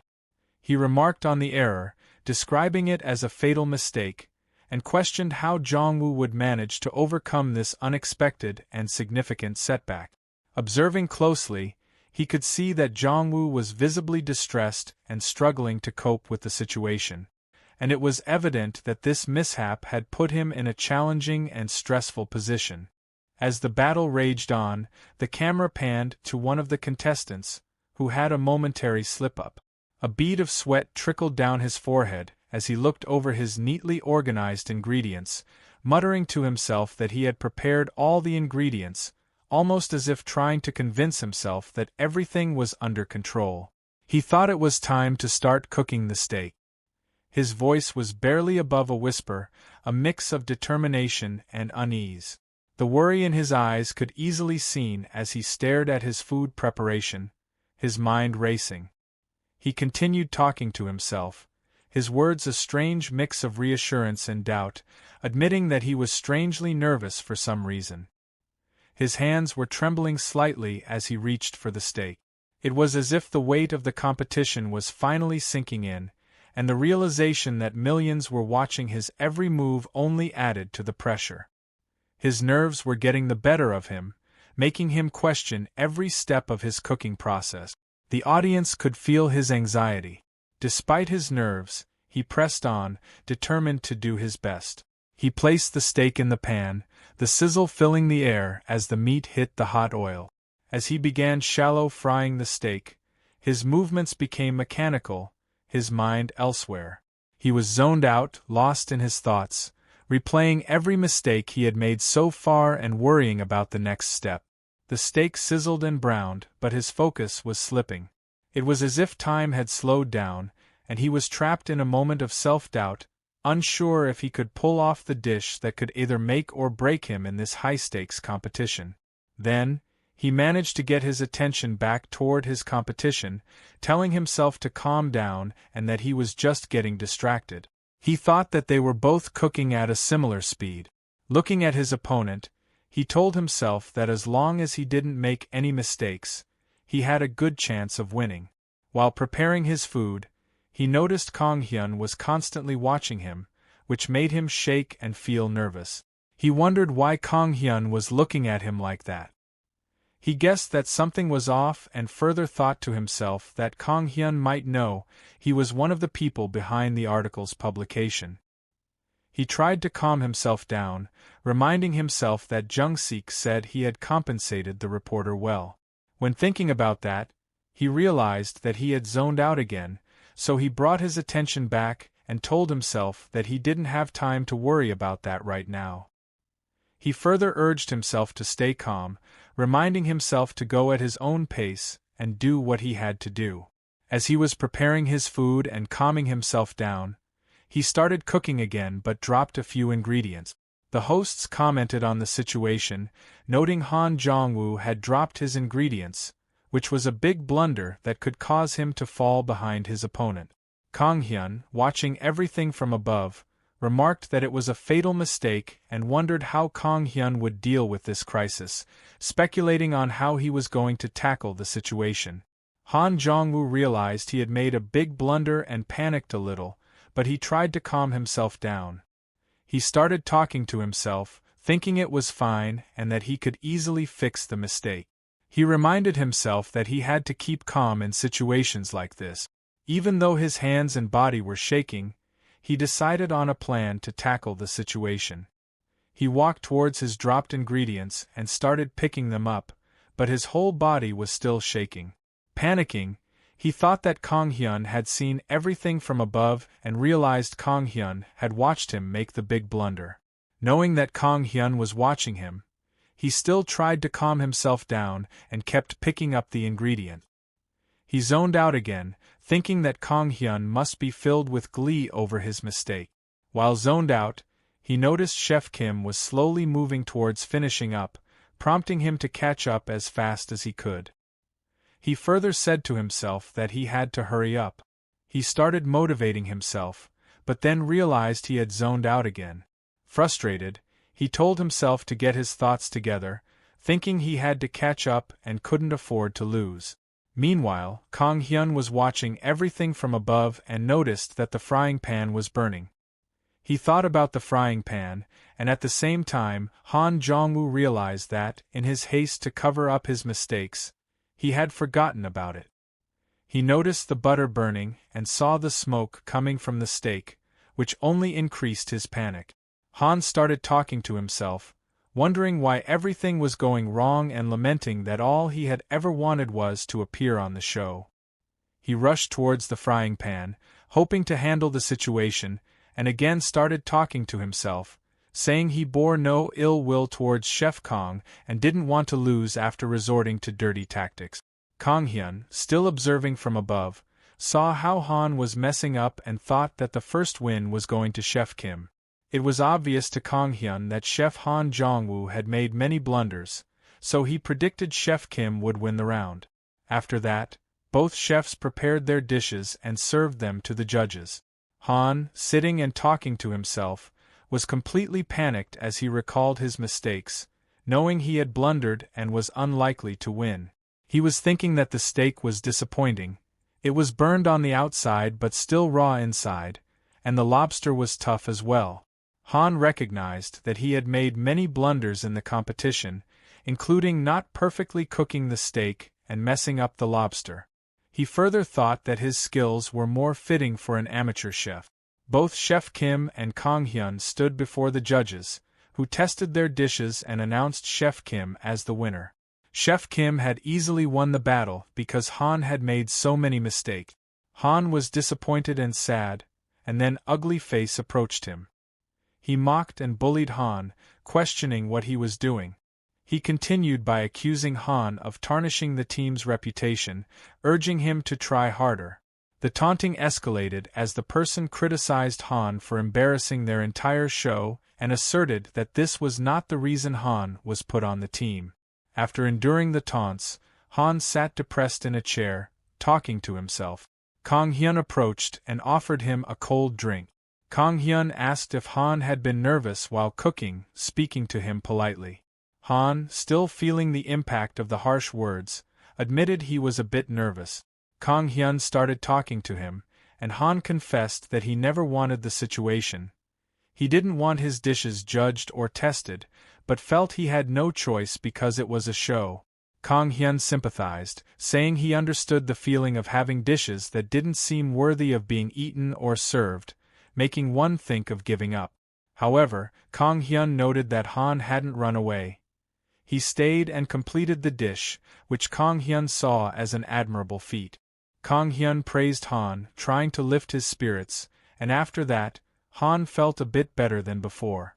The show continued, and the host expressed their anticipation for the next round, mentioning that it was a matchup between the former and current champions, who were also known for having a close senior-junior relationship. The audience watched attentively. Blondie from Uneyes, who was previously met with Kang Hyun, became excited when she found out it was Kang Hyun's turn to compete. She shared her thoughts with those around her, admitting her curiosity about what Kang Hyun would make, noting that they often followed his recipes in their group. Celebrity judge and actor Shin Junwoo if she likes Chef Kang Hyun. Sohyun replied that she does not him but his cooking. Next to them, a food critic named Hwang Dae-gil was making a strange face while watching the show. The stage was set for the ultimate showdown, a final battle between champions. The host introduced the contestants, explaining that the blue team's champion was the head chef of a 5-star restaurant, none other than champion Chef Kim Jong-sik. Meanwhile, the white team's champion was Chef Kang Hyun, a former top chef who had won all the top 10 cooking contests. The audience was eager to see the champions face off. 2 spectators discussed the event, noting that sending Kang Hyun to the salon was a good decision. They agreed it would have been a shame not to showcase his handsome appearance now that he was prepared to appear on the show. Chef Kang Hyun and Chef Kim then began preparing for the ultimate showdown. As Chef Kang Hyun put on his hat, the The person who had styled him was displeased, questioning why Kang Hyun was wearing the hat after all the styling. The host announced the beginning of the 4th round, eagerly anticipated by everyone. Both chefs instantly started preparing their dishes. Chef Kang Hyun grabbed a bowl and started stirring, while Chef Kim also got to work, with the audience closely observing them. So-hyun commented that Chef Kim was planning to cook meat with the oil previously used for grilling foie gras, revealing that Chef Kim was preparing a special French beef steak dish. The food critic sitting next to her noted additional ingredients like truffles and Madeira sauce. So-hyun acknowledged the high quality of the ingredients, but he commented that Chef Kim's approach seemed excessive and overly ambitious. So-hyun said that might be because this was a special episode. In her mind, what she heard was all right about him being a strict judge. Then she expressed concern for Chef Kang Hyun, hoping he would be all right, and made a quirky face while stating she would be generous with her points, cheering for Kang Hyun. Attention then turned to Chef Kim, who was intensely focused on his meat preparation. Out of nowhere, a chuckle escaped his lips, growing into a full-blown laugh. Chef Kim began speaking to himself, sarcastically questioning how Kang Hyun had dared to enter his show without a sense of taste. Amused by what he saw as Kang Hyun's audacity, Kim thought that since Kang Hyun had come this far, he might as well give it his best shot, although he would be nothing more than a garnish to Kim's dish. Chef Kim's disdain for Kang Hyun consumed his thoughts, as he believed Kang Hyun had no place on the same stage as him. The more he thought about it, the more convinced he became that Kang Hyun was nothing more than a joke, a minor obstacle in his path to victory. But just as Chef Kim was sinking deeper into his self-assured critique, he heard an unusual sound coming from the workstation next to him. His rant came to an abrupt halt as he turned his head sharply to see where the noise was coming from. His eyes fell on Kang Hyun, and what he saw made his jaw drop in shock. There, right before his eyes, Kang Hyun was engaged in a culinary technique that left Chef Kim utterly speechless. Chef Kim muttered under his breath, his voice barely audible, as he tried to process what he was witnessing. Kang Hyun was beating his meat with a hammer to prepare a dish named donkatsu. Kang Hyun was seen preparing his dish with a pretty smile on his face. And when everyone in the audience realized that he was preparing donkatsu, they were all completely shocked. Even So-hyun, who was watching him cook, was also completely shocked and wondered why he would choose to make donkatsu out of all the dishes in the world. She also remarked that everyone else had made super fancy things. The food critic sitting next to her was watching him very carefully, noticing every minor detail, while So-hyun that it would be more difficult for her to give a high score. Kang Hyun continued beating his meat to prepare donkatsu, and it was being broadcast on television. Ugly-faced Chef Kim continued looking at Kang Hyun, thinking to himself about what exactly Lee was thinking. He made a weird face and wondered if Lee's brain had rotted during his hiatus. Chef Kim criticized Kang Hyun for making a basic yet tasty dish. He further speculated to himself whether Kang Hyun was looking down on him. Kim assumed that Lee must have forgotten how competitive this field was during his break in the countryside, and he recalled all the moments from the cooking competition. He started smiling as he continued preparing his dish, thanking Kang Hyun in his mind for showing him the level at which he was. He continued to criticize Kang Hyun, thinking that victory would be easy. It was evident that Chef Kim was overconfident and was looking down on Kang Hyun's cooking abilities.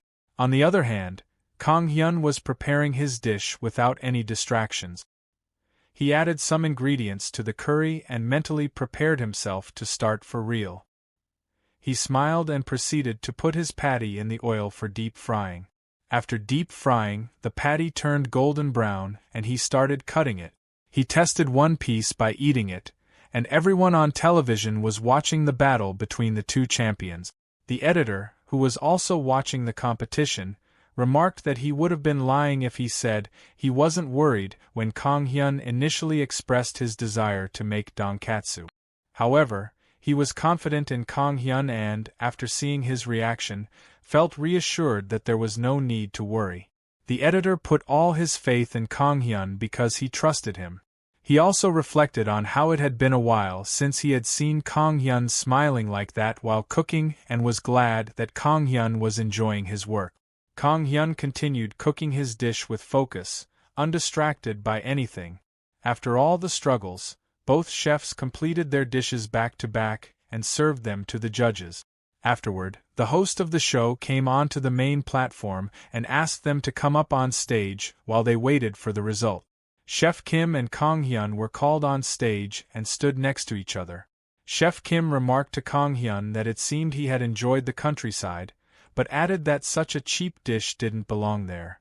He continued criticizing Kang Hyun for no reason, making fun of him and his dish. He sarcastically commented that donkatsu suited Lee perfectly. Kang Hyun, however, gladly accepted the criticism, smiling as he agreed.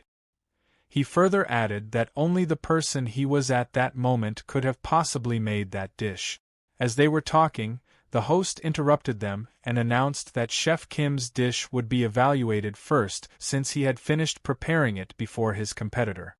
The host then speculated on how Chef Kim's dish would align with the theme of the round, a dish meant to be shared with the whole family. The host asked Chef Kim whether he had tried to express his desire to serve only the best dishes to his family. Chef Kim laughed and replied that it leaned more towards the fact that he could serve his family such fancy dishes because he had the skill. His response elicited a strange look from someone who told him to be quiet. Sena then turned to Kang Hyun and inquired about the message behind his dish. Kang Hyun smiled slightly and explained that during his break, he had met a lot of new people who always greeted him warmly. Sometimes they felt like friends, nephews, and nieces. He continued by sharing his experience, saying that he had gained much throughout his break. He added that there were moments when he asked himself whether having a large family would feel like this, and concluded that the dish he wanted to enjoy with that family was donkatsu. One of the crew members was seen holding a piece of paper with something written on it. When the host looked at it, he thanked Kang Hyun for sharing his thoughts and announced that they would move on to see what the judges had to say. The panel of judges was then shown, and the food was served to them. They noted that the first dish was Chef Kim's and observed that it was a very delicious and expensive-looking dish, Tornado Rossini. Sohyun was stunned and mentioned that it was her first time eating a dish like that. She was a little scared and remarked that it looked like something only the crazy rich would eat, with insane visuals. The person sitting next to her added that he felt like he should change into a suit to eat it. She then wondered how a mere donkatsu could win against this. It was clear that everyone on the panel liked Chef Kim's dish. They said that it was a well-cooked dish. The food columnist Shin Juno and vice president of the Chefs Association Dang Suk-jin also liked his dish and commented that he had made it perfectly by the books, with nothing to criticize, whether it was his choice of ingredients or his skills. They noted that it was rare to find a chef with that level of skill. Hearing these compliments boosted Chef Kim's ego, and he started laughing internally. He thought to himself that it was just as he had predicted, and that he wasn't lacking in skill. He also felt confident because he had spent a lot of money on the ingredient. He mentioned that it was in a completely different class compared to the other ingredients and started criticizing again, suggesting that the judges had good eyes and that any chef with the same skill level could make this dish. While he was busy criticizing, a person from the panel remarked that among all the entries, this one had the least personality. Chef Kim couldn't believe what he had heard. It turned out that the comment came from the food critic, Hwang Dae-gil, who then asked if this was a dish one would want to eat with their family. He added that to him, the dish felt like nothing more than a way for Kim to show off, and that it was excessive. Hearing this, Chef Kim's face fell, and he was about to cry. He began talking to himself, questioning who the critic was to criticize his dish like that, and wondering if the critic even knew anything about food. He was furious that the critic insulted his dish in such a manner. Despite his anger, after listening to the critic's honest review, something about the way of criticizing seemed familiar to Kang Hyun. Eventually, the judges announced Chef Kim's final score, which was 88 points. Afterward, the person sitting next to the food critic, Dang Sukjin, started talking to him, pointing out that he was the reason no one had managed to score higher than 90. Hwang Dae-gil responded indifferently, saying that he couldn't give an ordinary dish a high score and that he could sense the contestants holding back because it was broadcast. He was just making honest and straightforward critique. Following that, they announced Kang Hyun's turn, and the time had come for his dish to be served to all the judges on the panel. When one of the judges looked at the dish, she noted that it was not ordinary. Columnist Shin Juno also commented on Kang Hyun's dish, suggesting that it seemed as if Kang Hyun had come there to kill some time and express disappointment. He further stated that he couldn't sense any nervousness in the way Kang Hyun had cooked or in the dish itself, questioning how such a common dish could be special. However, when everyone had their first bite, their expressions changed dramatically. It was like night and day. Everyone liked Kang Hyun's dish immensely, and they couldn't stop praising it. They all expressed their enjoyment, with one of them mentioning how much they liked crispy food and joking that God must have blessed the coating himself. Association head Dang Sukjin said that the meat was tender and juicy and wondered if it was legendary. All the judges liked the dish, and one commented that only a machine could make it so flat even, admitting they weren't confident they could achieve that in such a short time. They added that every bite tasted different and that the taste completely changed when the sweet sauce was mixed with the juicy meat and finely chopped green chili pepper. Even the stingy old man, Hwang Dae-gil, who hadn't liked anyone's dish that day, seemed to enjoy Kang Hyun's dish. He noted that the taste of the green chili pepper intensified the longer one chewed the meat, and he couldn't stop eating. He further remarked that if the meat had been fried even a second longer, the taste of the chili would have blended into the meat, calling it incredible talent. The judges continued praising Kang Hyun's skills, with the critics saying he found it fascinating and couldn't believe Kang Hyun had made the dish, and that he liked the new challenge Kang Hyun had taken on.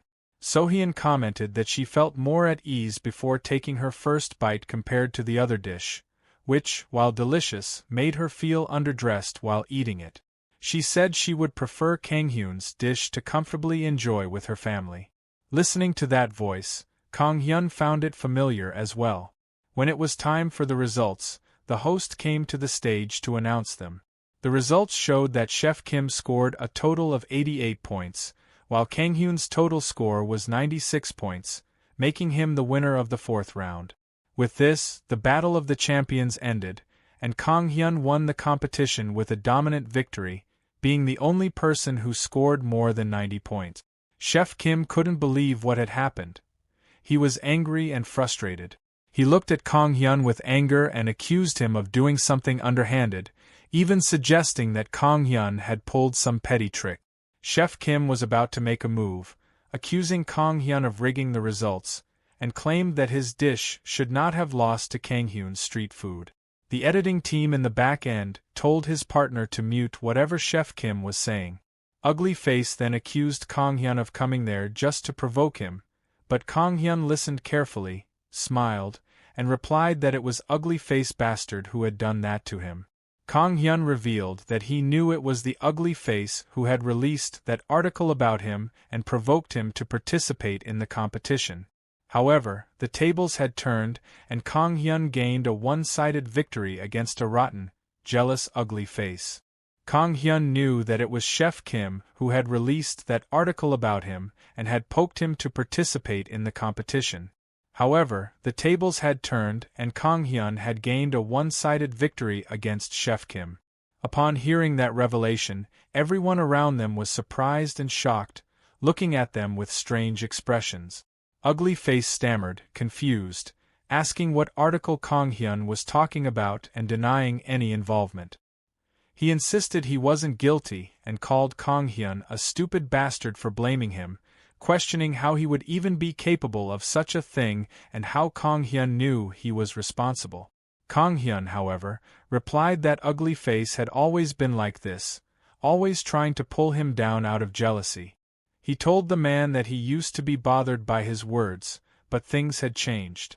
Kang Hyun said that he no longer cared, as this only proved the ugly face's worth as a person.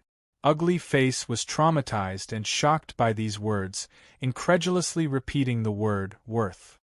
He became enraged, asking how Kang Hyun dared to insult him and calling him a little creepy bastard. He demanded to know who had given Kang Hyun the right to insult him. Angry, he grabbed Kang Hyun's collar and challenged him to name one thing he was better at, something in which he could compete and win against him.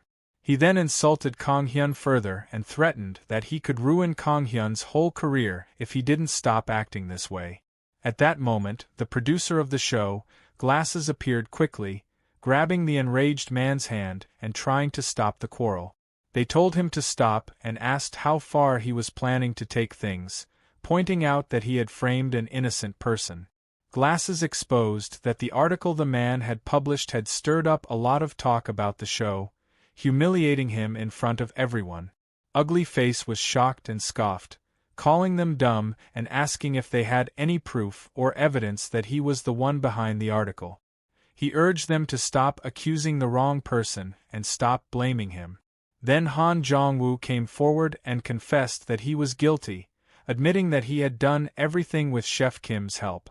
He told them that he had explained everything to the others. Ugly Face, scared, stammered, asking what exactly had been told. Han Jong-woo responded that if word got out about what had been done to Kang Hyun, Chef Kim's career would be over, just like their viewership.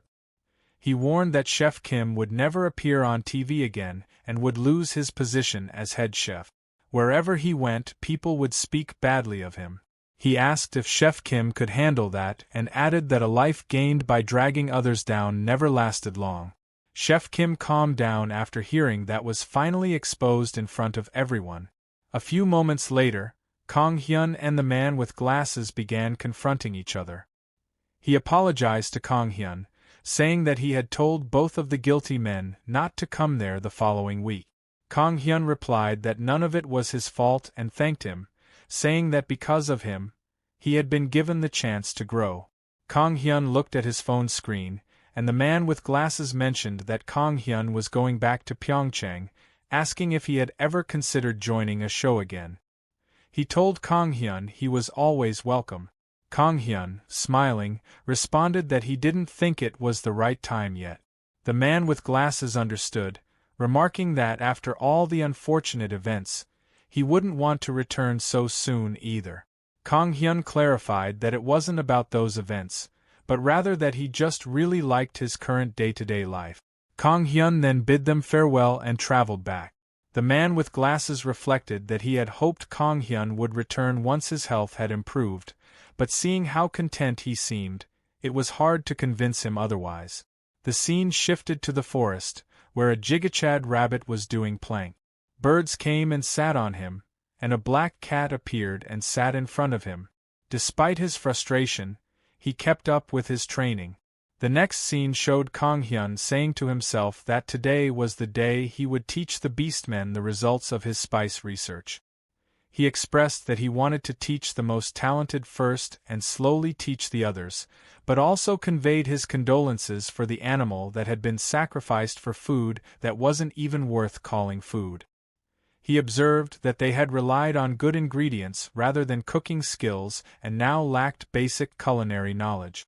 One lion-like lady remarked that only a big fire like that could cook the food fast enough, and Heyman mentioned that their teacher had told them not to cook in that way. They hadn't reached the level where he could teach them about spices. Kang Hyun and Rice Cake, wearing cool sunglasses, agreed that today they would teach the basics of cooking and wouldn't allow them to return home until they had mastered it. Rice Cake barked in agreement, and Kang Hyun told them that they would start by making boiled pork belly. Rice Cake agreed and Kang Hyun affirmed. Later, Kang Hyun noticed one girl heating the meat and appeared behind her, scaring her, pointing out that he had specifically told her to only fry the outside lightly with some oil in a pan. He shouted at her, and she nervously replied that she thought her method would be quicker. Kang Hyun, annoyed, asked why she was so relaxed and sarcastically asked if she was in such a hurry, would she finish her life quickly too. Rice Cake then smelled the food which was cooked by Lion Lady and was shocked, prompting Kang Hyun to question how something had ended up in the pot next to the spices he had told them to use. He took something from the pot, shocked to see a dead frog there. The Lion Lady explained that it looked tasty to her. Kang Hyun retorted that the meat must have turned green because of it, and while it might look delicious, it wasn't. Monitoring their cooking process, Kang Hyun observed that Haemin was doing everything exactly as he had instructed. Haemin was on edge because Kang Hyun was noticing her every move. He thought to himself that she seemed familiar, and he remembered a past scene of a competition of being Chaitu. He recalled that the girl who had won the hunting competition. The girl, noticing Kang Hyun staring silently, wondered if she had done something wrong. Kang Hyun remembered that she had become the champion because she had brought back the most delicious bird. He found her useful and smiled in a somewhat creepy way. Looking at her dish, which looked delicious, Kang Hyun decided to take her boiled pork belly as an example. The girl remarked that it looked tasty but had taken too long to cook, questioning if it was really necessary to spend so much time on it. Kang Hyun gave her a bite of properly cooked food, and after tasting it, she was stunned and remarked with amazement. Kang Hyun advised her to let it boil a bit longer, explaining that cooking required sincerity and effort. He suggested they increase the difficulty level and showed them the fruit, which he had in his hand. The others recognized the fruit and exclaimed that it was kuzushari, a delicious ingredient. Kang Hyun affirmed their guess and jokingly said something about beggar bastard, noting how sherry and beggar sounded similar in Korean. Confused, the others wondered if he was calling them beggars. Kang Hyun clarified that they would use the fruit to make goulash and proceeded to show them how to make a simple yet delicious soup. The goulash is a traditional Hungarian tomato stew, and it's easy to make. One can add a variety of ingredients to it. Moreover, the kuzushari tastes like tomatoes and basil, making it perfect for goulash.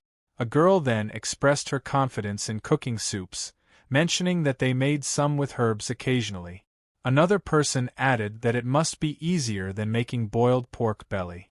Kang Hyun mentioned that they had to receive a pass from the jury this time. Kang Hyun then revealed that now the judges were Warrior Noah and the Holy Wolf. Rice Cake, with a woof, enthusiastically stated that they should proceed. Hearing the news, everyone was surprised and shocked, noting that both judges had already tasted the sample stew made by Kang Hyun. Kang Hyun clarified that this made it easier for them to judge.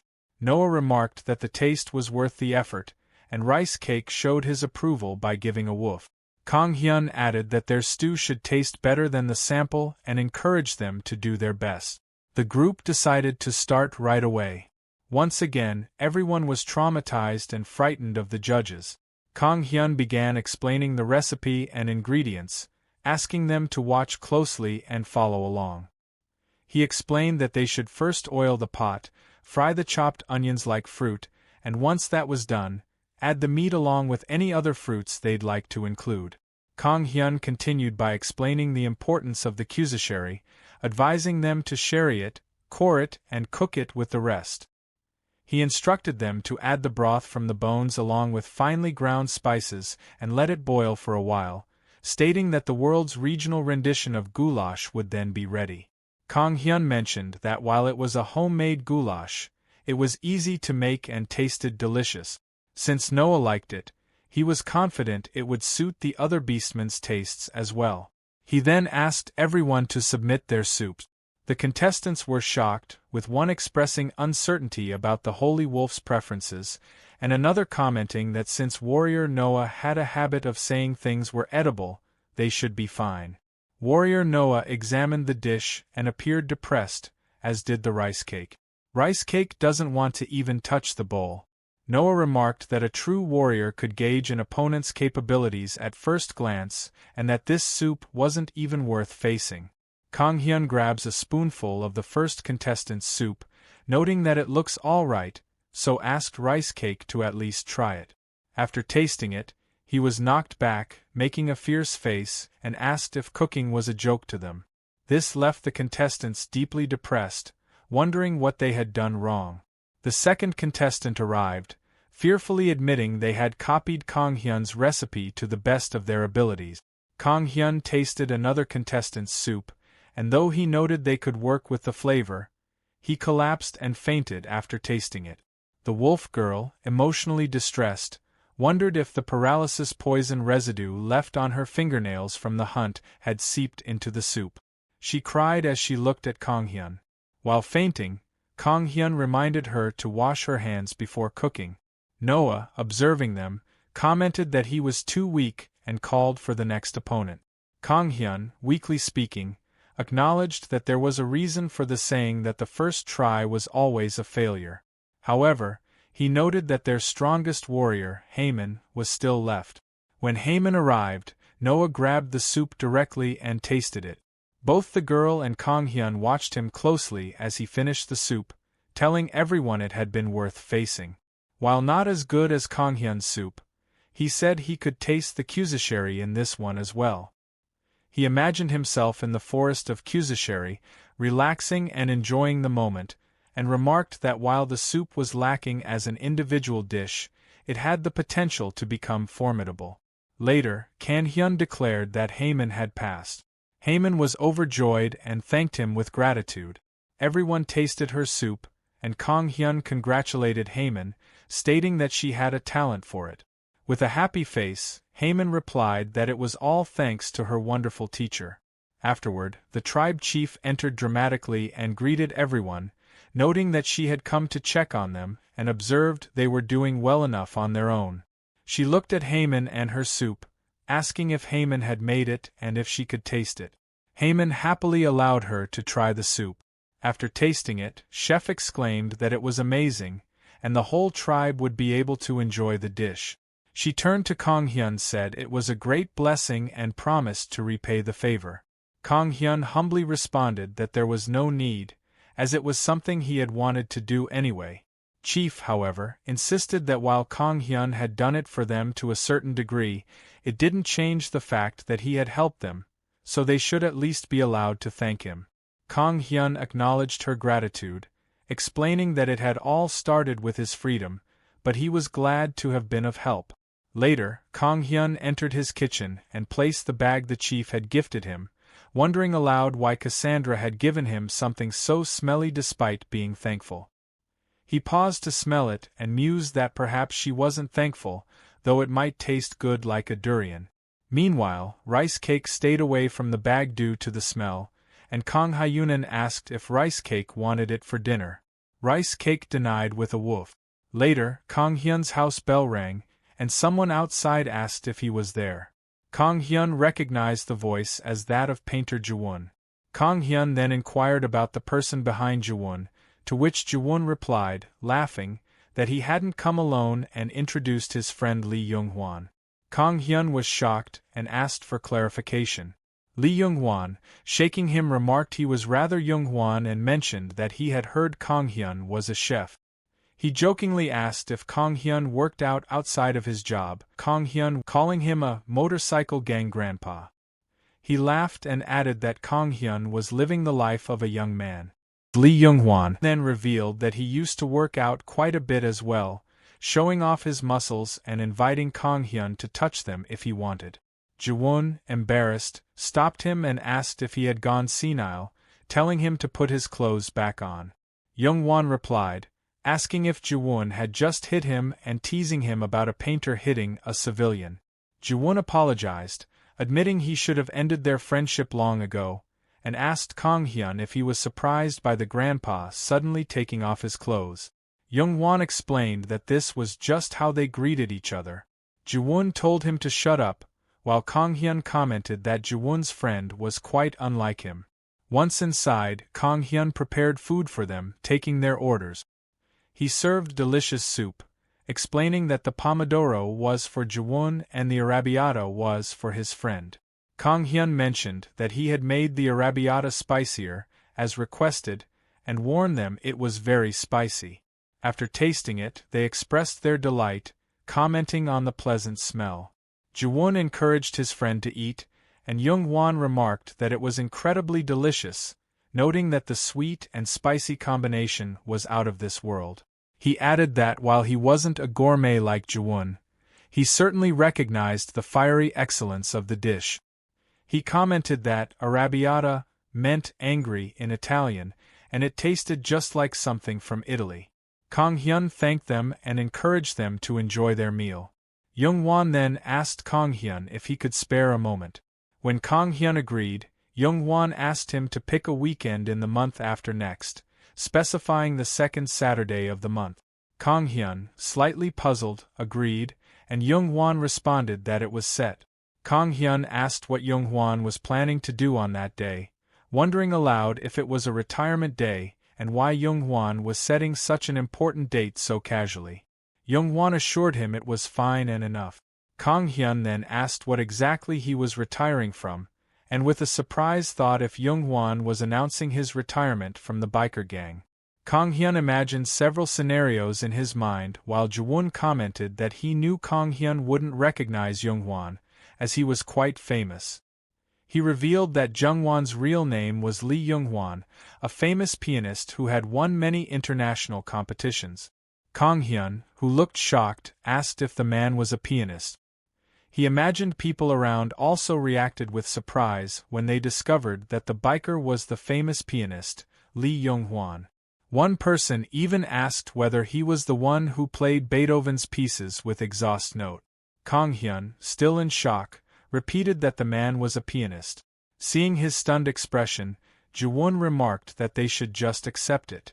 Then Lee Young-won spoke up, saying he didn't blame anyone for not recognizing him, as it had been a long time since he had performed or been on TV. He added that decades had passed since his last appearance. Jiwon responded that it wasn't just that. Kang Hyun was having a hard time believing that Young-won was a pianist because, to him, Young-won looked more like someone from a biker gang. Kang Hyun, still standing there, got goosebumps again and, with a stuttering voice, said he knew who Lee Young-won was. Later, Kang Hyun explained that his former boss had said Lee Young-won was his favorite pianist, which was why he always played Jung-won's albums at work. The music had pleased Kang Hyun's ears, and he had always thought that someone who could perform so emotionally would be soft and detail-oriented. Lee Young-won listened, surprised by what Kang Hyun said, and thanked him with a slight nod and a look in his eyes. However, Kang Hyun, overwhelmed by it all, suddenly fainted, muttering a goodbye to his imaginary pianist. As Jiwon rushed over to help, he asked how Young-won could have disappointed Kang Hyun like that. Young-won, confused, replied by asking how it was his fault. Kang Hyun then told him not to worry and that Young-won was much cooler in real life. He then mentioned that if it was about Lee's retirement, they should think it through a bit more. Lee Young-won responded by explaining that he had chosen a special day and had even decided on a time and place because he had wanted his last recital to be as grand as its name. Unfortunately, his left hand had ended up injured. Kang Hyun, shocked, listened as Young-won continued, saying that even the doctor had advised him not to use it anymore, so he had cancelled everything. Young-won explained that he just wanted his last recital to end quietly, and although it was a shame, he felt he should leave the past behind and prepare for what was next. Kang Hyun commented that words like those sounded even cooler coming from a famous pianist. Sometimes later, both of them left Kang Hyun's restaurant. Jiwon, looking satisfied, thanked Kang Hyun for the food that day. Lee Young-won told Jiwon that he couldn't believe Jiwon had been eating such delicious food all by himself, joking that he had made friends with the wrong guy. Jiwon said he shouldn't have brought Young-won there, and told him to wait outside while he talked to Kang Hyun. Young-won agreed and told Jiwon to take his time. Then he went outside of the house and Jiwon apologized to Kang Hyun, saying he guessed Kang Hyun had been overwhelmed by him.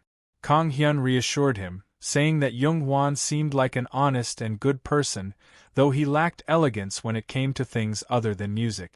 Hearing this, Jiwon apologized again if the situation had caused Kang Hyun any worry.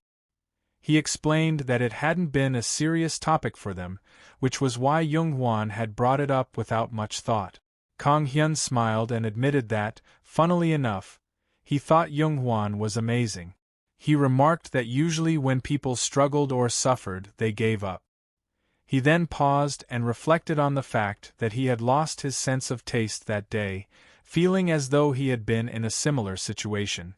Ji-won nodded and agreed, noting that at their age, many plans get ruined, and they learned to give up. As they continued talking, Lee Young-hwan burst through the door and asked if they were having another meal and what was taking so long. Ji-won shook his head and told him to let him say his goodbyes, questioning why Young-hwan was so impatient. Ji-won then turned to Kang-hyun and said he would see him next time. Kang-hyun replied that Young-hwan should come again. Later that night, as Kang-hyun was cleaning his room, he mumbled to himself about learning to give up. As he continued cleaning, he thought that the situation was driving him nuts, feeling that while Young-hwan might be in a similar situation, there was nothing he could do for him. He told himself he needed to stop minding other people's business. Feeling deeply depressed, he muttered something about regaining his sense of taste when suddenly, Rice Cake barked softly. Kang-hyun looked at Rice Cake and asked why he was so dirty. Rice Cake stared back with cute eyes and barked softly again. Kang-hyun sighed, complaining that he had just cleaned everything and Rice Cake was making the place muddy, asking if the dog had rolled around in the dirt. He grabbed Rice Cake and started cleaning him, but Rice Cake continued looking at him with that same cute expression and licking him. Kang-hyun grumbled, telling Rice Cake to quit acting cute, although it did lighten his mood. Jokingly, he wondered if Rice Cake's saliva was some kind of pain relief cream, as his muscle soreness from his last training session felt better after Rice Cake had licked him. Suddenly, Kang-hyun got an idea and exclaimed that maybe Rice Cake's saliva could heal Lee Jung-won's wrist. He imagined a scenario where people thought he had brought a magic wolf, and everyone pushed him to sell Rice Cake. But the horrific scene shook him and told himself to forget about that. He approached Rice Cake and said he was lucky to regain his sense of taste because he hadn't given up. He expressed hope that Young-hwan wouldn't give up either, noting that if you gave up, luck wouldn't even get the chance to find you. Rice Cake gave an emotional smile, and Kang-hyun, sensing something, wondered aloud what the chances were of Lee's wrist healing suddenly. Rice Cake seemed to understand his concern and consider it for a moment and then started biting Kang-hyun's pants. Kang-hyun asked what was wrong and if Rice Cake wanted him to follow. The dog ran off quickly and Kang-hyun followed, calling out to Rice Cake and asking where he was taking him. When they reached a spot, Kang-hyun asked what was the matter with Rice Cake. The dog started digging, and Kang-hyun noticed that the soil color was different. He wondered if someone had dug a hole there before and if there was money buried, but then Rice Cake pulled out a small bag of berries. Kang-hyun, surprised, asked if Rice Cake had buried it because of the smell. Rice Cake gave a confirming bark. Frustrated, Kang-hyun commented that Rice Cake couldn't bury a present just because it smelled. He pulled out the bag and asked why Rice Cake had bothered burying it if he was going to turn himself in any way. Kang-hyun thought to himself that the dog was smart enough to know he'd be mad, yet had still led him there. Suddenly, Kang-hyun remembered Cassandra's voice saying that the berries were valuable, despite their strong smell, and that they were good for the body. She had explained that it was a kind of medicine that humans didn't have. Kang-hyun pulled out a berry and ate it. Shocked, he exclaimed that he could feel a wave of freshness flowing through his whole body. Not only did it feel fresh, but his body felt light, as though he had just woken up. He wondered if the fruit had healing properties similar to Rice Cake's saliva. Feeling a burst of energy, he realized that the berries had the same power as Rice Cake's saliva. He looked at the dog, who barked in agreement. Kang-hyun recalled Cassandra giving him something so valuable and imagined her popping up in his mind, striking a victory pose, and saying she had told him it was valuable. Kang-hyun thought that if he gave the berries to Lee Young-hwan, Young-hwan would probably ask where he had gotten them from. Even if he handed them over, Young-hwan might not eat them because of his stubbornness. Kang-hyun also noted that although it was a fruit, it was chewy like meat. Feeling frustrated, Kang-hyun suddenly had an idea. He could cover the smell with sauce and package it like a dumpling so nobody would be able to tell. He smiled mischievously, thinking it was the perfect fit for ravioli. He was ready to execute his plan with an evil grin.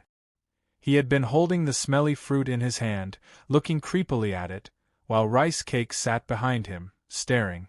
Even Rice Cake was stunned by his evil intention and creepy smile. He began wondering about the dish he was about to prepare.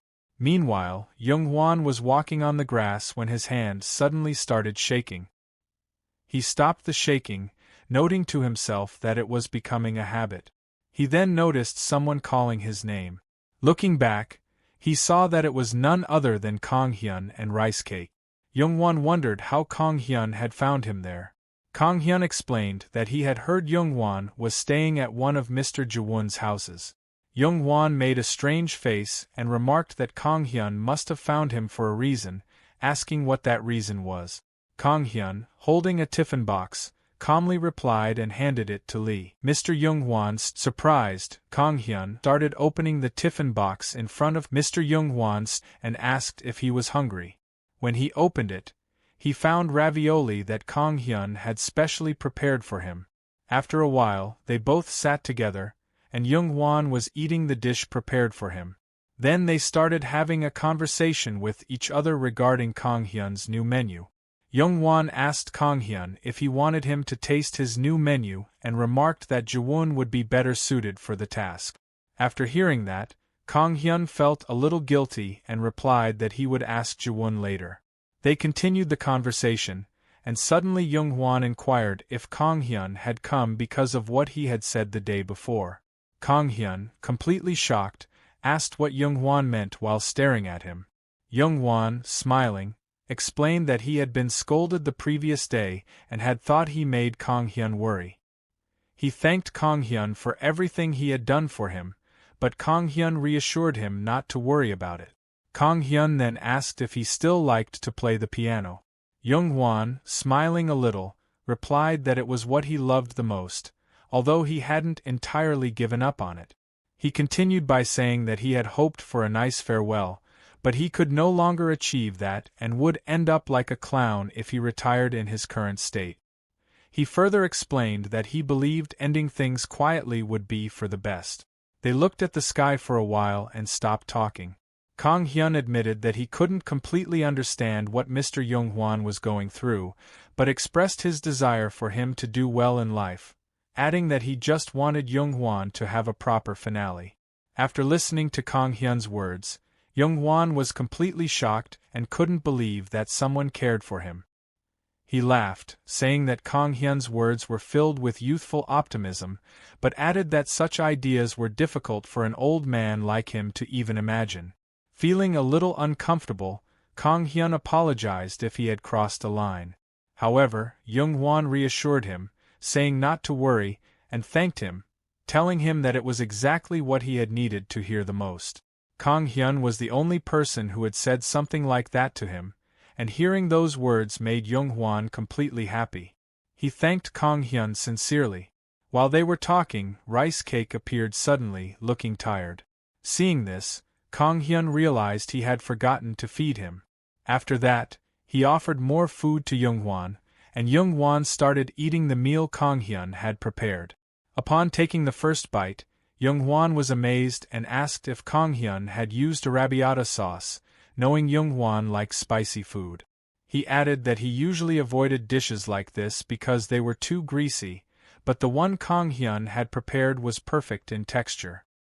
He enjoyed every bite, praising Kong Hyun's skills, and mentioned that it made him feel healthier. Kong Hyun responded that it was because Young Hwan was feeling better emotionally.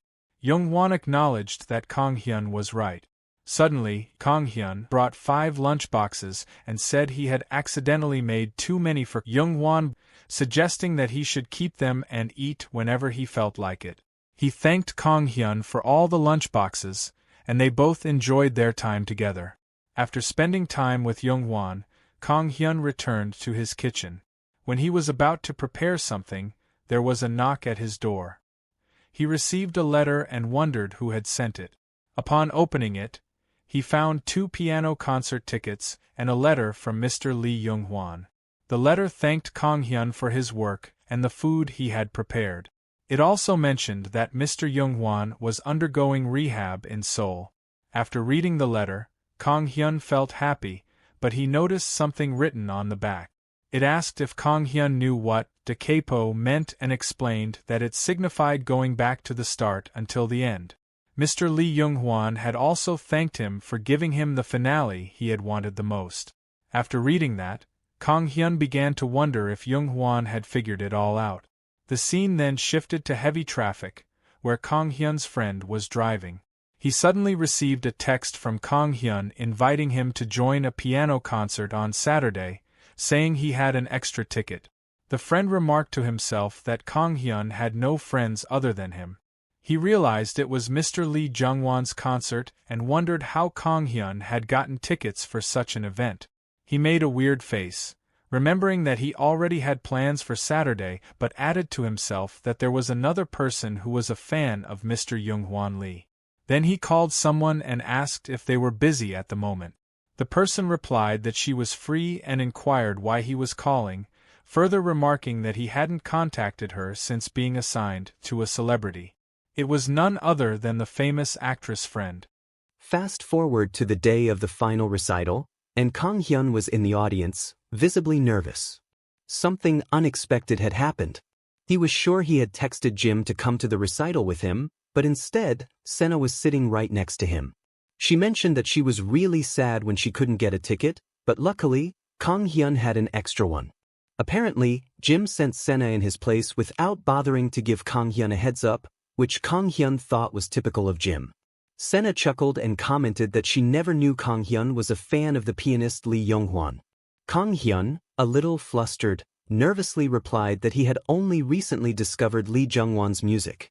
He asked her how long she was a fan, and Sena, feeling a bit bashful, admitted that she had been listening to him since her debut. She recalled how she used to play his songs in her car on repeat until one day her manager, Jim, begged her to stop before he fell asleep at the wheel. Kang Hyun laughed, thinking that meeting Sena felt like reconnecting with an old friend. He remembered back when Jim was Sena's manager. They were pretty close, or at least he thought they were close until he recalled that one wild night when Jim barged into his apartment after hacking the passcode and demanded food, with Sena trailing behind him. They had asked for dinner, but Kang Hyun freaked out and kicked them out. Now that he was thinking about it, he realized that maybe they weren't that close after all. Lost in thought, Kang Hyun was brought back to reality when Sena snapped her fingers in front of him. She teased him, asking what had stunned him and whether it was her, jokingly suggesting she might be too stunning that day. Just then, a fan approached Sena, telling her how much she had loved her recent drama. Sena gladly gave an autograph, and Kang Hyun was surprised to learn that she was acting as well. Sena gave him a smug look as if asking whether he had thought she was still just a singer. Apparently, Kang Hyun hadn't been keeping up.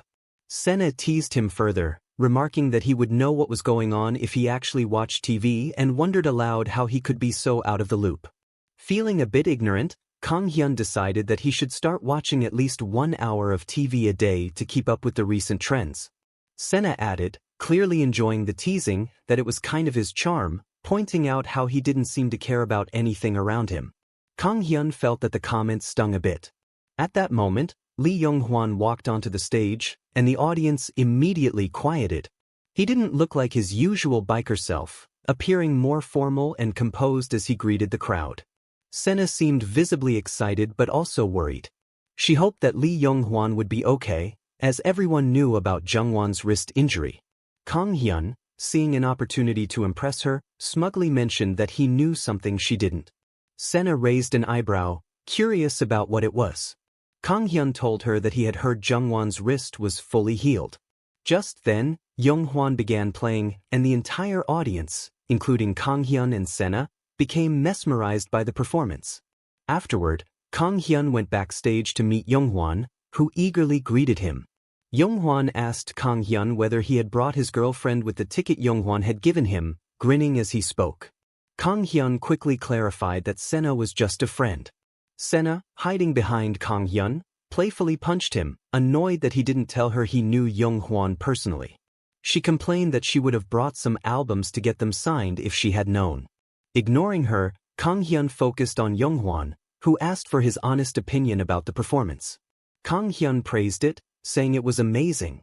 However, critic Ji-won interjected, stating that it was good at the start but that Younghwan had gotten a little too excited toward the end, which caused him to lose control. Ji-won said this with a smirk, but Younghwan, furious, threw a bow tie in his face and snapped that he didn't ask for Ji-won's opinion. Ji-won replied that he should care about everyone's opinion and advised him not to avoid criticism. Kang Hyun looked at them as he did not know Ji-won would be there too. Unfazed, Ji-won turned to Kang Hyun and asked whether he agreed with him. Kang Hyun, trying to avoid the chaos, simply responded that he had liked it a lot. Sena, surprised to see Ji-won, asked Kang Hyun whether he knew him too. Kang Hyun shrugged, explaining that both Jeonghwan and Ji-won were regulars at his restaurant. Sena narrowed her eyes and demanded that Kang Hyun give her the restaurant's address, stating that she was going to become a regular as well. Later, Sena got an autograph from Lee Younghwan, gushing over his performance. Younghwan thanked her and added that it had all been possible thanks to a special ravioli lunchbox, turning to Kang Hyun with a knowing smile. Kang Hyun tried to act cool, but he was nervous. A few days later, Kang Hyun found himself in a fantasy world, fishing alongside his friend Randolph. The peaceful setting left Kang Hyun feeling nice and relaxed, but also strangely drowsy. He wondered if it was because it was his first time fishing, but Randolph assured him it was because they had just finished an intense training session. Kang Hyun then asked why he couldn't use the fishing rods he had brought with him. Randolph, ever the warrior, replied that fishing was war. Just then, something tugged hard on Kang Hyun's makeshift wooden rod, and Randolph pulled out a massive monstrous fish. He smirked, remarking that Kang Hyun's puny rods couldn't handle such a beast and that sometimes one had to go with the tried and test something new. Kang Hyun, still groggy, could barely react as the fish fell right toward him, but Randolph saved him from being crushed. Randolph noted that the fish didn't have a strong smell. Suddenly, Kang Hyun perked up, wide awake, as the fish continued to flop around. Kang Hyun thought to himself that it would be perfect for some spicy fish stew. He began imagining the dish he could prepare with the fish, including a good bowl of fish broth with noodles, mushrooms, and other ingredients. After some time, Randolph and Kang Hyun were seen looking at the fish that they caught. Randolph complimented him, saying that he was good with a knife. It was obvious from Kang Hyun's face that he was tired as he worked with a large blue fish, cutting it with a knife. Kang Hyun explained that a chef needed to know how to use a knife, so he had to do everything himself. Randolph continued praising him and asked why he was preparing so little. Kang Hyun replied that it was already a lot, and even a small piece was too much for him. The fish's skin was being peeled off, and Kang Hyun asked whether the lake normally had such big fish. Randolph responded that it didn't, but the strange energy around the lake had caused the fish to grow that large. Randolph then explained how these giant fish were found in the lake. Kang Hyun agreed it was strange and mentioned that the forest acted as a border between the three races, which must have been the reason. Randolph also mentioned that the huge jumping rabbits seen earlier were a result of this strange war energy. In conclusion, the forest was filled with enormous and unusual species of animals and birds because of its unique energy and aura. Kang Hyun remarked that he had thought all the animals there were naturally like that, but Randolph replied that a muscular rabbit like the one they had seen could only be found there, making it a specialty of the place. Meanwhile, Rice Cake eagerly watched him preparing the fish. Kang Hyun then commented that from his perspective, the animals seemed normal. Randolph then asked whether that was what rabbits looked like where he lived, to which Kang Hyun responded that the rabbits where he lived were small and cute, not giant and enormous like the ones there. Randolph smiled slightly and remarked that the rabbits weren't too different after all. Then he said that he was getting hungry and decided to help by gathering firewood. Kang Hyun appreciated the help and thanked him. Both of them began preparing the food, but Kang Hyun realized there wasn't a large enough pot for the fish. He wondered what to do but then remembered that he had brought an enormous pot with him. Rice Cake also helped him gather firewood, wiggling his tail. His friend asked if the bones should be thrown away, but Kang Hyun told him not to, explaining that the bones would be used for the spicy fish stew. Randolph wondered how the bones would be used and asked about it. Kang Hyun explained that radish, bones, and dried shrimp should be boiled together with the foam removed as it appeared. Ingredients would then be added to make the soup refreshing, and boiling without a lid would remove the fishy smell. This process would result in spicy fish stew. As Kang Hyun explained, both Randolph and Rice Cake felt their mouths water, and Randolph praised the aroma, saying it was amazing and that he couldn't wait to eat it. According to him, the stew was ready, so they both approached the pot, but Kang Hyun stopped them, pointing out that something he had forgotten. Only the bones were added, and the meat for the stew was left out. The pieces of meat, which Kang Hyun had already cut, were shown to his friend, and Kang Hyun told him that they would start with some sashimi first. Randolph mentioned that it had been a while since he had eaten raw fish. Since he hadn't eaten fish in a long time, he was encouraged to try it with the sauces in Kang Hyun's hand. When Randolph took the first bite, he was amazed, wondering how the raw fish could taste so good. The way the fish was caught was remembered by him, who then praised the taste, saying he didn't know raw fish could be so chilly and delicious. Randolph further praised the sauces, noting they were like the cherry on top. He described the red sauce as sweet and spicy, said the brown one enhanced the dish's flavor, and remarked that the green one was very spicy but enjoyable. Each sauce given by Kang Hyun was appreciated by Randolph. Rice Cake also stomps on the sauce bottle, pouring a lot on his dish. Kang Hyun continued preparing the soup. He took a bowl and began serving the soup, mentioning that in the place he lived, fish was eaten raw and the bones were used to make soup. The soup was prepared by Kang Hyun, who expressed his belief that Randolph would like it too. The soup looked so delicious that Randolph's mouth started watering again. After the first bite, he started crying and punched the ground. Kang Hyun, thinking Randolph didn't like it, approached him, worried, and asked if something was wrong. However, he explained that he needed alcohol. Both of them began drinking alcohol with the fish, and it seemed like Randolph was enjoying every moment spent with Kang Hyun. He appeared happy and commented that the spicy fish stew went great with alcohol. As Randolph continued eating the fish, he said that whoever had come up with the dish must have been a genius. Kang Hyun asked if he really liked it that much, to which Randolph responded that he liked it more than anything else and that it was the tastiest dish he had ever eaten. He continued to praise the dish, asking if Kang Hyun could feel the tingling heat, to which Kang Hyun replied that he did. However, Randolph added that he felt it too much. Kang Hyun was praised by Randolph that he must be a chef because of how well he described food. Kang Hyun agreed, muttering something unintelligible, implying he was surprised by his regained taste. Kang Hyun then shared with Randolph how his taste had returned. He explained through a flashback that while trying to reduce the smell of a dish, he realized that without a stronger sauce, like a cream sauce, the fruity smell was overpowering. He described the cheesy flavor from chewing as pleasant but noted that the fruity smell persisted as a problem. He wondered if the taste had always been that vivid. While preparing a dish for Lee Young-hwan, Kang Hyun almost forgot that he once had no sense of taste. He reflected on how now he could detect a variety of flavors in food, though it didn't feel as dramatic as when his taste had first returned. Kang Hyun explained everything to Randolph while petting the rice cake. Despite the challenges, Kang Hyun expressed his happiness about regaining his taste and his excitement about being able to showcase even more dishes. Randolph shared in his joy and remarked that Kang Hyun was already making him excited. They both laughed and agreed to look forward to more dishes. Afterward, they took another shot of alcohol and continued drinking. Later that night, he went inside the tent to sleep. At midnight, he woke up thirsty from drinking too much alcohol. His head was spinning and his skin felt itchy. Realizing he needed water, he got up and saw something surprising. Randolph was drinking alcohol again. When Kang Hyun caught him, Randolph admitted that his wife told him to come home early but that he had forgotten. Then he starched his hand while feeling the nice blow of winds. Suddenly, Miss Amelia appeared, standing in front of them. Kang Hyun looked at her and, recognizing her, asked who she was. Kang Hyun, confused, thought it seemed like a scene from a movie. Amelia greeted him.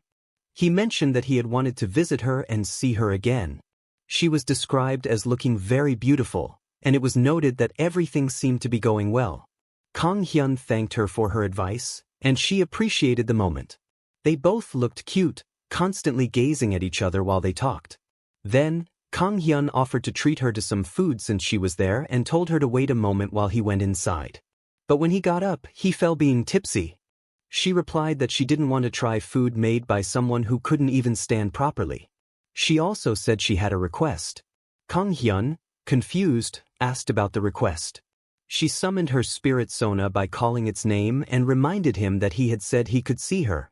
When he confirmed this, she explained that normal humans couldn't see elemental spirits because they didn't have the same affinity as those who could.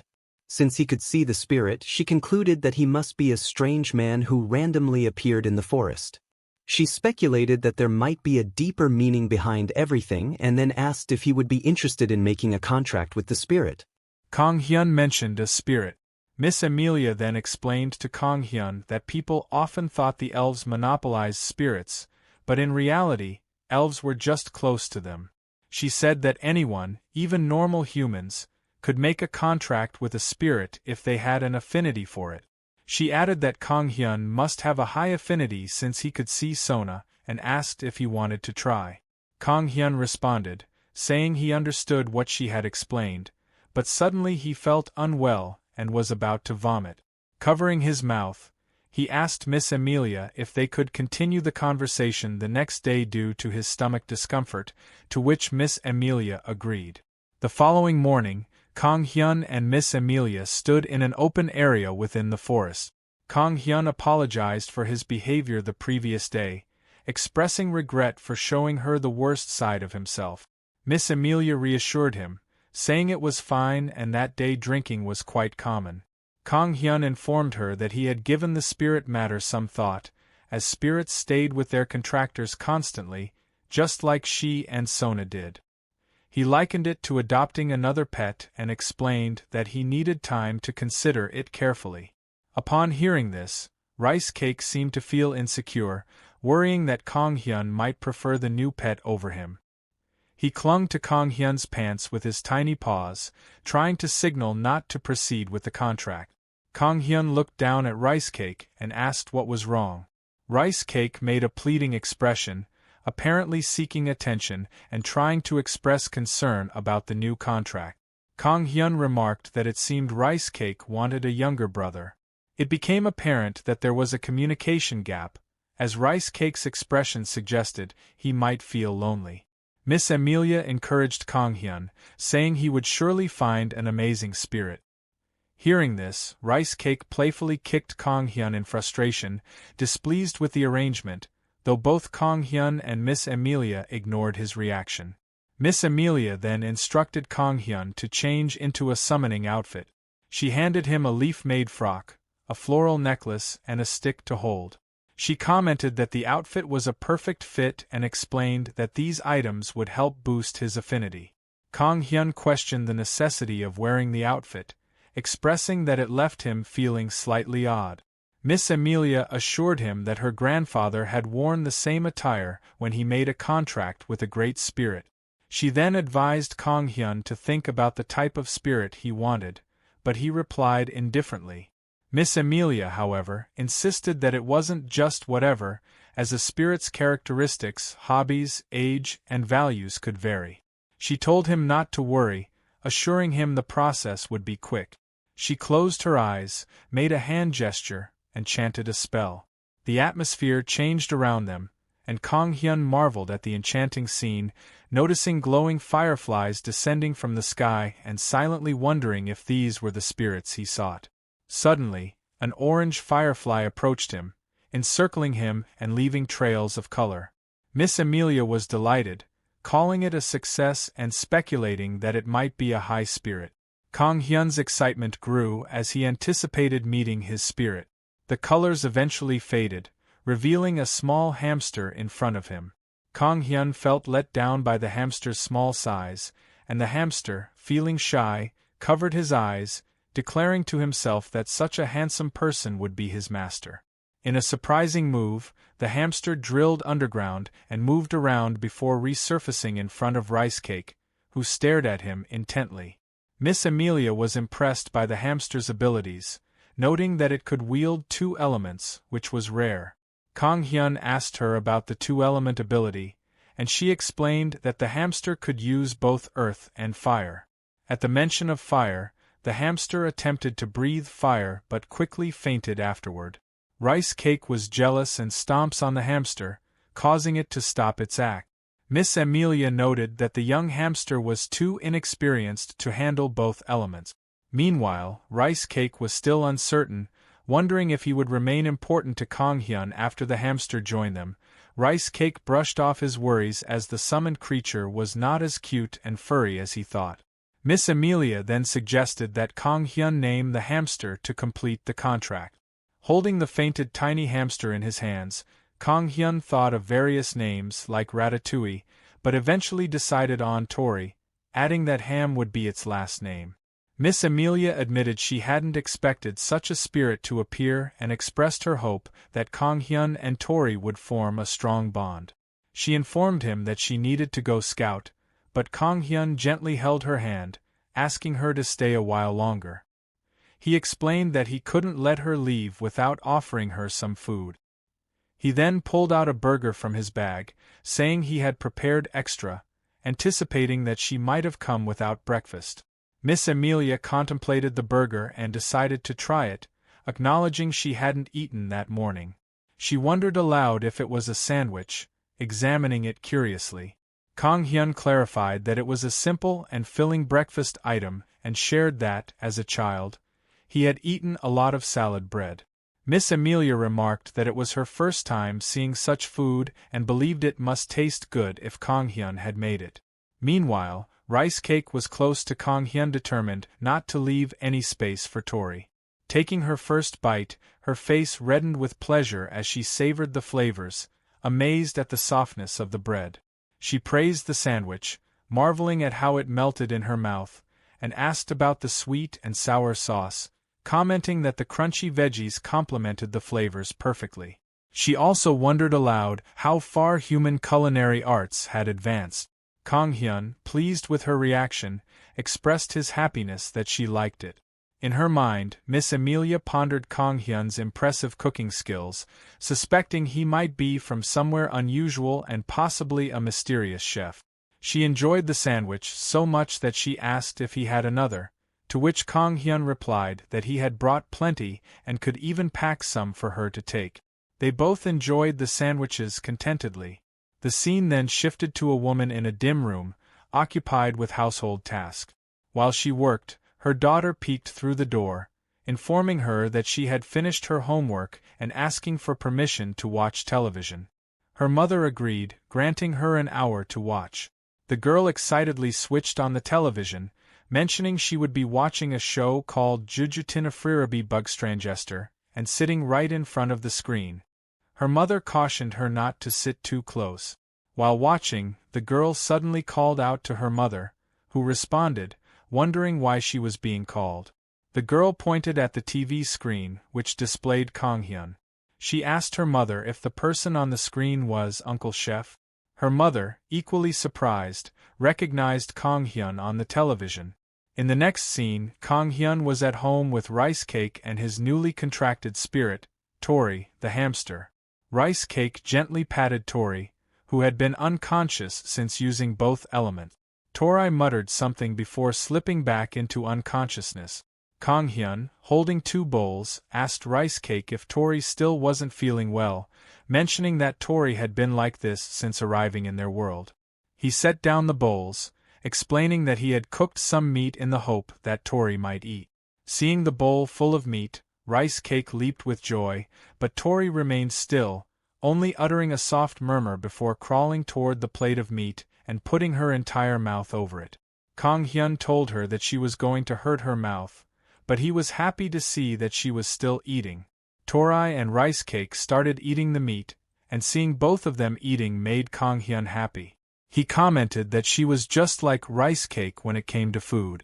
Kang Hyun then recalled Miss Amelia's words, where she had explained that when a spirit comes to life, it takes on the appearance of an animal. She had mentioned that hamsters like Tori have an affinity with the earth element, but Tori was special as she could also use the fire element. Miss Amelia had also informed Kang Hyun that he didn't need to feed spirits since they feed off nature's energy.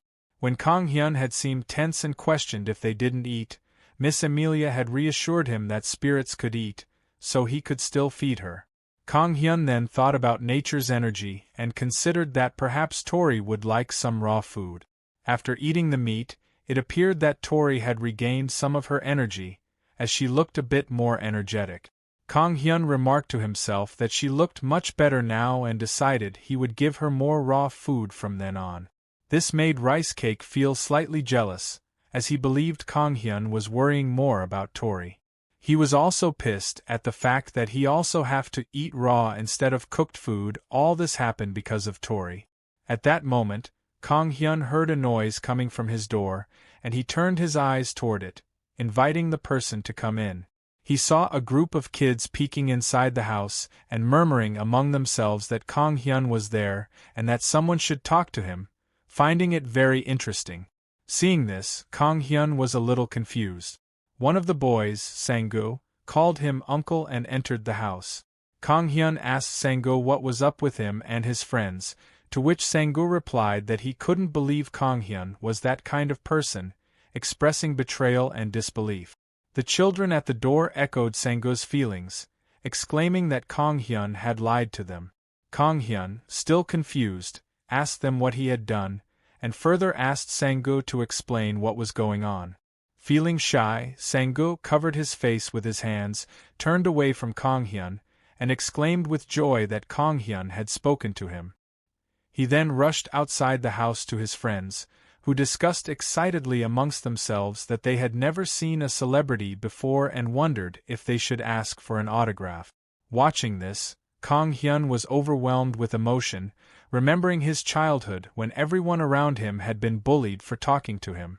Soon after, the kids left. Just then, a bike pulled up outside his house and stopped, revealing a delivery man who appeared to have come to deliver an order. The delivery man asked where he should place the item, which looked like a banner. Kang Hyun responded that he hadn't ordered a banner and asked if he was sure he was at the correct address. The man confirmed the address was correct and unfolded the banner, asking once more if Kang Hyun hadn't ordered it. Seeing the banner, Kang Hyun seemed puzzled and held his head, wondering aloud when today's episode of Chef was supposed to air. Moments later, the city speakers announced that the village head had an announcement. The speaker introduced himself and shared that there would be a screening of Yongpyeong's Pride, featuring Lee Kang-hyun, at the village hall at 4 p.m., inviting villagers to stop by if they had time. The announcement concluded with a special request for Kang-hyun to come. Hearing this, he was taken aback, realizing that the show had already aired. The delivery man commented that Kang-hyun looked great and requested an autograph, though he did not know who Kang Hyun was. Kang Hyun replied that he didn't have an autograph ready yet. Outside the village hall, Kang Hyun stood with Rice Cake and Tori. He held a watermelon in each hand.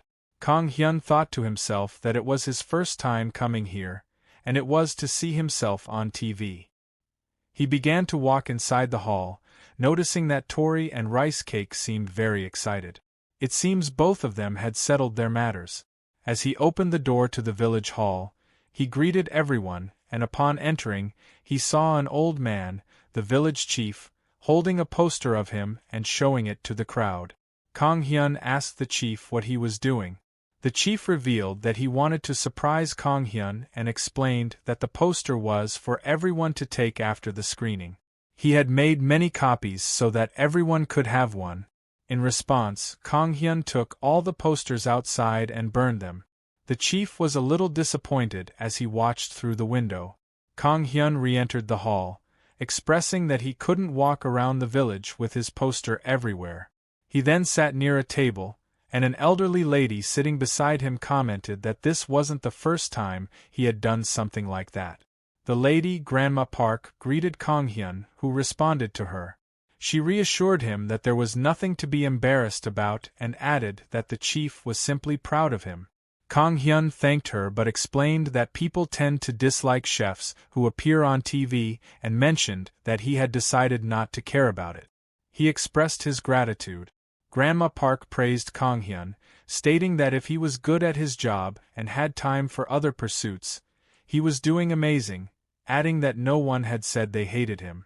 She offered him some wise advice, telling him that if anyone spoke poorly of him, their opinions were worthless and would not help him in life. Kang Hyun, impressed by her words, assured her that he would remember them.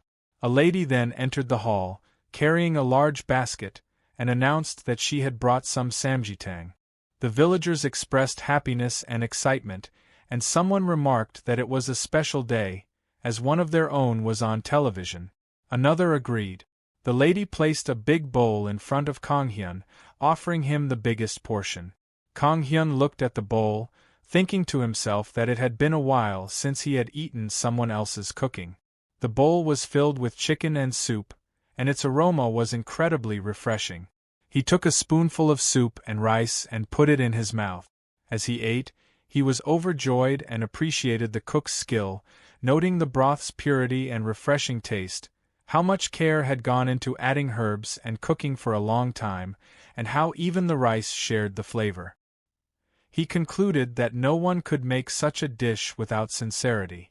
Seeing him enjoy his meal, Rice Cake and Tori couldn't contain themselves, their mouths watering. Observing this, Kang Hyun promised to get them some chicken. He stood up and fetched chicken for both Rice Cake and Tori, who happily enjoyed the meal. Hamster eating chicken, well, that's wired.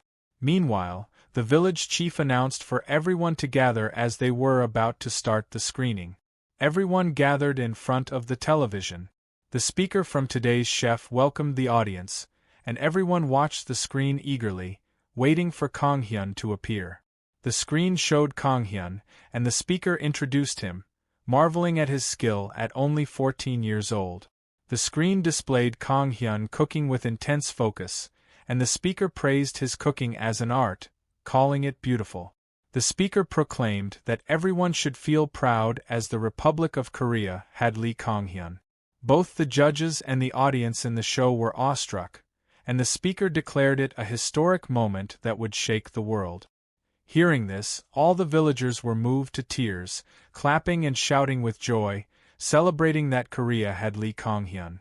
The chief hugged him tearfully, telling him how hard he had worked and how amazing he was. Kang Hyun, also emotional, admitted that he hadn't known he would get more screen time because Jung Sik and Young Woo had dropped out. He cursed PD Yonha for this. Inside the hall, everyone cheered enthusiastically, declaring it the perfect day to celebrate. They raised their glasses in a toast to Lee Kang Hyun, calling him the pride of the Republic of Korea. Overwhelmed by the immense love and support, Kang Hyun, full of tears, exclaimed inwardly, wishing someone would knock him out of this embarrassing moment. The village chief thought it was the perfect day to drink and invited everyone to raise their glasses, toasting, "Son of Yongpyong, pride of the Republic of Korea." All the villagers enthusiastically cheered for him, praising him with shouts dedicated to Lee Kang Hyun. Witnessing this overwhelming affection, Kang Hyun, filled with embarrassing emotion, implored someone to knock him out, though it was clear the villagers were too captivated by him to oblige. They declared that they would now drink to honor their village's pride.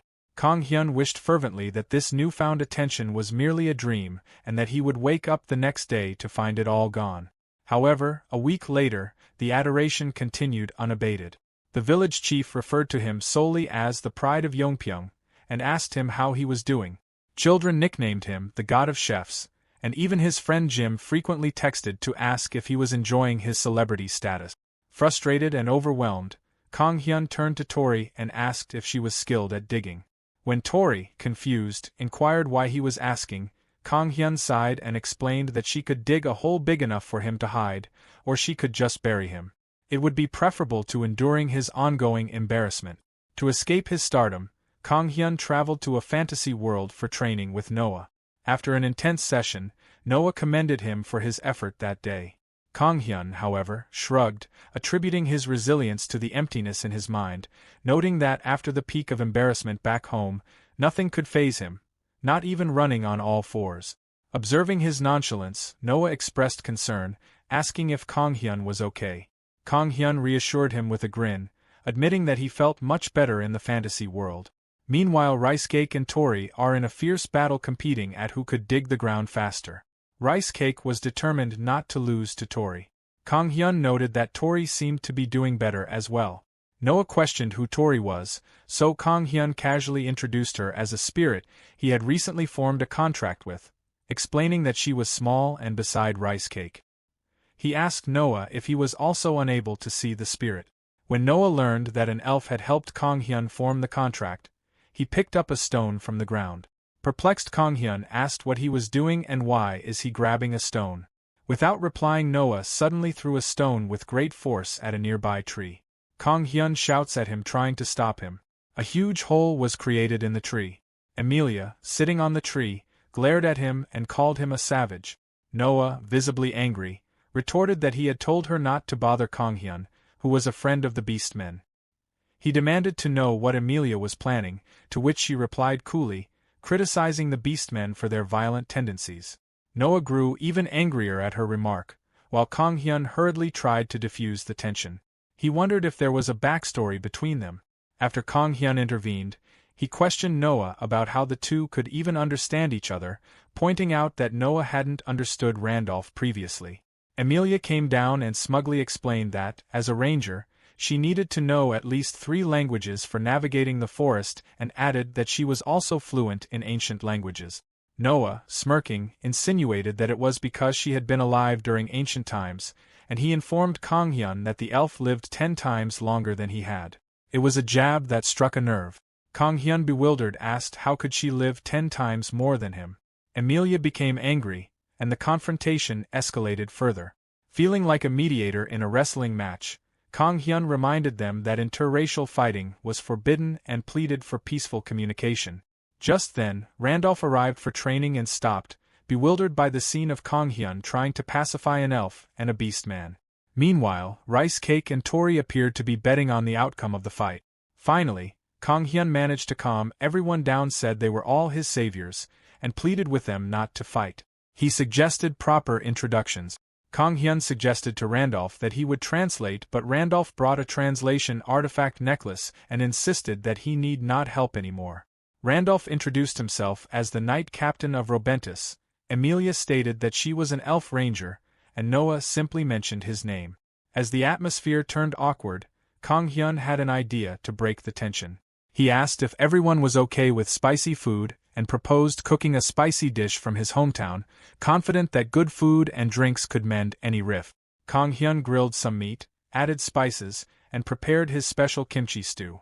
The representative of the species looked at him in awe. Randolph remarked that if it was not strange, because it had been 100 years since the war ended and there had been no exchanges between races since fighting was forbidden. Randolph looked at Kang Hyun and thanked him, remarking a chef from an unknown world made them gather in the same place. He closed his eyes and said what he believed. He believed that Kang Hyun might be an apostle sent by God. Emilia also smiled and remarked that he might be a cooking apostle, which was funny but agreed with him. That was the reason why she asked Kang Hyun to make a contract with a spirit. Then she told Noah that she would not harm Kang Hyun, to which Noah nodded. Kang Hyun looked at them and was happy to see them getting closer. Then he attended to cooking. At first, put the ingredients in the pot and boil them. Then fill a pot with freshly cooked rice with a fried egg on top. And here you go, a complete meal with a meat dish, rice and rice paper. He introduced them to the meal called kimchi jjigae. Kang Hyun then invited everyone to eat. He warned them that the meal could be spicy, so they should eat with rice. Randolph, looking at the meal, was drolling as this smelled nice to him. Others were bewildered at the scene. As the meal started, Randolph ate with great enthusiasm, while Noah observed Emilia's bowl with suspicion. Noah remarked that he had thought elves did not eat meat. At this, Kang Hyun froze, realizing he had forgotten about that detail. While Noah tried to snatch her meal, Emilia hastily pulled her bowl back and explained that she chose not to eat meat to avoid harming living beings, but she could eat it if she wished. She expressed her gratitude to Kang Hyun, offered a prayer to nature, and began eating. Meanwhile, Randolph thoroughly enjoyed the meal, describing the stew as an explosion of flavor, while Noah struggled with the spiciness, feeling as though he were breathing fire. Emilia, as graceful as ever, complimented the mixture of meat and vegetables, which kept her eating more. Though it was spicy, the balance of rice and egg in the dish made a perfect combination. Randolph also complimented the dish, saying he had never seen grains that looked this glossy and sticky before, which is fantastic. He wished there were, but before he could finish, Kang-hyun brought a glass. Looking at Randolph, he signaled that he knew. Randolph was in tears and thanked him. Drunk Randolph, with an awkward gesture, expressed his satisfaction. But he fumbled at the fact that they could not train since they were drinking. Kang-hyun also wanted to avoid the training and wished to chat and enjoy. Meanwhile, Tori and Rice Cake were also eating, and it seemed the dish was too spicy for Tori. Noah remarked that the alcohol was different from the one that he brought previously. During the meal, Randolph suddenly mentioned that someone wanted to speak to Kang-hyun regarding the spices for the beastmen. He asked if Kang-hyun would be willing to meet his lord. Kang-hyun, perplexed, asked why lord. Randolph asked if he wanted to give the beastmen tribe some spices. Randolph explained that spices were valuable goods and required the city lord's permission to trade in large amounts. He also informed Kang-hyun that Lord was interested in meeting him. This revelation made Kang-hyun nervous, but Randolph reassured him, explaining that it was a necessary step. Kang-hyun admitted that he was simply curious about the matter and noted that the beastmen might have differing views on it.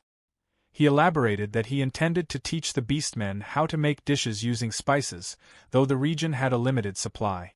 That's why he asked Randolph about it. Noah wanted to know if Kang-hyun wanted the beastman tribe to trade with humans. Not necessarily, but Kang-hyun wanted them to eat better food. Kang-hyun expressed his wish to enhance their taste and lifestyle through this initiative. Randolph pointed out that there was no downside to the trade for either party. He added that interspecies trade had been practiced a century ago and saw no reason why it couldn't happen now.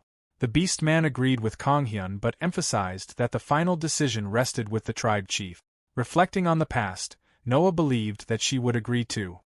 He recalled how the tribe's morale had improved after he introduced spices to them. Some tribe members had even expressed an eagerness to learn more about cooking.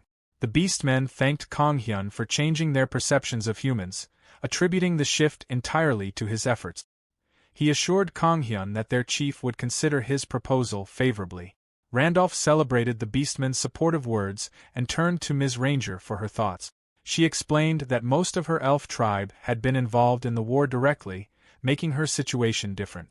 Changing the subject, she assured Kang-hyun that the right time for such endeavors would come soon. Meanwhile, Rice Cake jumped on him along with Tori, excited by the delicious food. They wanted more. Randolph expressed joy at everyone's agreement on the topic and remarked that their meeting felt destined. The group then poured drinks and continued their discussions. Amid the conversation, Noah mentioned that he had been teaching Kang-hyun beastman combat technique. Randolph noticed changes in Kang-hyun's physique and commented on his separate training regimen. Kang-hyun laughed, admitting he had forgotten to share the updates, and demonstrated his ability to run quickly on all fours.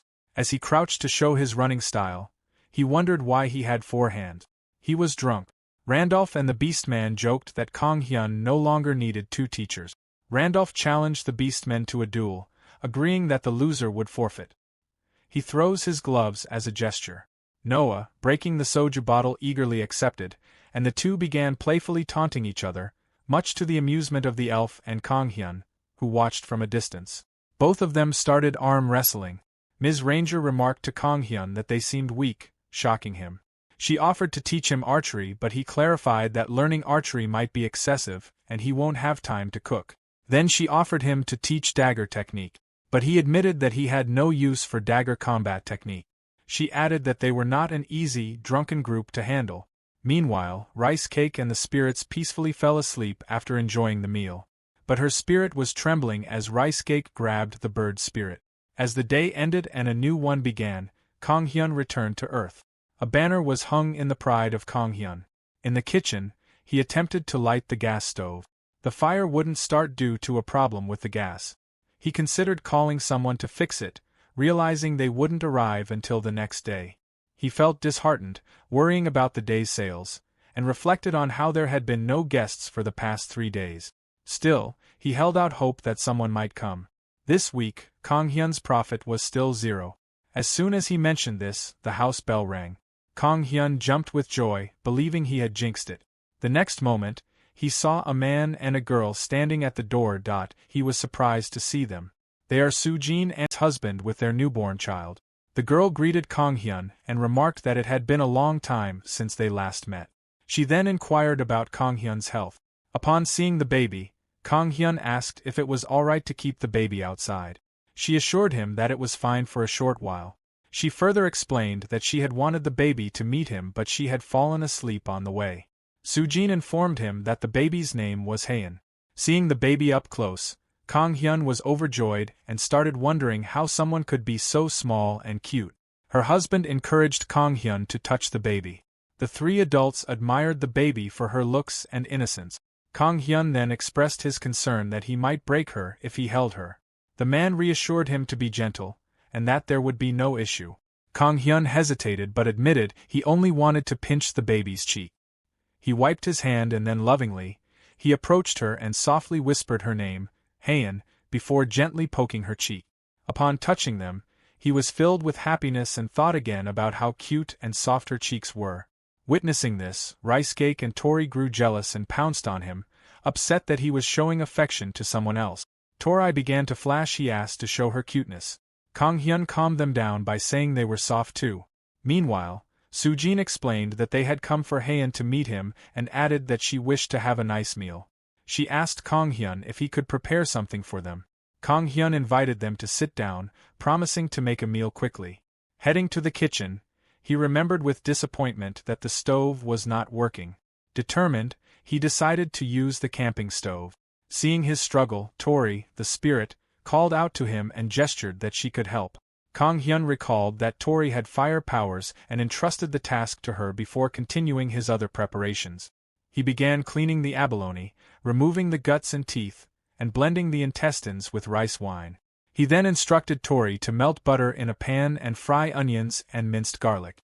Next, he added abalone, soaked rice, and the blended intestines with broth, then let it simmer. Stir everything well before serving it to his guests. The aroma delighted them, and they were amazed at what Kang Hyun had created using abalone. This dish is called abalone risotto. Sujin's husband was amazed that he could make risotto out of abalone. Kang Hyun explained that he had wanted to prepare something better than simple porridge since they had traveled so far to visit him. They tasted the dish and were thrilled. Sujin praised it as delicious, noting that it did not taste fishy but had a nutty flavor. The man complimented the dish, saying the abalone was soft, chewy, and seemed to melt in his mouth, making the combination extraordinary. Sujin then asked Kang Hyun if she could take some abalones home, as she could eat many of them. Kang Hyun regretfully explained that he couldn't cook more that day but offered to teach her the recipe. She felt slightly disappointed, but Kang Hyun expressed gratitude to Tori for her help, acknowledging that the dish would not have been possible without her. He would never forget the sacrifice that Tori made. Noah, the beast man, came back to the tribe. Back in the chieftain's tent, he talked about their conversation of trading with humans. He was sitting in front of her as she was considering the idea of trading with humans. He mentioned that the atmosphere and vibe in their tribe had changed a lot and urged her to view the opportunity, as it was a chance to get ahead of the other beastmen tribes. The Lord smiled and agreed with his thoughts. She then told the beastman that she already knew what was happening behind their back. She spoke about the Temu bastard, explaining that he always challenged her directly whenever he disagreed with her and that the title of warrior chief had become unbefitting. After thinking for a while, she smiled and said that they should spread the word that the Lord was in favor of trading with humans. She explained that they were already moving in that direction and that it was best to get rid of any annoyance as soon as possible. However, she added that the decision to trade also lay with the human city lord. Noah agreed and assured the Lord that he would spread the rumors, especially within the Temu's circle. She then asked him whether he had seen her daughter, as she hadn't seen her since the morning. Noah replied that he thought Mona was with her. Upon hearing this, she became alarmed and thought about whether her daughter had run off again. She closed her eyes, reflecting that there was still so much she needed to teach her daughter. The girl, she lamented, was already behind other children when it came to talking because she wandered around too much. Noah then asked her if she had said something the previous day. She replied that she was shocked after hearing her daughter's first word, which, surprisingly, was food. In the next scene, Kang Hyun is sitting on a chair in an open area in the forest. While he sat there, he heard the bush behind him rustling. Turning around to check, he saw someone jump out of the bushes toward him. It was the chief's daughter, Mona, who had run away again. She jumped at him, shouting the word food, which, incidentally, was the first word her mother had mentioned earlier. Seeing Mona, Kang Hyun jumped with joy, as it had been a very long time since he had seen her. He asked Mona if she had said food earlier. Mona stared at Kang Hyun for a while, and when she saw his reaction, he called her name out of curiosity. Mona struggled to stand, and after a few moments she managed to get up on her feet, though she fumbled a little. Seeing her stand, Kang Hyun was initially shocked, but then he became emotional, realizing how much she had grown in the time he had not seen her. He wondered to himself whether this was how uncles felt when they saw their nieces growing up. Proudly, he grabbed her in his arms and remarked that it was amazing she could even walk on 2 feet now. In the back, Rice-cake and Tori were a little disappointed. While he was holding her, Mona tried to communicate with her gestures. Kang Hyun understood that she wanted to tell him it was all because of him. Her mother had taught her to stand, and the reward was the chance to meet him. She worked hard while making Kang Hyun's food as her inspiration. Mona also seemed to convey that she missed the food Kang Hyun used to make for her. Understanding a little, Kang Hyun apologized to Mona. Meanwhile, Randolph, who was also sitting on the chair, apologized to Mona and explained that Kang Hyun already had a prior appointment.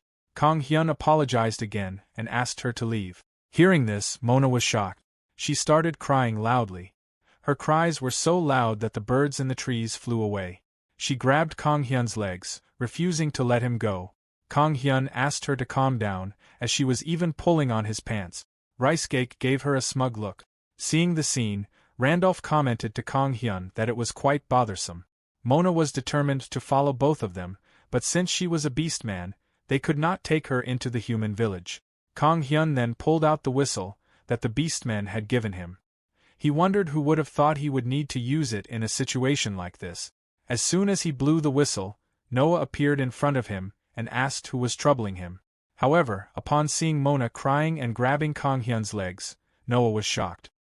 He picked Mona up with both hands, while Kang Hyun told her that it was for her own safety. Mona started crying again, thinking about the past when Kang Hyun had promised to make her something very delicious the next time he saw her. Mona screamed at him, calling him a traitor. Randolph and Kang Hyun then started heading toward the village. They were going to the estate where the human lord resided. Randolph told Kang Hyun that it was also his workspace, so the knights lived there as well. At the entrance of the castle, soldiers greeted him as they knew him from the drinking session.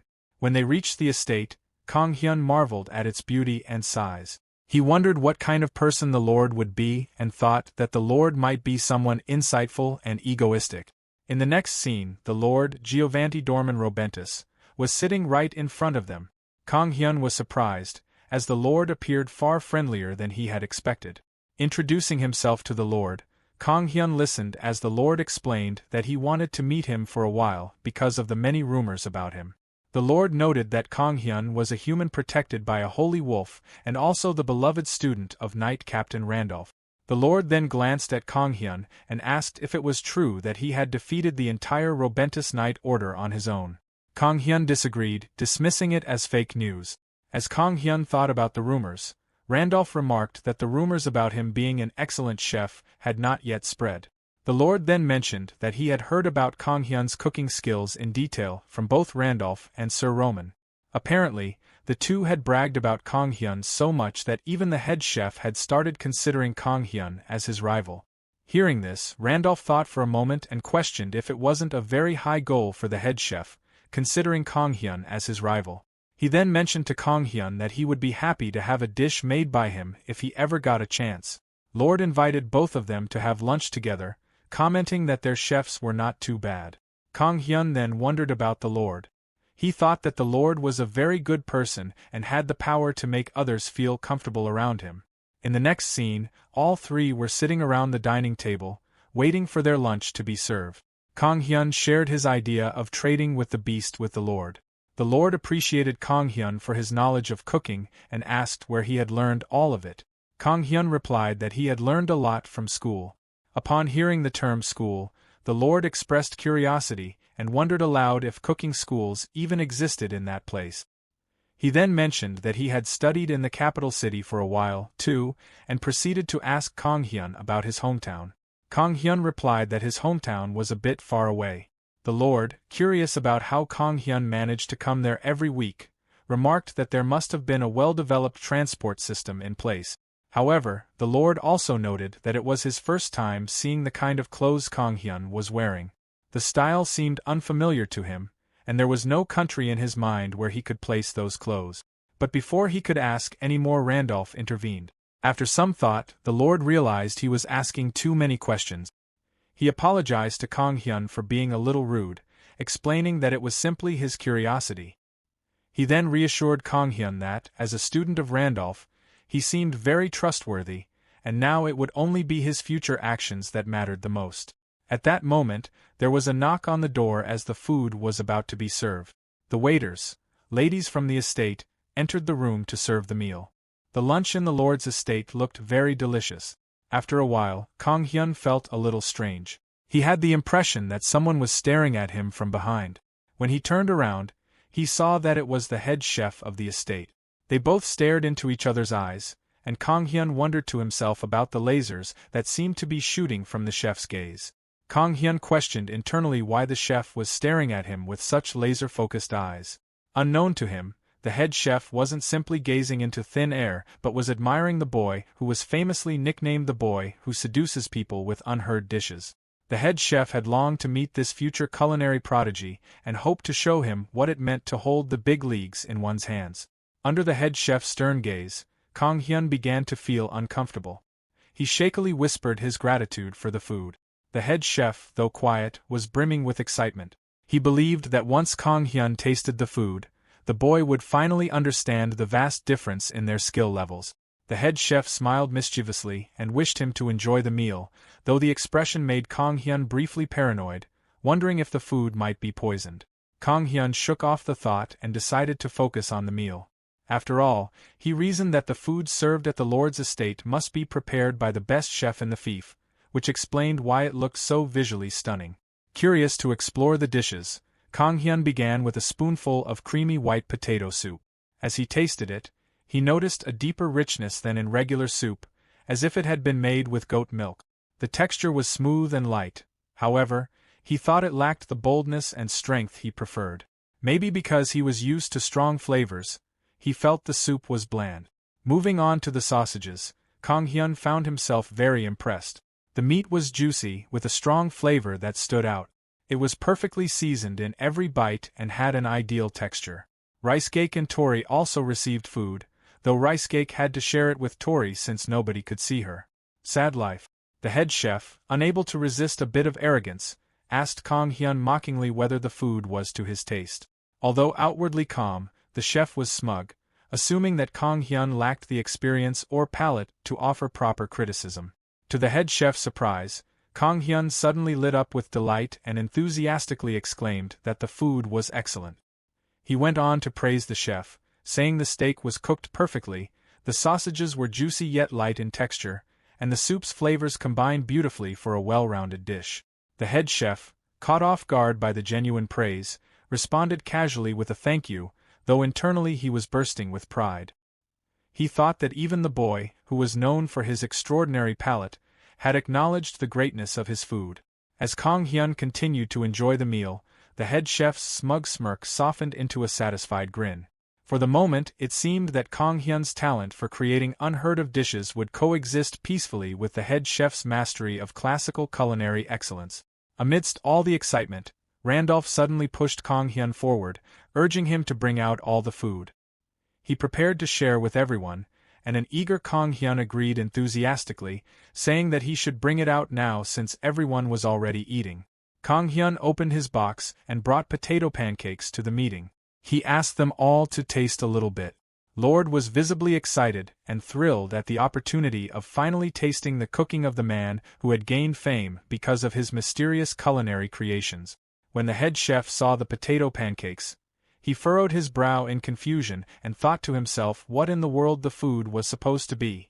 Nevertheless, Kang Hyun offered him a portion as well and recommended eating it with the sauce he had brought along. The head chef could hardly believe that this strange food was being offered to him, the great chef in the Lord's estate. He had never even heard of such a dish in his life. As the delectable scent of the pancakes filled the air, the workers and other servers couldn't help but sniff the air. The heavenly aroma alone was a guarantee that the food would be great. However, when the head chef reluctantly picked up a piece of the pancake, he reassured himself that no matter what anyone said, there was no way the dish could compete with his cooking. But the instant the head chef tried the pancake, he was struck with an unexpected realization. As he was able to detect the main ingredient, it was promel. He found the texture perfect, chewy yet fine, with the ideal ratio of savory and salty, leaving him speechless. He wondered how promel could be so chewy. Even in an attempt to compose himself, he was amazed at how something seemingly simple could turn out so complex. In the background, Rice Cake chuckled at the chef's bewildered reaction. The head chef began to analyze the dish, wondering if the ingredients were the same as the ones he used in his soup.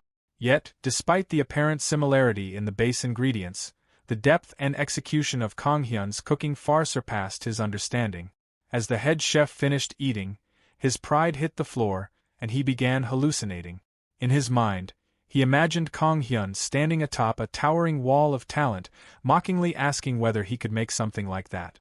On that day, for the first time in his life, he felt a huge wall that was hard to overcome for him. He was in tears. Embarrassed and overwhelmed, the head chef abruptly got up and ran out of the room, shouting that he would show Kang Hyun. Kang Hyun was taken aback by the chef's dramatic reaction and asked in confusion what the chef wanted to show him. But the head chef was already gone.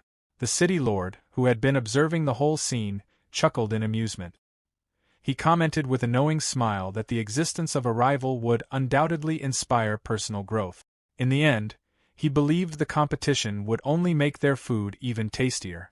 Randolph, sitting by the Lord, was picking pancakes like cards and inquired whether Lord should not care for the head chef. The city lord, however, simply swatted aside the inquiry with his hand and ate more potato pancake. He exclaimed that the food was remarkable and actually quite good, marveling at how much he enjoyed it. He added that he finally understood why they must have the trade. Pausing to sip another cup, he murmured darkly that, in a way, they wanted what his people had. Kang Hyun was confused by the city lord's ambiguous and cryptic statement. Just as he opened his mouth to ask a question, the city lord smiled and began telling him a story about his past. The city lord explained that the Robentus family had protected the border of the forest for generations. Because of that, they enjoyed a monopoly on the trade of rare items found in the forest, which allowed their family to rise and become one of the great houses of the kingdom. However, he added with a hint of sadness, that was all in the past. The city lord continued that he now wanted to rebuild the land and restore his family's legacy. To do that, he said, he needed someone with unique skills and knowledge, someone like Kang Hyun. Looking straight into Kang Hyun's face, the city lord explained that this was why he was offering him a role as the mediator for the trade. He asked Kang Hyun if he would help them. The trust of the tribe chief was not in ordinary humans but only in Kang Hyun. Kang Hyun was shocked by the faith the city lord had in him and the surprising offer of becoming the mediator for the trade. In the church, when the bishop got wind of this, he was completely shocked. The man who brought the news explained that it was unclear how the deal was progressing, but he was certain that Kang Hyun was the one negotiating it. The bishop clenched his fist in frustration. For the bishop, the name Kang Hyun was a thorn in his side. This was not the first time Kang Hyun had interfered with his schemes. The first time, he had caused interference with the city lord by allowing the White Wolf to enter the territory when the bishop considered such things to be an abomination. Now, Kang Hyun was establishing trade with barbarians and unworthy beings known as beastmen. To the bishop, trading with the beastmen was an affront to their teachings about humanity's superiority. Worse yet, if the trade succeeded, Kang Hyun's influence would grow. If that continued, the bishop's power and the number of his followers would decrease. Biting his nails, he was adamant that the trade could not happen at any cost. But the real problem, he thought, was how he would stop it.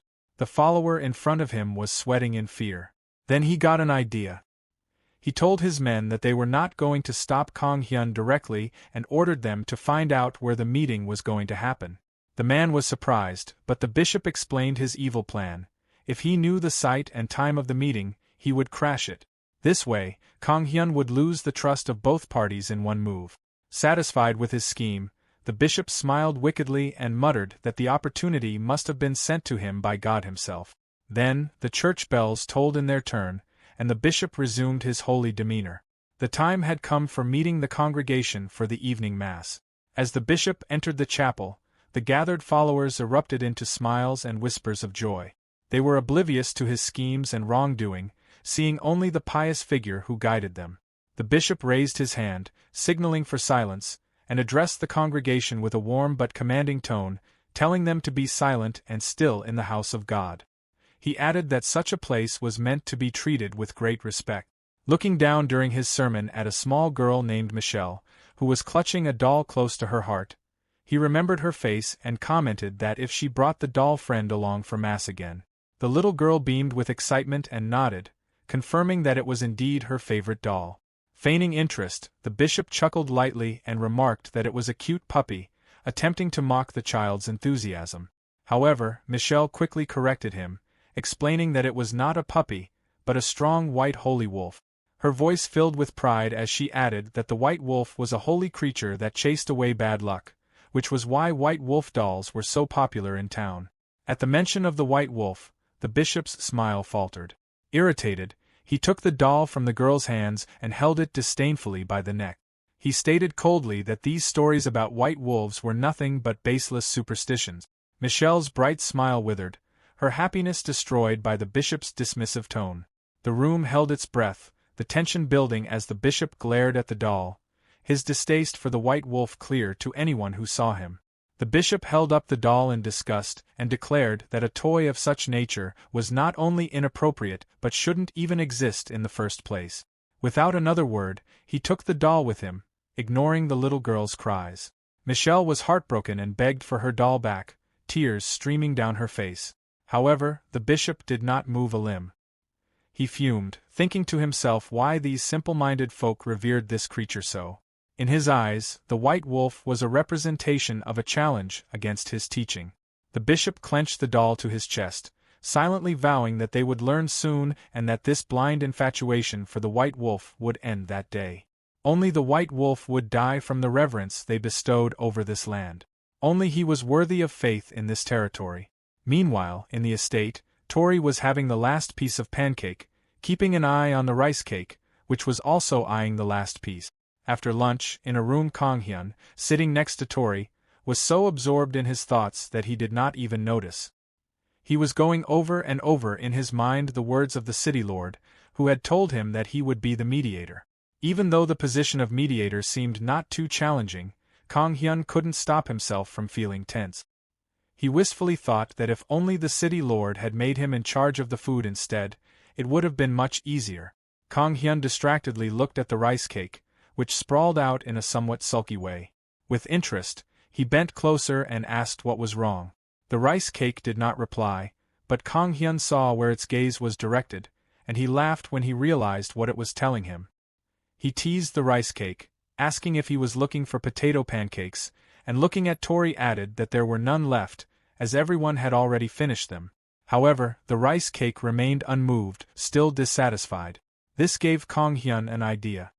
He thought that perhaps cooking could work as a way to make good impressions for the meeting that was going to take place. He decided to prepare a snack for all the guests attending, which might calm nerves and create a friendly reception. Kang Hyun now had a better idea of what he was to do in the meeting. He would prepare delicious snacks for everyone. He made up his mind to prepare some light snacks with cookies he had brought. Soon enough, the meeting day arrived. In the early morning, dressed in full chef attire, Kang Hyun was ready in the kitchen and started preparing the snack. However, just like before, he felt a strange déjà vu, as if someone was watching him. That was true because the head chef Thomas was secretly keeping an eye on him. The chef was not at all happy about Kang Hyun cooking in his kitchen. What made him even more frustrated was that the Lord himself had given Kang Hyun permission to do so. But the chef wasn't going to leave Kang Hyun alone because, to him, his kitchen was like his kingdom or territory, and he couldn't let anyone else near it. Although he needed the kitchen later, so it was the only time Kang Hyun could use it. So, he kept a close watch on Kang Hyun. Meanwhile, Kang Hyun was busy with his snack preparations. When he was looking for knives, the chef entered the room like flash and slammed the knife onto the table, handing him one. Then he went back to his previous position. When Kang Hyun opened the cupboard to find a cutting board, the chef brought him that too, doing the same thing. Kang Hyun thought the chef was being kind and helpful, but in reality, the chef was only concerned about his kitchen. While preparing, Kang Hyun initially thought of making simple, classic snacks like cookies and cake. However, baking was entirely different from cooking.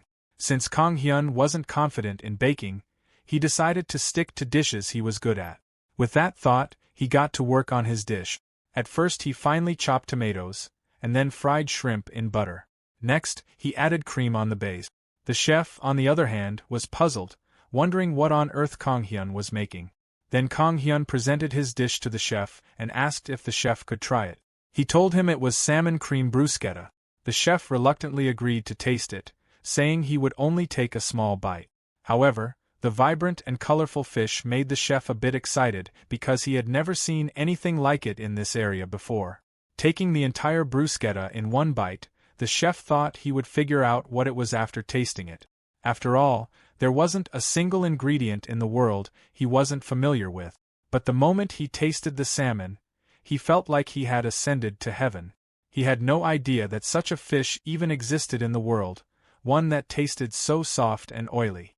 The creamy flavor paired with crunchy bread was delightful. The chef couldn't wrap his head around how bread and fish could taste so good together. He knelt down, deeply contemplating where this young boy had gotten such high-quality ingredients and these unique recipes. The thought even crossed his mind that the boy might have worked in the royal kitchen before.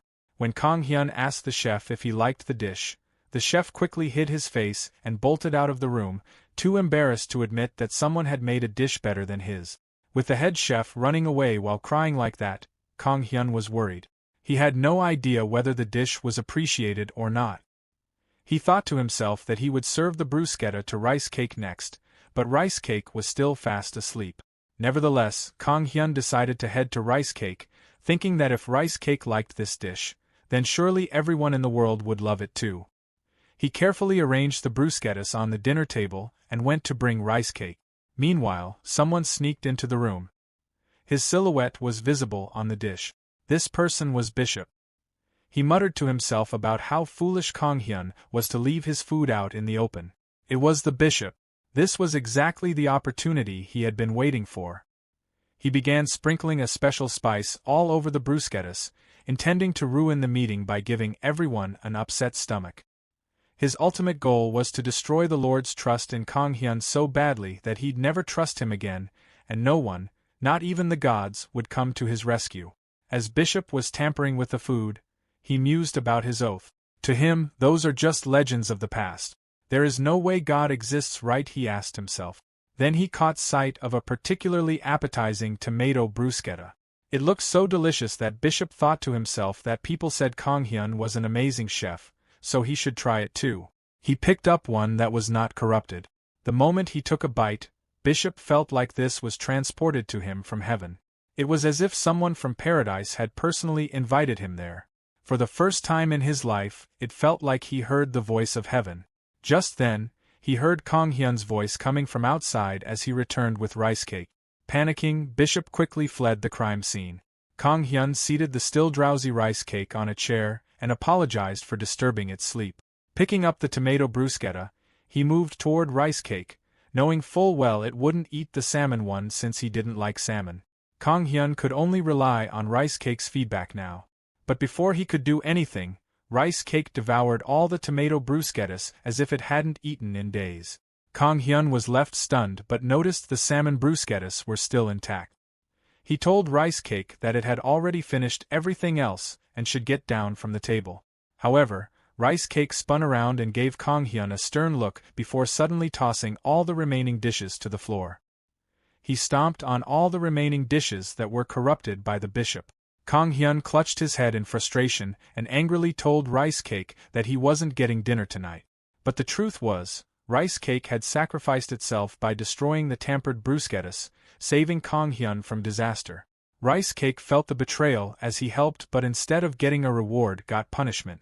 He was frowning over the fact that he would not get any rewards. Now, the biggest problem was what to serve for the meeting. The food was ruined, the bread was gone, and Kang Hyun only had cream and a few other ingredients left. Worse still, he only had 1 hour left in the kitchen. At that moment, his eyes landed on a jar containing some biscuit. Rushing over, he tasted one. They weren't overly sweet, and suddenly a brilliant idea struck him. Kang Hyun shouted with excitement, realizing he could replace the bruschettas with shrimp and cream to make canapés. Kang Hyun confidently mentioned, while bringing out some ingredients to make food, that it was more than enough to make delicious canapés. He prepared the dish, which looked quite appetizing. A servant served the beautifully decorated canapés, and upon seeing them, Tribe Chief remarked that it looked tasty but wondered how it tasted, adding that she was eager to find out. The estate lord then asked Kang Hyun if it was going to be something sweet, since Kang Hyun had called it a snack, but concluded that snacks didn't have to be sweet. The city lord sat holding a canopy and examined it closely. He commented on how pretty they looked and asked Kang Hyun how they all had such nice shapes and colors, as well as what the snack was called. The two of them clearly enjoyed the canapés, which made Kang Hyun very happy. Kang Hyun explained that they were called canapés, a type of finger food often served as a snack, side, or appetizer. He further described it as a fun dish that could be made with different combinations of ingredients depending on the chef. He began listing the ingredients and described how he made them, explaining that the base could be made from bread, biscuits, fruits, or even vegetables. Thinking to himself, he felt relieved that the little fact had saved him the day. Feeling satisfied, the tribe chief thanked Kang Hyun, expressing her gratitude for the opportunity to try another fascinating dish. Estate Lord added that Kang Hyun really was an impressive person. Kang Hyun even offered some of the canapés to the guards, Randolph and Noah, outside, who happily enjoyed them. Tribe Chief, looking thoughtful, mentioned that after tasting the canapés, she felt more certain. Turning to Estate Lord, she asked for his opinion. The City Lord nodded and agreed, adding that Kang Hyun was a nobleman after all. Both of them looked at Kang Hyun, who started feeling a bit nervous, unsure of what they meant. Chief declared that she was open to the trade under the specified conditions. The City Lord responded by suggesting they start drafting the contract. Kang Hyun thought to himself that he didn't understand what was happening, but guessed it had ended well. Chief and Noah left for the forest, leaving 3 other men with Kang Hyun. He expressed his relief that the two had reached an agreement. Lord added that it was all thanks to Kang Hyun. Feeling flustered, Kang Hyun replied that it wasn't true and that he hadn't done much this time. Lord insisted that Kang Hyun had made the biggest contribution to the day's success, stating that being the auditor was a big deal and expressing his trust that Kang Hyun would handle it well. Surprised, Kang Hyun asked if they were talking about him being an auditor. Lord pointed towards him. He pointed at himself, asking if it was really him. Lord nodded and Randolph just turned away, acting like he do not know anything. Later, as the chiefs departed with his bodyguard, Noah questioned the necessity of appointing Kang Hyun as the auditor, suggesting that anyone else could have overseen the trade. The chief explained that status mattered to humans, as a high status granted trust and credibility, and added that oaths didn't mean much to human, so this was a better safeguard. Noah remarked that the chief must think Kang Hyun was someone to whom the laws of the world didn't apply. The chief laughed, agreeing, and pointed out that Kang Hyun remained unharmed even after Mona bit him every time she saw him. As summer neared its end, the atmosphere at the restaurant began to shift. The first change was Jiwon's relocation. Kang Hyun served 2 customers. Jiwon casually mentioned that he was moving down to the area the following week. Kang Hyun and the piano grandpa sitting with him looked shocked. Piano grandpa asked if it had been a sudden decision. Jiwon explained that while he couldn't say he hadn't thought about it before, he had coincidentally met the village head, and after they had a drink, the decision had been pretty much made by the time he woke up. Both Kang Hyun and piano grandpa joked that it sounded like Jiwon had been scammed. The second change was he got a new tiny regular customer. As they continued their conversation, the couple and their newborn baby entered. Kang Hyun excitedly welcomed them. Kang Hyun greeted the baby, calling himself Uncle. Kang Hyun was looking for him. The cute baby looked at him. However, another child, Sangwoo, arrived. Kang Hyun, startled, asked when did he came there. Sang-woo, slightly annoyed, and mentioned that they had come together but that Kang Hyun hadn't even noticed him. Kang Hyun apologized and explained that he had a narrow field of view.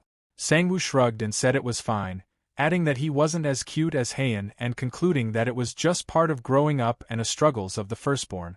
Kang Hyun knelt and smiled and asked what Sang-woo wanted to eat that day. Sang-woo replied while pouting that he had already had lunch. His parents chuckled. Kang Hyun then asked what Sang-woo wanted to do and eagerly offered to do anything if Sang-woo let it slide that time. Sang-woo's eyes lit up as he agreed enthusiastically.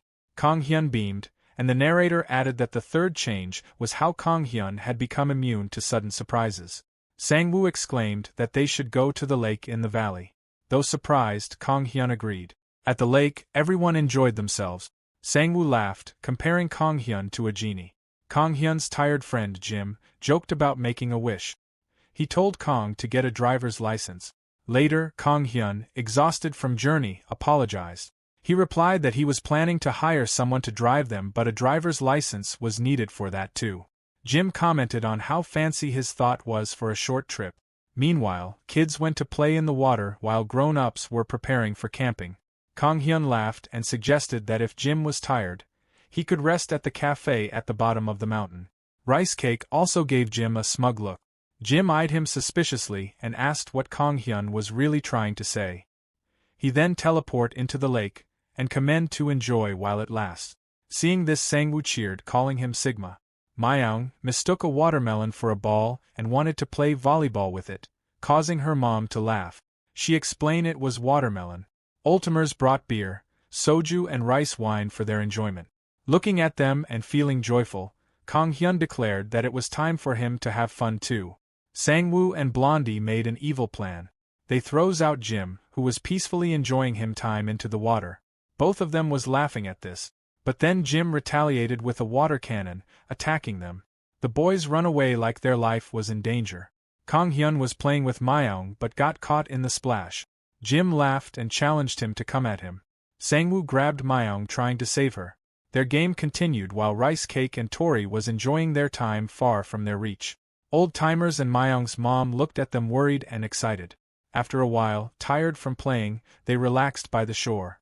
Both of them looked at the playful kids, admiring their youthful stamina. Myeong's mom called Kang and recommended to go to the restaurant nearby. Kang Hyun smiled and mentioned that he had brought lunch. Drunk village chief protested, arguing that they had to eat baekseok by the lake, claiming that while Kang Hyun's food was great, the lake called for baekseok and insisting they eat out. Determined, Kang Hyun said the chief was underestimating him. Jim looked confused. Chief, surprised, asked if he was thinking right. Kang then revealed that he had made baekseok. Kang smirked and told that it wasn't just any baekseok. He made nungi baekseok. Kang Hyun's friend remarked that he had thought nungi baekseok was hard to make, but it looked like Kang Hyun had just thrown all the ingredients into a pot and let it boil. Kang Hyun, angry, responded with disbelief, insisting that he had prepared everything in advance. He explained that even buying the ingredients had been difficult since they had to pick very selective items. He added that carefully preparing the raw chicken properly was important to get rid of any unpleasant smell, and he had even trimmed the excess fat. As Kang Hyun was preparing the chicken, Rice Cake tried to sneak a bite, but Kang Hyun stopped him and warned him not to even think about it. Then after he prepared a dish, Rice Cake would finish that, leaving nothing behind. He and Tori had hard time stopping Rice Cake. Turning to his friend, he asked if his efforts to prepare everything were understood. His friend, seeing Kang Hyun's emotional outburst, smiled and acknowledged that he had done a good job. Kang Hyun cooked by the lake, and soon the delicious aroma spread all around. Old-timers, who were drinking, noticed it and wondered where the amazing smell was coming from. The village chief chuckled and commented that they had woken up at the right time because baekseok was almost ready. Jaewon, still drunk, woke up because of the aroma. Piano Grandpa enthusiastically declared that the aroma was definitely that of baekseok. Kang opens the lid of the pot, showing multiple chickens. Then he lifted one and placed it in another pot, adding veggies and spices. The village chief felt like fainting watching the dish. Kang Hyun proudly presented the dish and expressed his gratitude for their patience. He announced that he had prepared a healthy and tasty nungi baekseok. He then tossed the pan to heat the meat and spices and mix. Piano Grandpa expressed his surprise, noting that although he thought Kang Hyun specialized in Western food, he was also great at Korean dishes. Jiwon tasted the soup and remarked on its simplicity while marveling at its deep umami flavor. Piano Grandpa noted that the chicken was tender and juicy, even the tough parts, and praised the aromatic nunji mushrooms. After eating, Village Chief started drinking, as he joked that the dish must be some kind of lubricant since the alcohol was going down so smoothly with it. Myung's mom served the dish to others. Sangwoo, watching the older men, asked Jim why the grandpas were behaving so strangely. Jim explained that it was the effect of the nungi baeksuk and the atmosphere by the lake, reassuring him that he would understand someday. Meanwhile, Rice Cake managed to grab a whole piece of chicken, prompting Kang Hyun to panic and warn him not to gulp it down because it had bones. He then scolded Rice Cake not to spill the broth. After the meal, everyone decided to catch fish from the pond. When the village chief signals, Kang Hyun tries his luck with a fish trap but ends up pulling up a trap full of stones and leaves. His friend laughed and teased him, asking how he had managed to catch no fish at all and questioning why they had even given him the net. Chief asked Kang Hyun if he had never caught minnows as a child. Even Myung caught 2 fish and packed them in a glass jar. Suddenly, Rice Cake waddled over with something filling his mouth. Kang Hyun bent down and asked him if he had come to cheer him. Rice Cake opened his mouth, revealing a lot of fish. Rice Cake gives a smug look at him. Kang Hyun was astonished and admitted he couldn't believe that even Rice Cake had caught something. Even Tori caught one. He turned to his friend and pleaded for one more chance, asking him to redirect the fish his way. His friend smirked and remarked that Kang Hyun was suddenly very eager, agreeing to give him one last chance. Nearby, Piano Grandpa showed his skill of dancing stones, and Jiwon was teaching Sangwoo how to pick stones that were good for water skipping. Ladies in the group were enjoying their time by happily munching on watermelon and soaking their feet in the lake water. Even after trying many times, Kang Hyun was unable to catch anything. Rice Cake and Tori were tired of playing all day and fell asleep. As evening arrived, Jim drove them home. He complained to Kang Hyun about being tired and urged him to get a driver's license. Kang Hyun laughed and told him to drive carefully since they had 8 people and 2 animals on board. His friend, confused, asked where the second animal was. When Kang Hyun turned around to check, he noticed that everyone had already fallen asleep. Kang Hyun chuckled and noted that they must have exhausted themselves. He then thanked Jim for this. His friend muttered that the adults seemed to have all passed out drunk. He jokingly added that they might be able to buy another box if they sell the empty bottles. He then mentioned that when Kang Hyun's sense of taste returned, he had wondered why he didn't return to Seoul immediately. He explained that if it were him, he would have gone back to show everyone what he was capable of. However, after visiting a few times, he said he understood why Kang Hyun had chosen to stay, as the happiness here was not worth giving up. Kang Hyun expressed his gratitude that his friend understood. His friend joked that maybe Kang Hyun would start farming next, to which Kang Hyun laughed and replied that he hadn't gone that far down the road yet. Kang Hyun thought to himself that he didn't want to give up the fun and happiness he had found there. The next day, a man suddenly appeared at the restaurant. He greeted Kang Hyun enthusiastically, asking if he had missed him and suggesting they high-five and hug. Kang Hyun greeted him stiffly, calling him his former boss. The former boss, noticing Kang Hyun's distant demeanor, asked why he was being so cold. Sangwoo and Myung were drawing Rice Cake and Tori, while both of them were standing in a pose. Myung inquired if he was a friend of Uncle Kang Hyun. Sangwoo whispered, wondering who the man was. She replied that she had never seen him before. The former boss proudly proclaimed that he was practically Kang Hyun's friend. Kang Hyun clarified that their relationship had been bound by employment contracts and labor laws. The former boss looked heartbroken and asked Kang Hyun if he had done something wrong, insisting that he had treated him well. Sangwoo asked why Kang Hyun was acting so cold, and his sister agreed that it seemed odd. Meanwhile, Tori jumped from the pose and looked at their drawing book. But when she saw only Rice Cake, she was so sad. Sangwoo whispered to Myung if the man was a bad guy. She replied that he had seen a loan shark on TV. Kang Hyun sighed internally, thinking that he didn't hold anything against the man but understood why he had come. He was a good person who wanted to work with him until the end. After watching him on TV, The former boss admitted that he regretted letting Kang Hyun go and urged him to return to work at his restaurant. Kang Hyun politely declined, expressing his gratitude but stating that he had to pass on the offer. The former boss began crying and questioned why Kang Hyun was refusing. He insisted that Kang Hyun's skills were being wasted and urged him to aim for world-class success together by returning to Seoul. As the man clung to Kang Hyun's leg, even the children appeared worried. Kang Hyun silently wondered if he should go back to Seoul. Meanwhile, Tori checked the other book hoping to see herself, but there was no trace of her. As always, Ricecake stood proud, showing who is superior. As the boss pleaded with Kang Hyun, he expressed that they couldn't let his skills be confined to the countryside. He insisted that they should aim to be world-class together, which surprised the children with his behavior. The boss urged Kang Hyun to return to Seoul, causing the children to wonder if Kang Hyun would go back. The boss further emphasized that, with Kang Hyun's reputation, skills, and connections, they could take on the world. He even lay down on the floor while begging. However, Kang Hyun merely shrugged off the suggestion. Meanwhile, Sang-woo informed Myeong that the situation was urgent, prompting them to prepare to leave quickly. Ricecake yawned tiredly while Tori was still sad about the fact that nobody drew her. Kang Hyun inquired whether they were hungry and offered to make something for them. Sang-woo declined, explaining that they had something urgent to attend to and needed to leave soon. Kang Hyun remarked that their hurried departure indicated the urgency of their plans. Then Kang Hyun looked at the former boss, reminded him of his previous role, and questioned why he needed to return if he had already appointed a new head chef. He responded by pointing out that the new chef had left, and the boss admitted that although he might have been strict and rough, he had not been irresponsible. Kang Hyun questioned the boss's intentions, suggesting that he thought the boss wanted him to come along, then why he was bad-mouthing him. The boss countered, asking if Kang Hyun's reluctance was due to his sense of taste not returning. He reassured Kang Hyun that his skills would compensate for that. Kang Hyun mentioned that his sense of taste had indeed returned.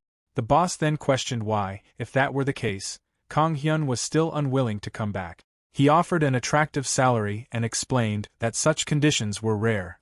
Despite the offer, Kang Hyun explained that he could not agree to the boss's conditions and, therefore, would not return to Seoul. Meanwhile, Sang-woo commented that Seoul was a fantastic place with frequent buses and speculated that Kang Hyun might eventually want to return, leaving them behind. They draw poor Kang Hyun and an evil boss who is trying to take him away on the ground. Myeong suggested seeking help from adults, starting with the village chief, as he would likely assist them. Sang-woo, visualizing the intimidating demeanor of the village chief, speculated that involving him might escalate the situation. He proposed that they should find a way to convince Kang Hyun that their village was better than Seoul. Sang-woo wondered what they could do for their uncle. Myeong suggested that since Kang Hyun had always cooked delicious meals for them, they should return the favor by cooking something for him. Sang-woo agreed, noting that they could bring Kang Hyun happiness just as his cooking had brought them joy. They are so excited. In the kitchen, Myeong coldly looked at the hamburger, joking that it might emit a poisonous smell. Sang-woo clarified that it was indeed a hamburger but explained that he had improvised by using toast instead of buns and pork belly from the freezer instead of round meat. He also admitted to substituting perilla for lettuce and omitting vegetables he disliked. So none of the ingredients are correct. When Sang-woo asked Myeong about her scrambled eggs, he implied they resembled pebbles. Myeong assured him that they were not burnt stones. Myeong's mother entered, observed the dishes on the table, and remarked that they should not place trash on the dining table. This comment upset the children, who began to cry. When she asked why they were crying and if they wanted to throw away the trash, they began to cry even harder. Upon learning their intentions of cooking for Kang Hyun, their mother asked if they wanted her to prepare something instead.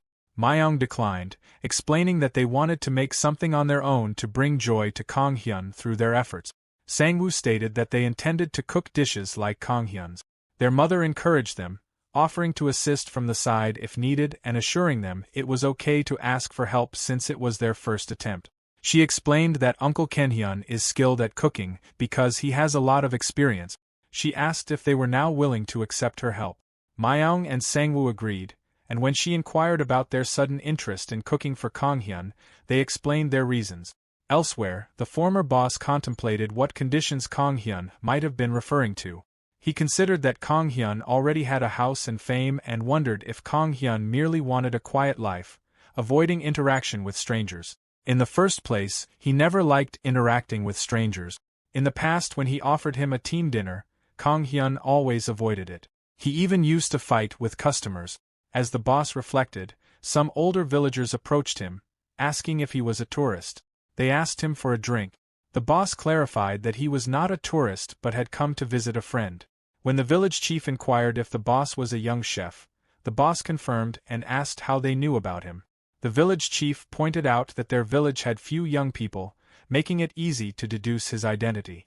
The boss laughed, agreeing with the observation. The villagers insisted that they couldn't let a friend of their dear chef leave empty-handed and invited him for a drink. Although the boss initially hesitated, since he had to drive a long way back, he decided to stay overnight, reasoning that he couldn't refuse an elder's request. Chief claps for him, looking at him full of energy. After drinking, the boss praised the local beverage and noticed the villagers' positivity. He was immediately recognized as the special Kaoyang liquor. The village chief mentioned that they had boiled pork belly but humorously recounted how a dog had stolen it. Rice Cake sneakily finished boiled pork belly and ran away. Chief immediately changed the topic and said the best dish is buchimgi. Others also supported him, saying they also liked it. Boss, confused, asked why they were acting like nothing happened when they clearly noticed the dog had been stolen. Stating it as a good sign, the chief explained that the dog only ate delicious food, suggesting that the dish had been well cooked. Their reply made the boss even more surprised as they were so positive. The villagers invited the boss to join them, and after several drinks, the boss began discussing Kang Hyun's exceptional abilities, noting that winning an international competition was no easy feat. He started crying because of how selfless Kang Hyun was. The village chief smiled, remarking that even Kang Hyun might have his desires. He asked the boss what he yearned for, to which the boss revealed his ambition of making his restaurant the best in the world. The chief remarked that alcohol was all he needed, prompting the boss to reflect on the diversity of human aspirations. The chief concluded that everyone longed for something different, be it a hobby, a fresh start, or family, and suggested that the same applied to Kang Hyun. The boss bows down to the villagers, stating that the food is very delicious. The village head tells him that he should drink more before going home and that he would love to host him again. The boss replies that before he gets too drunk, he should meet Kang Hyun first. He leaves, stating that in that case, he will see him next time, bidding him farewell. The village head waves him back, asking him to be careful on the road. The lady beside the village head states that young people have excellent energy, to which the village head agrees, stating that they have amazing ambition and spirit. He also adds that he was like that before. Meanwhile, one of his friends comes running in. The village head asks what's wrong with him and says it makes his heart feel like it wants to come out. His friend states that he heard from Myung's mother, questioning if it's true that Kang Hyun will move to Seoul, surprising the village head. The scene shifts toward the restaurant, where Kang Hyun remarks that his boss will surely come back again, as he is a persistent person. While thinking so, he was drawing Tori. Meanwhile, Tori comes in front of him. Seeing the sketch with excitement, she was mesmerized. Kang Hyun draw her better than those kids who can't even see her. Grabbing the sketchbook, she started dancing in joy. Kang Hyun comments that he understands the reason but still can't go out to work with him. He remarks that opening a business in a small village is difficult. When it comes to making a lot of money, one has to move to Seoul, and it is certain that he thinks like that. He says that if one really wants to make money, moving to Seoul is the right step. Myung and Sangwoo, along with their mother, are quite shocked upon hearing this. Sangwoo even dropped the dish plate that they made for him. Sangwoo and Myung start crying, stating that they are too late and should have come sooner. Kang Hyun is shocked to see this and runs toward them, questioning if it is because they are hungry and if they want him to prepare some food. Suddenly, the village head comes in, jolting out, questioning Kang Hyun if it is true that he wants to move to Seoul. He asks why he suddenly made up his mind and whether he wants the position of young president-director, as they can offer him that as well. He assumed that other villages might have appointed him as a young adult representative. Meanwhile, his friends try to calm him down, telling him not to mistake this, as they are not the ones that hit him.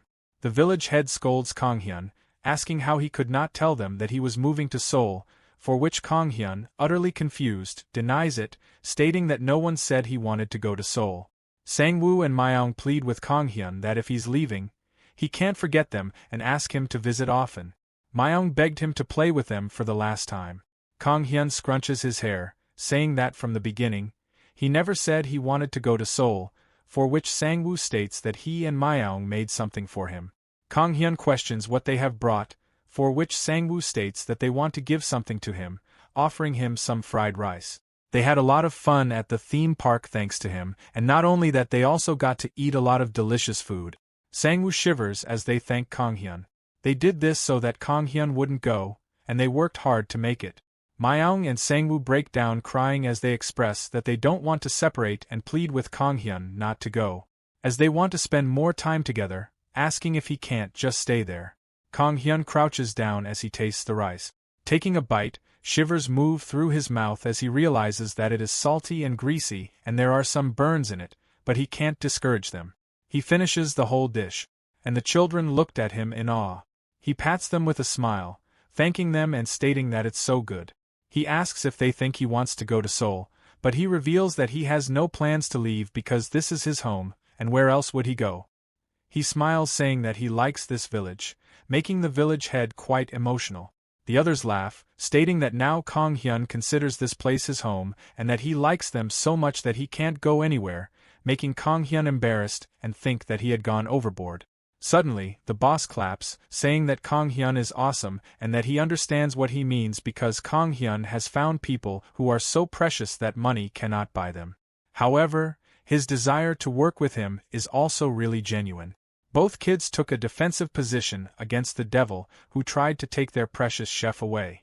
The boss suggests helping him develop a recipe. He just needs to look at the recipes he sent and give some feedback, which can be done from here. Kang Hyun thinks that it's not a bad idea, as weekends are usually quiet. Kang Hyun states that with some conditions, he thinks there are no problems, for which the boss smiles and says, "Let's work together." As the boss falls, saying that he will be going, the villagers become quite worried. Kang Hyun asks them to leave him alone, as it's his habit after drinking. The village head announces that since everything is resolved, they will celebrate by drinking together.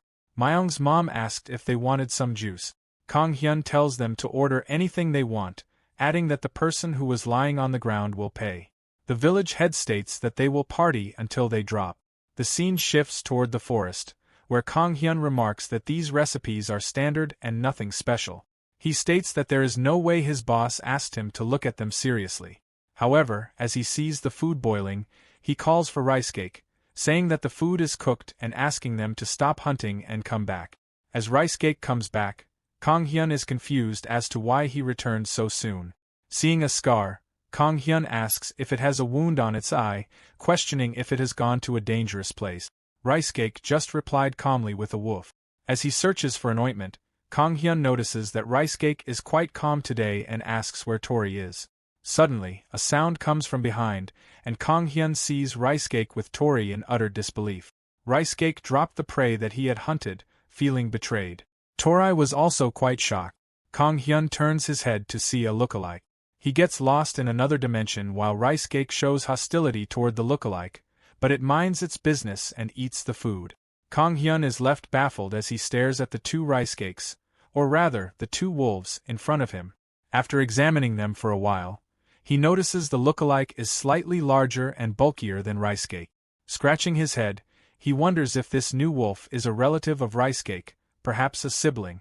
However, his thoughts are interrupted as the lookalike remains silent, offering no answers.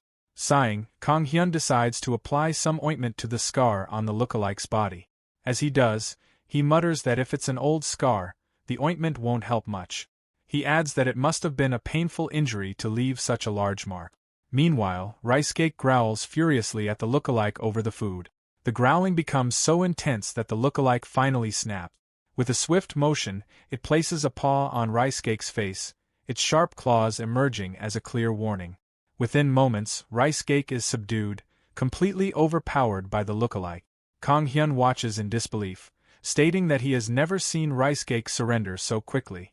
Just as he begins to process what he's witnessing, the lookalike grabs rice cake and bolts out of the area. Kang Hyun, stunned, yells after them, demanding to know where the lookalike is taking Rice Cake. But before he can react further, they disappear into the distance, leaving him alone and bewildered. The scene shifts to Amelia, who is calmly observing the surroundings, standing on a tree. She mentions that there's nothing unusual happening in the Beast Village or the southern region aside from minor disturbances. As she spots Kang Hyun, she descends to meet him. She notices his worried expression and greets him. Without wasting a moment, Kang Hyun anxiously asks if she has seen Rice Cake. Amelia, quite taken aback, asks what happened to his white wolf. Kang Hyun, clearly distressed, explains that Rice Cake was taken by another wolf that looked just like him. Amelia, still apprehensive, asks him to calm down. Kang Hyun, still panicking, recounts how the lookalike grabbed Rice Cake and dashed off before he could react. He describes it as nothing short of a kidnapping. Amelia, quite embarrassed by his closeness, raises her voice to tell him to calm down once again. After hearing the full story, Amelia offers a logical explanation. She suggests that the lookalike is probably a relative of Rice Cake, most likely a sibling, and reassures Kang Hyun that it's unlikely to harm him. Kang Hyun lets out a sigh of relief, feeling slightly comforted by her words. However, Amelia quickly adds that she can't predict when Rice Cake will return. She speculates that the lookalike may have taken Rice Cake back to their family, as it's important for young wolves to learn how to live in a pack. Hearing this, Kang Hyun jolts in surprise at the possibility that Rice Cake might not come back. Just then, Sona appears, and Amelia comments that if even Sona can't locate them, there's only one place they could have gone. Kang is still pondering over the fact that Rice Cake has returned to his family. Amelia sighs, noticing Kang Hyun's dejected expression, and asks if he sees the mountains in the distance. She points toward the distant mountains, explaining that the mountain summit is White Wolf territory. She confidently states that Rice Cake and his sibling are likely up there. She explains that climbing to the summit requires a permit and, while it's not impossible, it's certainly not an easy task. She then asks if he's truly determined to go after Rice Cake. The scene shifts to the mountain trail, where Kang Hyun is struggling to make progress. Accompanied by Tori, he finds himself surrounded by thick fog that makes it nearly impossible to see anything. He mutters that the lack of proper paths makes the journey even more challenging. If not for Tori's guidance, he admits he would have been completely lost by now. As he continues climbing, Kang Hyun reflects on Amelia's words. He wonders if Rice Cake's family wants him back and begins to feel guilty for taking his time with Rice Cake for granted. It dawns on him that, just as Amelia said, it's natural for a young wolf to stay with its family. His mind was shaking as he pondered if what he was doing was right. Tori also noticed him hesitating. However, he also feels that Rice Cake might not have chosen to leave on his own. Moreover, he doesn't like sudden goodbyes. And Rice Cake is his family too. Tori was also happy to see him. Though Rice Cake is not a good dog and often tries to prey on her portion of food, he is not bad either. And she will be alone if Rice Cake doesn't come back. She cheers him up. Determined to bring Rice Cake back, Kang Hyun pushes forward, but his exhaustion catches up with him. He falls to the ground, his legs giving out beneath him. Frustrated, he mutters that he wants to keep going but simply can't move any further. He is too ashamed to face Noah and Randolph. Realizing he's out of options, he decides to take a different approach. He decides if he can't go to them, then he will make them come to him. Reaching into his bag, Kang Hyun pulls out a piece of steak. He grins, asking to see who the final winner is. With careful precision, he placed meat pieces on the grill pan and then sprinkled some spices. Then he picks up one of them and offers it to Tori. Believe it or not, Tori was happy to eat in peace. Kang Hyun calls out loudly, questioning if Rice Cake remembers his favorite beef dish. He warns that if Rice Cake doesn't come out soon, Tori will eat all of it. Rice Cake sniffs the smells of cooked meat, and also realizes that someone is calling him. Just as he finishes speaking, a shadow emerges from the fog. Excited, Kang Hyun calls for Rice Cake, but his enthusiasm quickly fades as he realizes it's the lookalike wolf. Kang Hyun glares at the lookalike and demands to know where Rice Cake is. Before he can get an answer, another wolf steps into view, and Kang Hyun's jaw drops. This wolf also looks exactly like Rice Cake. Another one popped out from behind the tree. Another two popped along with him. As more wolves emerge from the forest, each one identical to Rice Cake, Kang Hyun's confusion grows more and more. He nervously mutters to himself, wondering why there are so many lookalikes when he's only searching for one wolf. Surrounded by the pack, Kang Hyun suddenly becomes aware of the danger he's in. The wolves, drawn by the delicious smell of steak, begin closing in on him as they give in to their desire to attack. Kang Hyun, realizing the gravity of the situation, mutters that it was at this moment he knew he pocked up. After the wolves destroy and devour the last bit of steak, one of them is still licking a plate. After finishing the last bit of food, he cheerfully looked at the person who cooked the food while wagging his tail. Then they bundle up around Kang Hyun, with one wolf licking his face, one of them licking his feet, another one sniffing, and another one just sleeping on his stomach. Kang Hyun, in disbelief, mutters to himself, wondering why he didn't know Rice Cake had so many siblings. Tori could do nothing but comfort him. When Kang Hyun wakes up, he questions one of the wolves holding him up, asking about Rice Cake and which one of them is him. Inspecting each wolf one by one, Kang Hyun quickly realizes none of them are Rice Cake. Just then an elder wolf howls from a high vantage point. Hearing the howl, all the younger wolves join in, their voices harmonizing. Confused, Kang Hyun looks at them, then notices the fog around him beginning to compress, and as the scenery clears, he finds himself at a beautiful summit. He looks around in awe, questioning how he got there. With the forest disappearing along with the fog, Kang Hyun wonders if everything he just experienced was an illusion. As two beautiful-looking wolves stare at him, Kang Hyun hears a voice calling him a human. Surprised that they can speak, Kang Hyun listens as the voice questions why he has come here. Gathering his courage, he stands up. He asks if they are Rice Cake's parents. One of the wolves near him looked at him in surprise, daring to talk to his parents like that. Kang explained that he came here to meet Rice Cake. The elder wolf, his presence radiating power, threatens Kang Hyun and demands to know his true purpose. Kang Hyun feels the weight of the elder wolf's presence, finally understanding why these beings are referred to as descendants of God. The elder wolf continues questioning whether Kang Hyun is here for Rice Cake's healing powers, his unique eyes that can discern good from evil, or perhaps his title as God's child. Without hesitation, Kang Hyun responds that he came because Rice Cake is family. Taking a step forward, he explains that while Rice Cake's powers are indeed remarkable, he would have come regardless simply because Rice Cake is a part of his family. The elder wolf, sensing Kang Hyun's honesty, softens and admits that Rice Cake used to be his pickiest child. He remarks that he now understands why Rice Cake chose to follow Kang Hyun. At that moment, Rice Cake appears from beneath the walls, surprising Kang Hyun, and says, "Woof." Kang Hyun was eager to meet him and hug him. You bet they will have a good reunion. However, the elder wolf immediately punches Rice Cake, and both parents begin scolding him. They berate Rice Cake for leaving the cave again when he was supposed to be self-reflecting.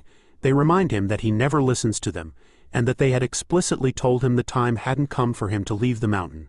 Not only that, he never considered returning to the mountain. As the parents continue scolding Rice Cake, Kang Hyun observes the scene and thinks to himself that it's no different from how human parents scold their children. Though he doesn't know all the details, it's clear to him that Rice Cake is in the wrong here. Rice Cake, once a mighty white wolf who is a descendant of God and used to rule in the forest, is now just a wet cat in front of his parents. After some time, Dad Wolf sighs. Eventually, the elder wolf permits Rice Cake to leave with Kang Hyun. Rice Cake, touching his wound, looked at him in disbelief. Overjoyed, Rice Cake leaps onto Kang Hyun, who shouts in alarm, asking him not to jump without warning. Despite his fear, Kang Hyun manages to catch Rice Cake, holding him securely. Rice Cake is ecstatic to see Kang Hyun again, and the elder wolf speaks to Kang Hyun, acknowledging him as a human from another world. He explains that while Rice Cake is still a young wolf who struggles to listen and make clear judgments, he is still their precious child. Kang Hyun smiles and thanks the elder wolf for trusting him. In response, the elder wolf casts a spell on Kang Hyun using his paw. Kang Hyun feels a strange sensation, like a breeze lifting him off the ground. He notices the pain in his legs disappearing and feels his body being flooded with energy. It feels like he is floating in a cloud.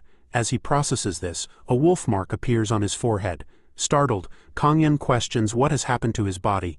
The elder wolf calmly explains that Kang Hyun is now free to visit this place whenever he wishes. As the elder wolf finishes speaking, Kang Hyun feels his head growing heavy. The elder wolf asks him to take good care of Rice Cake as Kang Hyun falls unconscious. At night, Kang Hyun, still unable to fully comprehend everything, hears someone calling his name. When Kang Hyun regains focus, he finds Amelia standing before him. She expresses relief that he was successful. Kang Hyun, still dazed, comments that he was on the summit just a moment ago. Amelia confirms this, acknowledging that he did find Rice Cake, and that climbing up there couldn't have been easy. She also notes that he seems to have received a gift, sensing wind energy emanating from him. Kang-yeon, confused, asks what she means. Amelia explains that the energy is a token of trust from Rice Cake's parents. She asks if they mentioned anything about it. Looking at Rice Cake, Kang-yeon smiles and confirms that they did. He adds that they also asked him to take good care of Rice Cake, which he fully intends to do. At dawn, the village chief says that now that he has sobered up quite a bit, ice cream bars are the best during autumn. Sang-hoo giggles, thanking him for buying him ice cream. The village head asks him not to tell his grandmother that he treated him to some ice cream, to which Sang-hoo agrees, promising to keep it a secret. The village head smiles, saying that indeed, they are on the same wavelength. From behind, a child comes in, and Sang-hoo recognizes him as Chulman. Chulman asks if he wants to hang out together. Sang-hoo agrees but tells him to let him finish first. Just then, Sang-hoo comments on how funny it is that he came here with his village head as well. Chulman states that he promised to buy him some snacks, for which the village head of Sogum mocks him, saying, "Look who we have here. His dear friend Yongpyeong." The village head groans, saying, "Long time no see" to him. The village head of Sogum states that he heard the news that Sujin gave birth to her child, congratulating him. He adds that, to be honest, they had a child this year too, and what a joyful year it is. The village head, quite seething with anger, thanks him, stating that their child wasn't the only one who came to them. These days, people from Seoul have also been moving to their village, and interestingly, one of them is a young man under 30. The village head of Sogum states that it is good for him. As they laugh, Chulman remarks on why they always fight whenever they meet. Sang-hoo states that he heard from the adults that apparently, they hadn't been on good terms even before they became village heads. Chulman states that they have known each other for so long, yet they still don't get along. While both villages headbutts, Chulman tells Sang-hoo that they should not end up that way, to which Sang-hoo agrees, saying that absolutely they are all friends. The village head of Sogum glares, stating that sports day is just next week and questions how his preparation has come along. The village head tells him that sports day is for the kids, and what would they need to prepare. Sogum village head states that he is right, sports day is for kids. He adds that Sogum village has been winning all the games thanks to his maturity and questions if he is letting them win this time as well. Sogum village head says that he is looking forward to it as he moves out. Sensing the mood, Sang-hoo asks the village head if he is okay, questioning why he is making a face like that. The scene shifts as the village head asks Kong to come to sports day, for which Kong is quite confused, questioning if it isn't supposed to be just for families. The village head agrees, stating that in the end, it's more like a festival, and everyone from the village comes, has a drink, and eats some food. Kong wonders how they can drink alcohol in elementary school. Village head says there are some games for adults, but they have never won against Sogum village, not even once, and they don't even do anything about it because Sogum village is bigger than theirs. They also have more young people, saying, how can they win against that? Kong asked Sang-hoo if he liked the food and Sang-hoo praised him. The village head screams that this year will be different because they have him. After all, he is a strong young man under 39. Kang-yeon states that might be true. However, he has never really been to a sports day before. In his school days, he avoided sports day, saying, I have a competition coming up so I can't risk hurting my hands. Can I skip sports day? When his teachers asked, you can't even participate in the race? He simply replied, I had to prepare for competitions. The village head questions if he hasn't gone to school or something, to which Kang-yeon replies that he went through everything, including university. The village head states that it's fine and nobody will judge him for not going to school. It's all about talent these days. As Kang-yeon tries to say that he graduated, Sang-hoo calls out for Kang-yeon, stating that it doesn't matter if he is bad at sports, and asking if he can just come to play with them, smiling and saying that he wants to compete alongside him. Kang-yeon thinks that winning or losing isn't important anyway, and he agrees, stating that he will bring some food as well, making the village head quite delighted.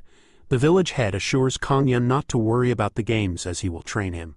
The scene shifts to the forest as Rice Cake and Tori are sleeping while Khan is grinding through exercises, questioning the village head if he's sure about this. The village head assures him that he is all right. Both Rice Cake and Tori are playing on a wooden log. As Kang-yeon continues training with the log, he questions if he is doing the right training, for which the village head also agrees. Rice Cake and Tori are enjoying the ride. Kang-yeon is running with the tires as he screams, asking if he's sure, for which the village head assures him that he is doing everything he told him.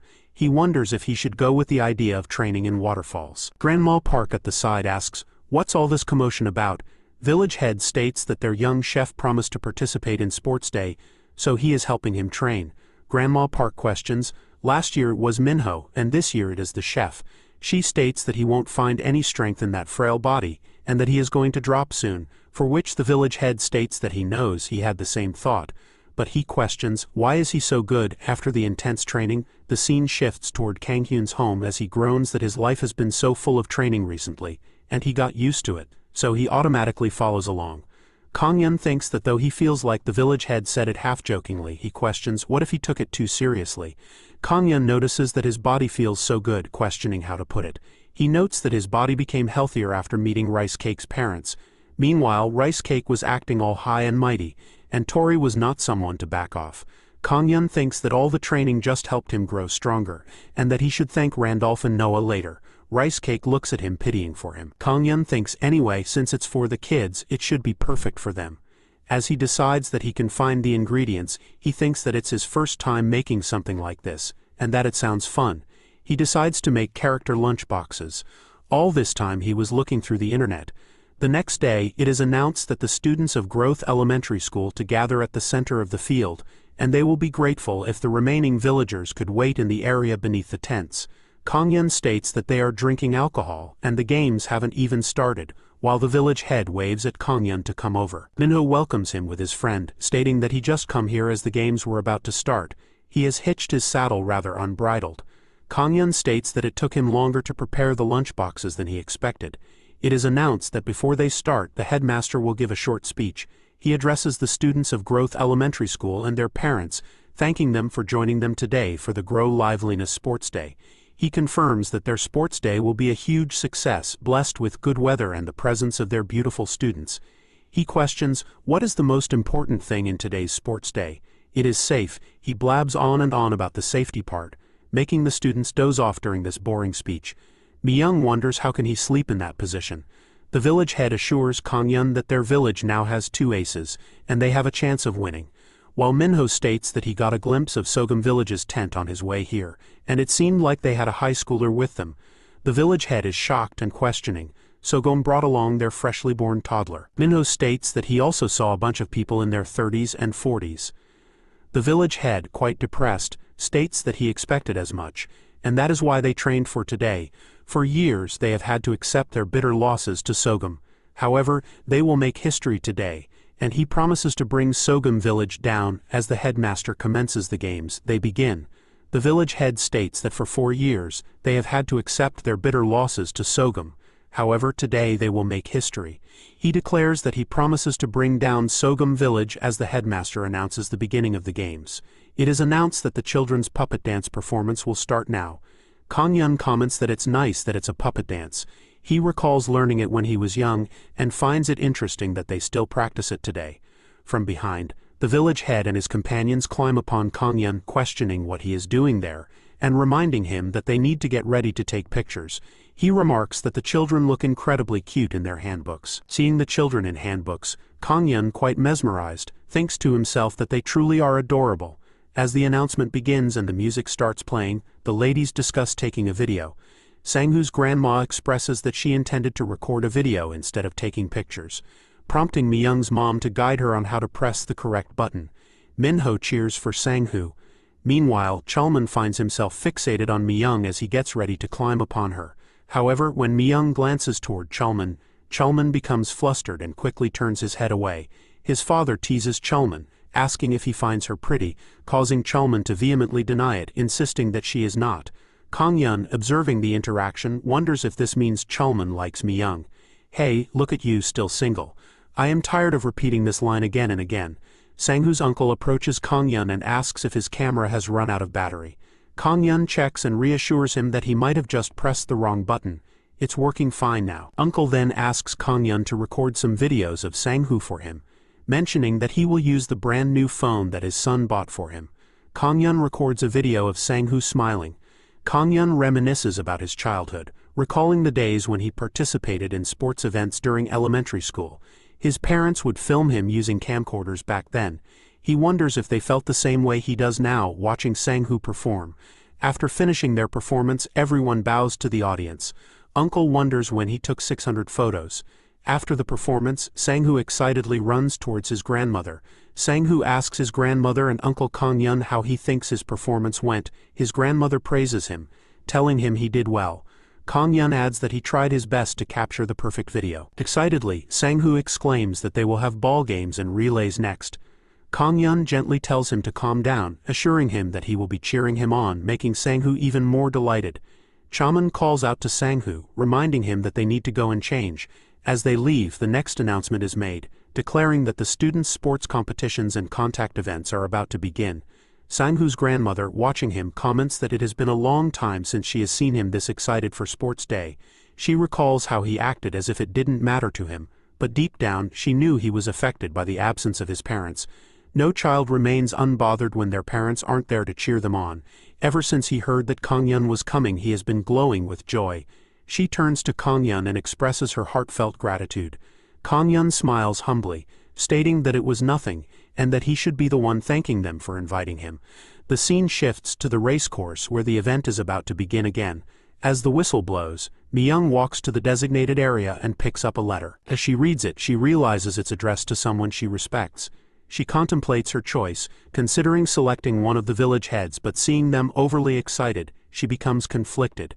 She then wonders where Uncle Kang-yun is. Two children are struggling between themselves, while anyone who will marry a girl is struggling to reach the table. The village head notices Mi-young's hesitation and asks if something is wrong. He offers to accompany her if she wants. Meanwhile, a student, Miju, picks up the last tattered piece of paper that reads "less person." Miju contemplates for a while, trying to think of a person. Mi-young asks Minho where is Uncle Kang-yun, and he replies he went to the bathroom. The finish line manager startled when she saw Miju step forward with a person to the coordinator, taking everyone by surprise. The coordinator states that he is the first to come, and reads his slip of the less person, the bald headmaster. Confused by Miju's wording, he questions her about what she means by less person. Miju casually responds that he doesn't have it. Perplexed, the headmaster asks what he doesn't have, to which Miju bluntly states that he doesn't have hair. The announcement declares that Team Yellow has won the Find a Person competition. Meanwhile, Mi-young is crying for not finding Uncle Kong. The students celebrate, waving their belts in victory, while the parents and students perform, making the village head watch in quiet jealousy. Meanwhile, the village head of Sogum Village laughs heartily. It is then announced that the second half of the competition will continue after the lunch break, scheduled to resume at 1:30. The village head enthusiastically declares that while they may be losing to Team Yellow for now, they haven't even unleashed a quarter of their skills. He encourages everyone to eat well and turn the game around in the afternoon. Kang-yun tells Sang-hoo that he promised to prepare lunch boxes for them. He admits that it was his first time making lunch boxes, but he surprisingly found it fun. As he takes out the neatly packed boxes, they reveal an array of delicious and beautifully arranged food. Kang-yun explains that the dinosaur-themed lunchbox is for Sang-hoo, while the one with the ping-ping character is for Mi-young. Sang-hoo, mesmerized by the stunning presentation, questions if Kang-yun made them himself. Mi-young, equally amazed, exclaims in excitement about the world's cutest magical ruby star ping-ping. It looks identical. The children eagerly grab their lunchboxes, excited to show them off to their friends as they run off. Kang-yun, watching them leave, remarks that he didn't even get a chance to show them the bunny-shaped apple slices he made for dessert. The village head comes in, commenting that if they had seen them, they would have fainted from shock. More curiously, the village head asks about the side dishes. Kang-yun informs him that there is broccoli and meat, which the village head claims is perfect. As he opens the container, he is impressed. However, before he can fully admire it, the village head shifts the conversation to the next item, ignoring Kang-hyun's reaction. Feeling a bit dejected, Kang-yun questions what he is up to. The village head responds that he is preparing the ultimate sports day highlight, the specialty of the day. He explains that they will mix all the side dishes into a large bowl, drizzle a bit of sesame oil, mix everything, and create the famous sports day big bowl bibimbap.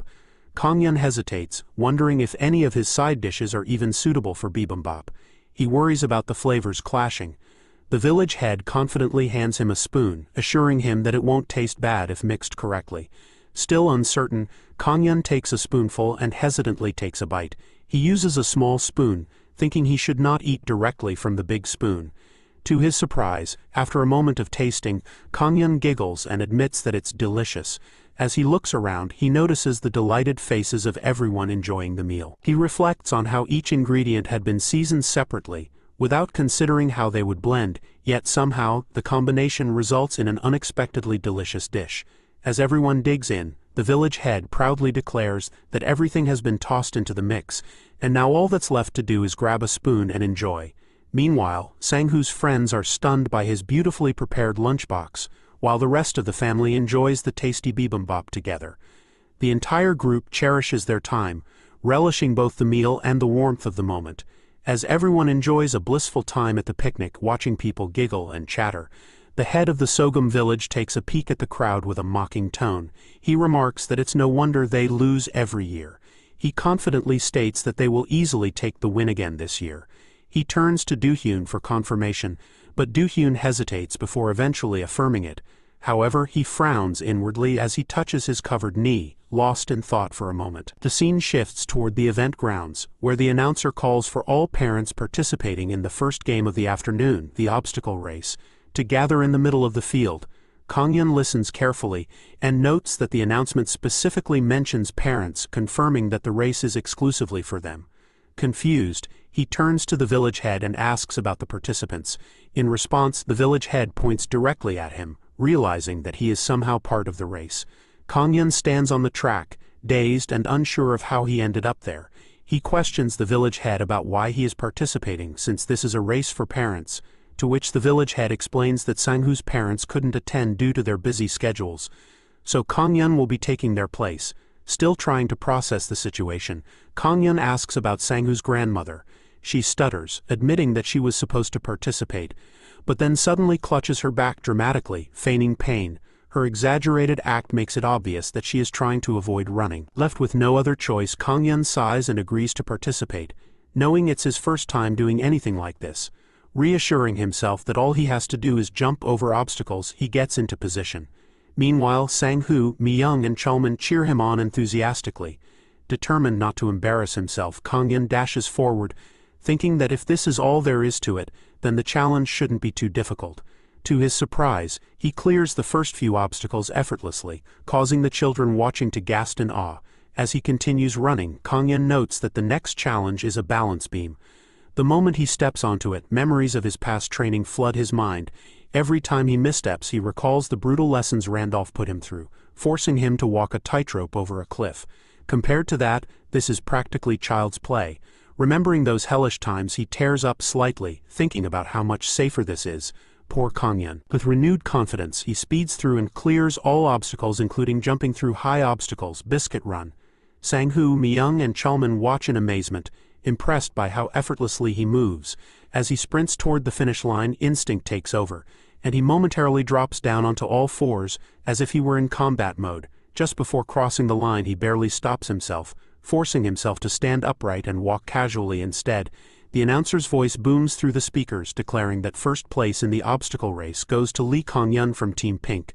Kang-yeon barely has time to acknowledge the win before he is suddenly swarmed by excited children. They charge at him, showering him with praise and admiration. Mi-young, speaking in awe, calls Kang-yeon their undercover village guardian god, and wonders if he might be some kind of transformer warrior. Sanghu joins in, praising his skills and asking who trained him, declaring that he is the best. Meanwhile, the head of Sogum watches the scene unfold, deep in thought.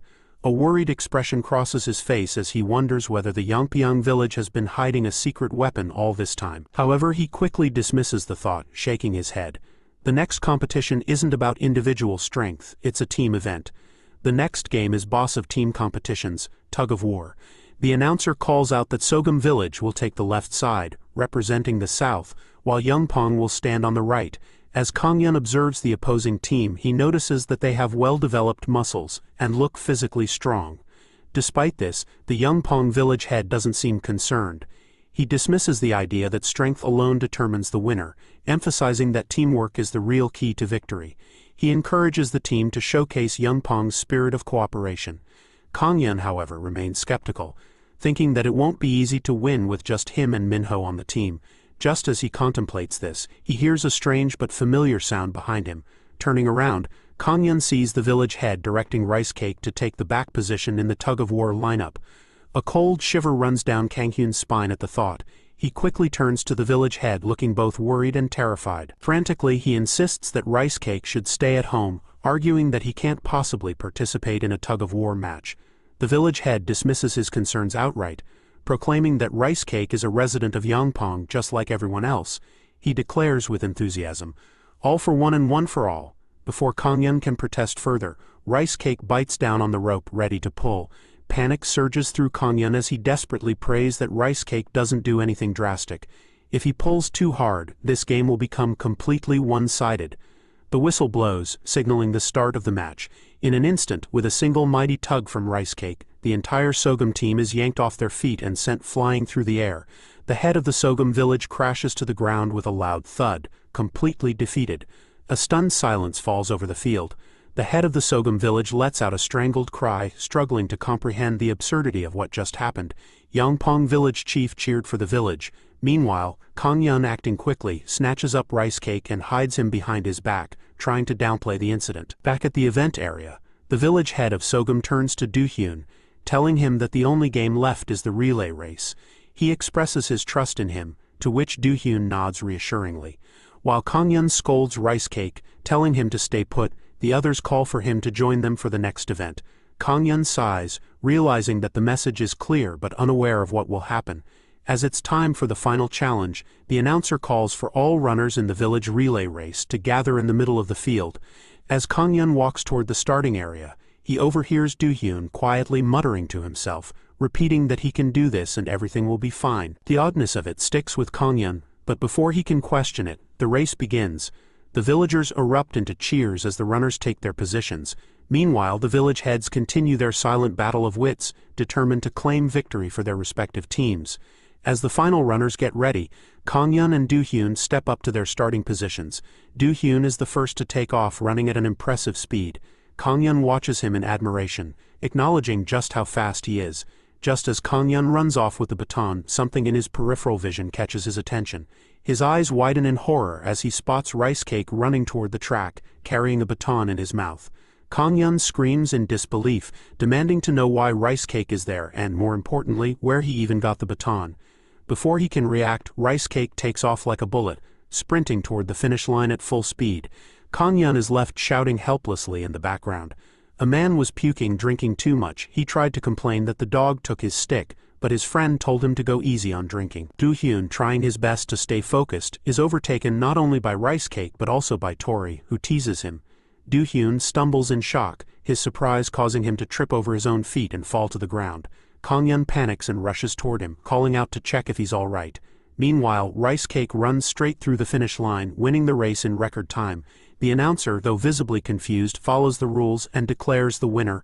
As the champion of the relay race is a dog, Kongyun stands frozen, clutching his head in disbelief. Rice Cake wags his tail happily, completely unaware of the chaos he has caused. Kongyun dashes toward Rice Cake in anger as someone announces that the winner of the relay race is Yangpyeong Village, with second place going to Duru Village. Hearing this, the village head shivers with happiness while Do-hyun collapses in despair. The final winner of the Growth Liveliness Sports Day is declared Team Pink, and the MVP title goes to Yangpyeong Village. Meanwhile, Kong was trying to catch mischievous Rice Cake and Tori. The scene shifts to Kongyun cycling home, thinking aloud that although they may have won Sports Day, if that student hadn't fallen, the results could have been different. He refers to Rice Cake asking for confirmation and Rice Cake notes it silently. Both of them act innocent. Kongyun then remembers that he wanted to apologize to him that day, but he had disappeared while people were congratulating him. He wonders if he is doing all right. As he turns his head to the side, he notices Do-hyun sitting alone. He wonders what he was doing there. Approaching him, Kongyun asks if he is the student from Sports Day. Do-hyun affirms that he is. Worried, Kongyun explains that he was one of the other runners that day, and that Do-hyun fell because of his dog. He asks if he was hurt, to which Do-hyun denies it, saying it was just his fault and that he only had an ankle sprain that has since healed.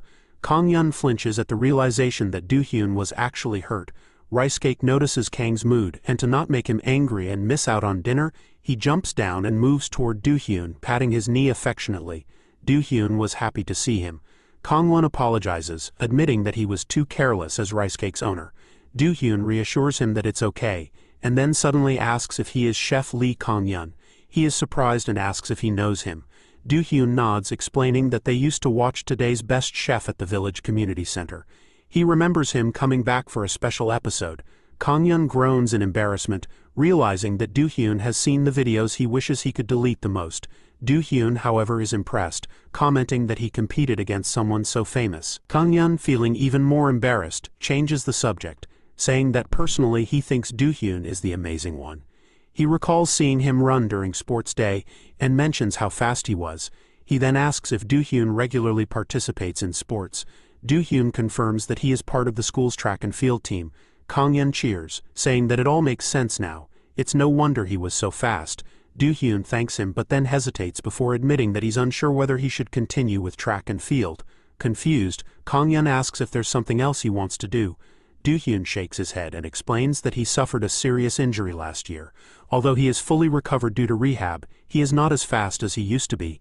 He adds that he loves running, but it's frustrating when his body doesn't move the way he wants it to. The expectations and pressure from others have become burdensome, making him consider quitting track and field. He states that surviving in this world by doing only what one wants is not easy.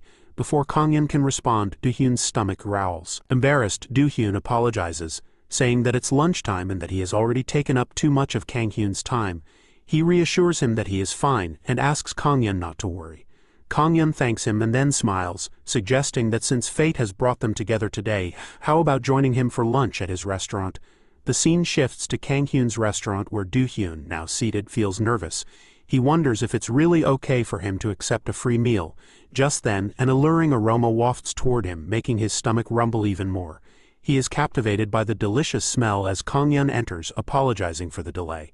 He then asks Do-hyun if he likes meat. Do-hyun enthusiastically affirms that he does.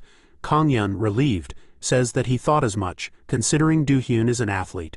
He then sets down a bowl in front of him, announcing that he made a joke rice bowl. Do-hyun's eyes light up as he exclaims that he loves joke rice bowls. He adds that he always had one after practice. Kang was happy to hear him like that. Meanwhile, Tori and Rice Cake attempt to sneak a bite in the kitchen, despite Kang-hyun's warning that they should hold off eating for the next 2 meals. Thanking him, he picks up a spoonful. While Do-hyun takes a bite, he is instantly mesmerized. He marvels that he has never had joke this good before. It is perfectly spicy and savory, the meat is incredibly tender, and he feels like he could eat several bowls of it with rice. He even jokes that he could eat this dish for the rest of his life. He wonders if Do-hyun likes it that much. Kang-hyun chuckles and remarks that joke rice bowls taste even better after practice. He then asks if there is a restaurant near Do-hyun's school. Do-hyun nods, explaining that his friend's parents own a restaurant and that he is a VVIP regular there. He reminisces about how they used to talk about that day's practice over a bowl of joke, and all his stress and exhaustion would disappear. However, he hasn't been back since his injury. Kang-hyun listens, and then unexpectedly admits that he almost gave up on cooking as well. Do-hyun, shocked, asks why he is so talented. Kang-hyun reveals that he suffered from a condition that was fatal for a chef. Although he thought he could endure everything, his body disagreed. On top of not being able to reach his goals, he was terrified of disappointing those around him. There was a time when he wanted to run away, but deep down he realized that he truly loved cooking. Thanks to the encouragement of those around him, he gradually regained his courage and started anew in this place. He acknowledges that it wasn't an easy journey, but if Do-hyun still loves running, maybe he should give it another try. His words strike a chord with Do-hyun.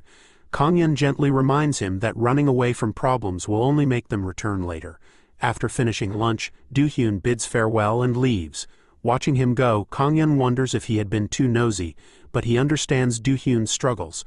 Perhaps Amelia felt the same way too. In the end, it's up to him to make the final decision, and Kang-hyun hopes it turns out well. Seeing him care about an unknown boy, Rice Cake and Tori demanded to think about them. He then turns to Rice Cake and Tori, promising them food for making him happy, playfully calling them true foodies. The scene shifts to the next morning as Do-hyun gets ready. His grandmother, noticing him, asks where he is going. He simply replies that he is going for an easy run. She raises an eyebrow, reminding him that he had said he was taking a break from practice because it was too difficult. Do-hyun smiles and replies that he just likes to run before heading out. The scene shifts to another world, in the Beastman camp where Tori is playing with a plant. She was curious and started to wave the grass plate. Mona remains on guard as, from her perspective, the leaf appears to be moving on its own, seemingly to surprise her. As she gets closer to investigate, her shadow casts on Tori. Tori was terrified and stars ran whole in grass. Seeing this, she chases after Tori, who runs away crying. Meanwhile, a beast woman calls out to Kanghyun, asking if he can take a look at something. He affirms, mentioning that he has been there for a few weeks. After the sports day event, the trade between humans and beastmen commenced. Kanghyun instructs the beast woman to separate the mixed fruits in the bag and discard any bruised ones.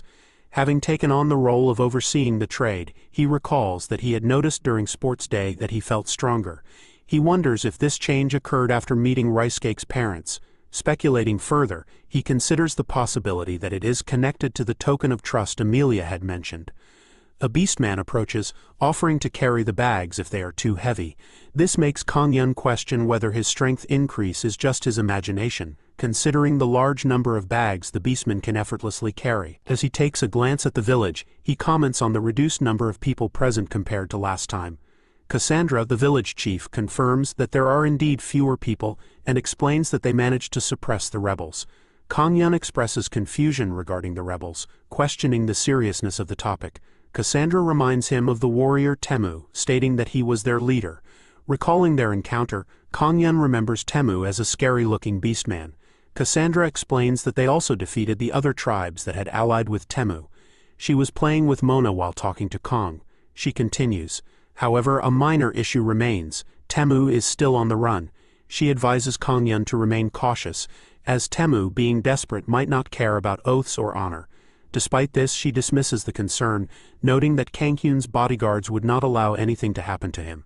Hearing this, Ricecake just gives a smug woof, and Tori stands like a brave hero. Cassandra mentions that Noah is persistently searching for Temu, so he will likely be found soon. Kong replies that they should still be careful while camping for the night, prompting Cassandra to question his concern as they plan to spend the night drinking. At night, she happily grabs Kanghyun, expressing her delight upon hearing that he will visit the humans the next day, remarking that it would be a pity if all he did was work. Feeling fatigued, Kanghyun hesitates, knowing that drinking all night would make it difficult to function the next day. Cassandra dismisses his concerns, reminding him that he has received the wolf's heart and should stop acting weak. Tribesmen were dancing in joy.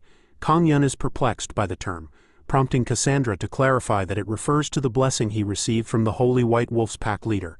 Surprised, Kanghyun questions how she knows about his meeting with Ricecake's parents. Cassandra states that no one in the forest is unaware of his ventures. She further explains that it seems he received the blessing without understanding its significance. Kanghyun admits that he only realized something had changed when he noticed his sudden increase in strength. Cassandra elaborates that the wolf's heart does not merely enhance physical strength, the true benefit lies elsewhere. She decides to demonstrate, releasing her aura all at once, causing the beastmen nearby to become tense and sweat in fear. Cassandra then asks Kanghyun how she appears to him at that moment. After a pause, he responds that she looks somewhat disgruntled and wonders if she is hungry. Laughing it off, Cassandra apologizes to everyone for startling them, assuring them that they can continue enjoying themselves. She then explains that the blessing instills fearlessness, making the recipient courageous. While it might seem like a minor advantage, she emphasizes that more moments in life require courage than one might think. Though he is not a warrior like them, she has a feeling that he will accomplish even greater things in the future. Meanwhile, Ricecake arrives with puffed-up cheeks, prompting Kanghyun to ask where he had gone and if he had been stuffing himself. Just then, Haemin enters along with two other beastmen, mentioning that they had asked for Ricecake's help. Cassandra declares that the moment everyone has been waiting for has arrived. Haemin excitedly announces to the crowd that it is time for dinner. Cassandra explains that those three have been preparing meals for the entire village. Surprising Kanghyun, he questions whether just the three of them have been handling the task and if they are managing well. Cassandra confirms that they are doing it willingly. She had never intended to make them cook, but they found joy in it, thanks to a special someone. As Haemin presents a dish, Cassandra remarks that it looks delicious as always. Kanghyun, observing the food, thinks if she braises the meat, noting that he never taught her that technique. Haemin reveals that it is not a dish he instructed them to make, but one she developed on her own using a technique he had taught them. She had spent countless nights experimenting with different flavors, and fell asleep, often burning her attempts, yet surprisingly, the meat and vegetables turned out well seasoned and delicious. Wanting to share her creation with him, she continued refining the dish, and even sought feedback from the Holy Wolf several times. She even begged Ricecake to taste her dish. Kanghyun examines the dish, finding it similar to jjimdok but noticing that the base is not soy sauce. Instead it possesses a sweet and sour flavor. The meat is well seasoned and tender, leading him to realize that Haman has gone beyond his teachings and developed her improvements. Praising her efforts, he acknowledges that the dish is truly impressive, making Haman beam with happiness. She expresses gratitude, stating that it is all thanks to him. Without his guidance, she would never have discovered the joy of cooking or the excitement of creating meals for others to enjoy. Kang-yun, smiling at her words, states that hearing this motivates him to teach her even more in the future. Embarrassed but pleased, Haman thanks him for everything he has taught her. He then suggests that they work on improving the dish immediately. He explains that although the meat is well prepared, the vegetables are lacking. When it comes to braising, he emphasizes that the timing of adding the vegetables is more important than the sauce. Adding them too early causes them to absorb too much of the sauce, losing their texture. Haman listens attentively, finding the explanation insightful. As the night progresses, Kang-yun realizes that it is already morning, and that they have only covered the theoretical aspects. Cassandra comments that the wolf's heart certainly serves its purpose well. Haman falls on her knees, calling him a master in cooking. Kang-yun, reflecting on their discussion, states that Haman should contemplate everything he says until they meet again. Feeling slightly intimidated, Haman nods in agreement. Cassandra then playfully remarks that he becomes rather scary when it comes to cooking before bidding him farewell and asking him to take care. As Kang-yun departs, he contemplates how he has not seen Noah recently, and recalls hearing that he is pursuing the remaining rebels. He acknowledges that it must be exhausting. Just then, someone rushes toward him. Ricecake growls, sensing something amiss. Kang-yun, puzzled, questions what is wrong, only to witness Temu running toward him, seemingly fleeing from someone, catching him completely off guard. As Kang-yun recognizes Temu running in front of him, Temu grits his teeth in anger and attempts to slash at Kang-yun, screaming that if it had not been for him, everything would have been normal. However, just in time, Ricecake positions himself, and Kang-yun's forehead begins to glow with the wolf's powers, with a claw symbol activating on his surface. Kang-yun realizes that he can at least dodge one attack as he steps back to evade Temu's slash. Meanwhile, Ricecake jumps onto Temu's face, making him curse and cry out in frustration. At the same time, Tori launches an attack on Temu, using her powers to dig a hole in an instant, causing Temu to fall into it. As Temu lands, Tori immediately uses her ability to bury him completely, leaving only his head exposed. As Temu continues to curse them, Ricecake and Tori flex toward Kang-yun, who thanks them. He states that the attack had shocked him, as Temu had attacked the moment he saw them. If it had not been for Ricecake and Tori, it might have been the end for him, as they had not even been given a chance to react. Suddenly, a voice interrupts, stating that they have not even been given the chance to help. Noah then appears, smacking Temu's face and questioning whether Kang-yun was hurt, to which Kang-yun denies, stating that he is fine. Noah apologizes, explaining that he had not expected Kang-yun to run into Temu and acknowledges that it must have been an unpleasant surprise. While stomping on his head, Noah said it's perfect height. Kang-yun, upon witnessing the smacking, smiles but reassures everyone that no one has been hurt. Temu, however, interrupts, cursing at Kang-yun and blaming him for everything, stating that it was all his fault. Kang-yun, taken aback by such hostility, reflects that he has not encountered anyone who hated him this much since Jong-sok. He considers that the person he used to be would have been hurt by such words, but now they no longer affect him. As Temu tries to threaten that he will find and kill Kang-yun, Noah smacks him again, demanding that he repeat himself, mocking his threat as a bad joke. Noah then asks Kang-yun if he is on his way to the humans. As for Temu, they will handle him according to their laws. He warns Temu that they will take care of him as per their regulations and advises him to prepare for it. As Kang-yun thanks him, Noah reassures him not to take Temu's words to heart. Kang-yun smiles and thanks Noah for worrying about him, adding that he sometimes encounters people who hate him for no reason. However, he knows that he is too busy to care about every word they say. The scene then shifted to the human village, where Kang-yun was strolling through the area. He reminded himself to continue training regularly, as one never knew when someone like Temu might attack again. He informed Ricecake and Tori that he felt more at ease knowing he had his friends with him. As he contemplated whether he should ask Randolph about something, he overheard a little kid asking about the mass. Kang-yun realized that this was a temple, and upon reflecting, acknowledged that there was one more person who despised him. As the bishop appeared, Kang-yun noticed that he hated Ricecake in particular, who reacted to his presence. The bishop took a glance at Kongyun, and a wave of jitters ran through his body. Angrily, the bishop questioned what Kongyun was doing there. Kongyun attempted to cover for rice cake. As one of the bishop's people asked about the matter, the bishop tried to act indifferent, claiming it was nothing, before questioning Kongyun about his reason for visiting the holy temple. The bishop speculated that it could be due to his actions on the day of the trading negotiation. He considered that if the meeting had turned into a disaster because of his food, the city lord might no longer trust him, as he had schemed against him. Meanwhile, he gritted his teeth in frustration, still unable to rid himself of the poison. Kongyun attempted to excuse himself, stating that he was merely passing by and would be leaving shortly. The bishop, pretending to be hospitable, smiled, and told Kongyun to be on his way, though inwardly he was cursing him. As Kongyun turned to tend to rice cake, he suddenly realized that rice cake was no longer by his side. Upon looking around, he saw rice cake standing at the temple's entrance just as he entered inside. The bishop let out an involuntary scream in pain. Kongyun apologized and asked whether he should go and inform someone, but the bishop refused, stating that this was not a place rice cake could enter. However, someone from behind called for the bishop, prompting him to act as if the temple was open to everyone. Kongyun thanked him for that and proceeded inside, much to the bishop's frustration. Trying to calm himself, the bishop reassured himself that he had hidden the bottle in the farthest corner, and since Kongyun would not venture that far, it would remain safe. As Kongyun searched for rice cake, he entered a room and opened a treasure box, only to find gold coins. Just in time, the bishop rushed in and shut the box, claiming that they were chocolate coins and that he liked sweet things. Kongyun continued searching and found a ledger, but the bishop swiftly hid it, explaining that it was his personal household savings and that keeping a ledger was a good habit. The bishop, feeling drained, cursed himself for forgetting how corrupt he was, and realized that the poison bottle was not the only thing he needed to hide. Desperate, he screamed at Kongyun, offering to help find rice cake so that he could leave sooner. Kongyun, unaware of the bishop's distress, thanked him and noted that the bishop seemed nicer than expected. He had initially assumed that the bishop was a bad person since he disliked rice cake, but he started questioning whether he had judged him too quickly.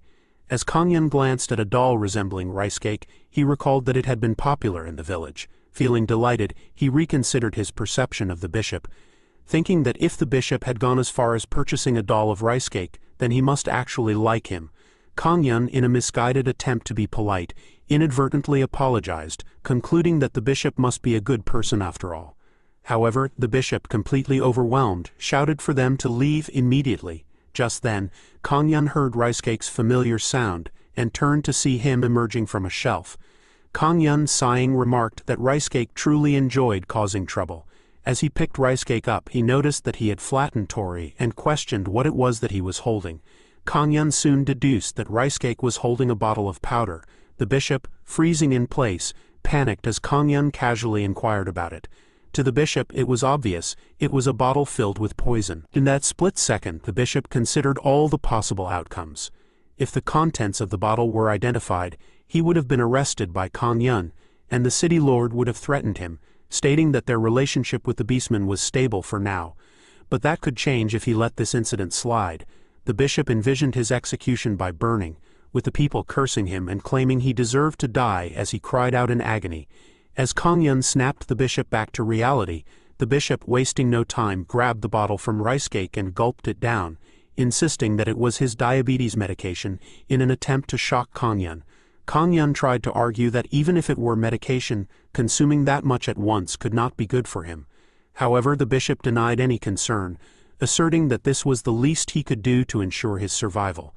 His eyes trembled in pain as he internally questioned the situation, declaring that Kongyun had said that he had urgent business to attend to. Since they had found rice cake, he urged Kongyun to hurry along and leave. As Kongyun thanked him for his help, he mentioned that he had packed a lunchbox just in case. He explained that it had a delicious sweet and sour taste, suggesting that if the bishop did not mind, he could take some. Thinking that the bishop must have been really hungry for his stomach to growl so loudly, the bishop, inwardly crying, wondered if Kongyun had figured everything out. As he confirmed his suspicions, he screamed at Kongyun to leave. As Kongyun walked away, he reflected that he had misunderstood the bishop, thinking he was like Temu, but that was not the case after all. Meanwhile, the people behind whispered that the mass had been cancelled today. Kongyun questioned what people like him were called again, as he recalled the word tsunere. As the work was completed, Kang Yun thought that his job as the auditor seemed to be done. From behind, Randolph approached, calling out to him with a smile, mentioning that he had been waiting for him. He pointed out that he had not had dinner yet.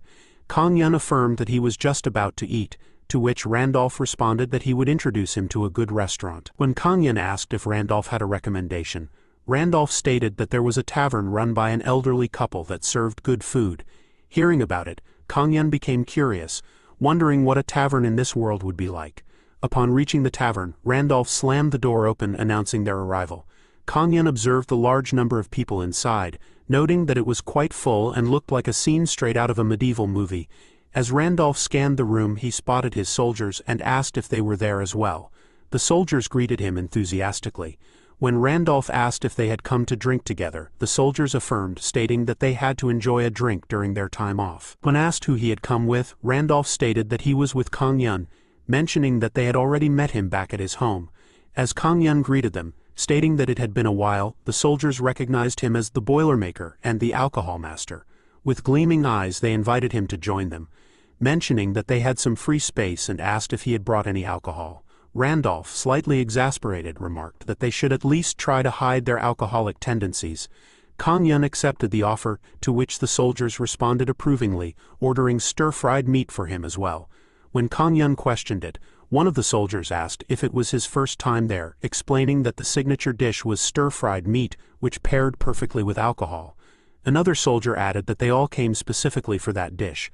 When the restaurant owner approached to take their order, Randolph confirmed ordering 2 beers and stir-fried meat for 2. However, the owner informed them that they were running low on labor in the kitchen, so it might take a while. When asked if that was all right, Randolph, with a cheerful expression, assured him that it was fine since they had plenty of time. 1 hour later, however, with a gloomy expression, Randolph noted that they were really taking their time. Kang Yun asked if it usually took this long, to which Randolph denied it, stating that they normally would have already finished eating by now. The soldiers, looking equally downcast, mentioned that they had ordered even earlier, yet their food had still not arrived. One of them questioned how many jugs of beer they had consumed without food. Kang Yun, realizing that something was off, observed that only a few people had received their meals. Concerned, he asked if there was a problem. Kang Yun and Randolph decided to check the kitchen, where they heard a loud crash. Concerned, they asked if everything was all right. The owner, flinching, apologized, insisting that it was nothing. As Kang Yun noticed the spilled soup, he offered to clean it up. Randolph meanwhile inquired about the owner's wife, who usually handled the cooking. The owner apologized, explaining that his wife had hurt her back, so he was cooking instead, though he was not used to it. Peeking into the pan, Kang Yun questioned whether that was supposed to be stir-fried meat. Introducing himself as a chef, he asked if he could taste it. The owner, hesitant at first, eventually allowed him to go ahead. After tasting the dish, Kang Yun remained silent for a moment. The owner, anxiously, stated that he had tried his best to replicate the taste. Kang Yun, struggling to be polite, observed that the dish was incredibly sour and salty. The meat was not thoroughly cooked, and there was so much spice that it was impossible to focus on any single flavor. He concluded that the dish was an overwhelming experience, akin to an arrow piercing through an old man's dignity. With teary eyes, the owner lamented that he should have just hired a chef. He regretted making all his guests wait due to his stubbornness, but expressed his strong desire to serve them something since they had waited so long. Kang Yun, considering the situation, suggested modifying the menu a bit. As he prepared a large pot, he poured in a huge amount of water. The owner, recognizing the pot used for festivals, questioned what Kang Yun was planning to do. Randolph arrived, mentioning that he had brought an unused thing from the castle, a shovel. Questioning if it was really necessary, Kang Yun confirmed that it was perfect. He then asked for Tori's help, who used flames to clean the shovel. Declaring that everything was set, Kang Yun began cooking. The owner, still puzzled, asked what dish Kang Yun was preparing. Kang Yun, flipping the meat into the pot, startles the owner, who asks why he is using all the meat. Because according to him it will be difficult to season that amount of meat. Kang confidently responded that he was making jeuk, the perfect dish for cooking in bulk. The owner remained quite skeptical about it, questioning why such a show was necessary and why that was being used on the meat. However, Randolph assured him not to worry, emphasizing that he was truly an excellent cook and that if anything went wrong he would take full responsibility. This made the owner question just how much trust Randolph had in him. He wondered about the identity of this guy as Kang Yun called out for Tori, stating that he would leave it to him. Tori then blazed the pot with stabilized heat.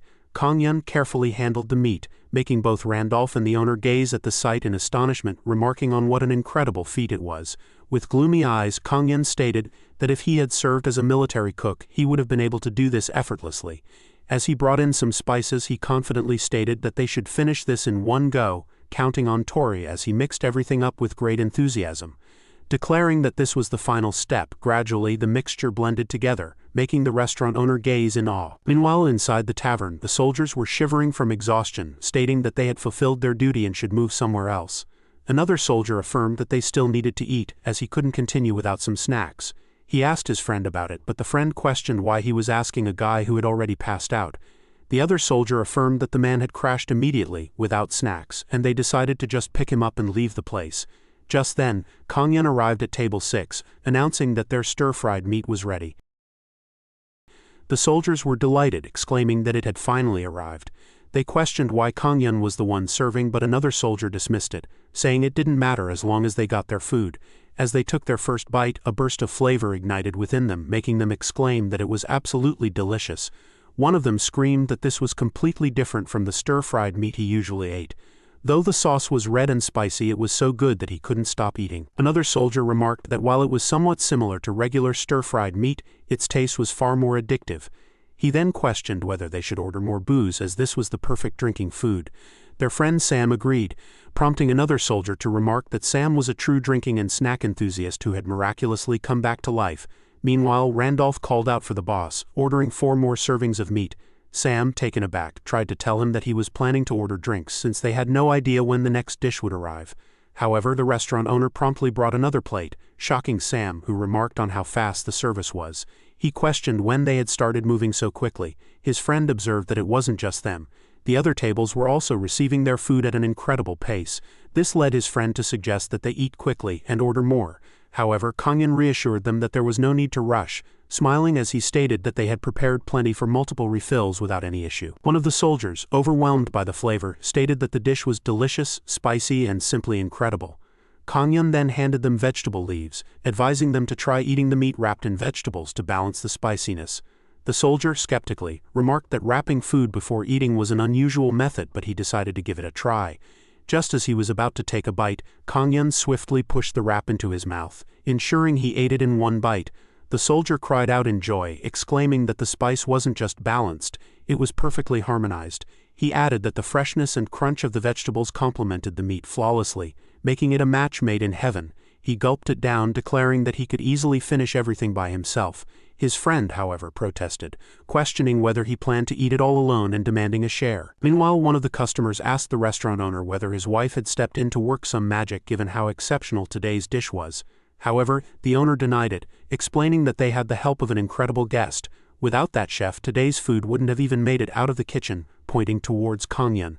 The customers and soldiers, overwhelmed with happiness, exclaimed that Kang Yun was the chef, marveling at how insane the food was. They remarked that they had never tasted anything like it in their lives. Some even declared him the best chef, while others called the dish the ultimate drinking snack. This left Kang Yun completely taken aback. Trying to divert attention, Kang Yun called out for Randolph, stating that the soldiers were doing well. However, he quickly noticed that Randolph was already drunk, dancing with his friends. Seeing this, Kang Yun was made to join in, cheering alongside them. Meanwhile, Rice Cake and Tori were enjoying their food as well. The night ended with the soldiers having the time of their lives and Kang Yun sharing in their joy. The next morning, Kang Yun woke up in bed, groaning as he recalled how he had kept drinking until the very end. Though he hadn't been able to open his own shop yet, he admitted that last night was fun. However, he reminded himself that he couldn't forget his main job. As he entered the bathroom, he smiled, thinking that he felt no hangover thanks to the wolf's heart. He remarked on how incredible it was, and thought that today would be another great day. Determined, he told himself to get pumped up and ready for business. However, as he turned on the tap, it suddenly broke apart, causing water to splash all over his face as the pipe burst open. Kang Yun was quite sure that the day would be great, but as soon as he turned on the tap, it suddenly broke, causing water to splash all over his face. Minho entered the house. He mentioned that he had come because Kang Yun had called him. However, as he heard Kang Hyun's ghostly voice calling him again and saw him completely drenched, he was quite shocked to see him in that state. Rice Cake was soaked too. Afterward, Minho entered the bathroom to inspect the situation and informed Kang Yun that he had locked the tap for now, though he believed that was not the only issue. He then asked if Kang Yun had tried calling a plumber. to which Kang-yeon replied that the plumber could only come by tomorrow at the earliest. Minho remarked that it would not be possible for Kang-yeon to do business that day, to which Kang-yeon responded that he had a vague feeling that would be the case. Nonetheless, he expressed gratitude for Minho's help, stating that he would not have managed without him. He then suggested that if Minho had not yet eaten breakfast, he should grab a bite before heading out.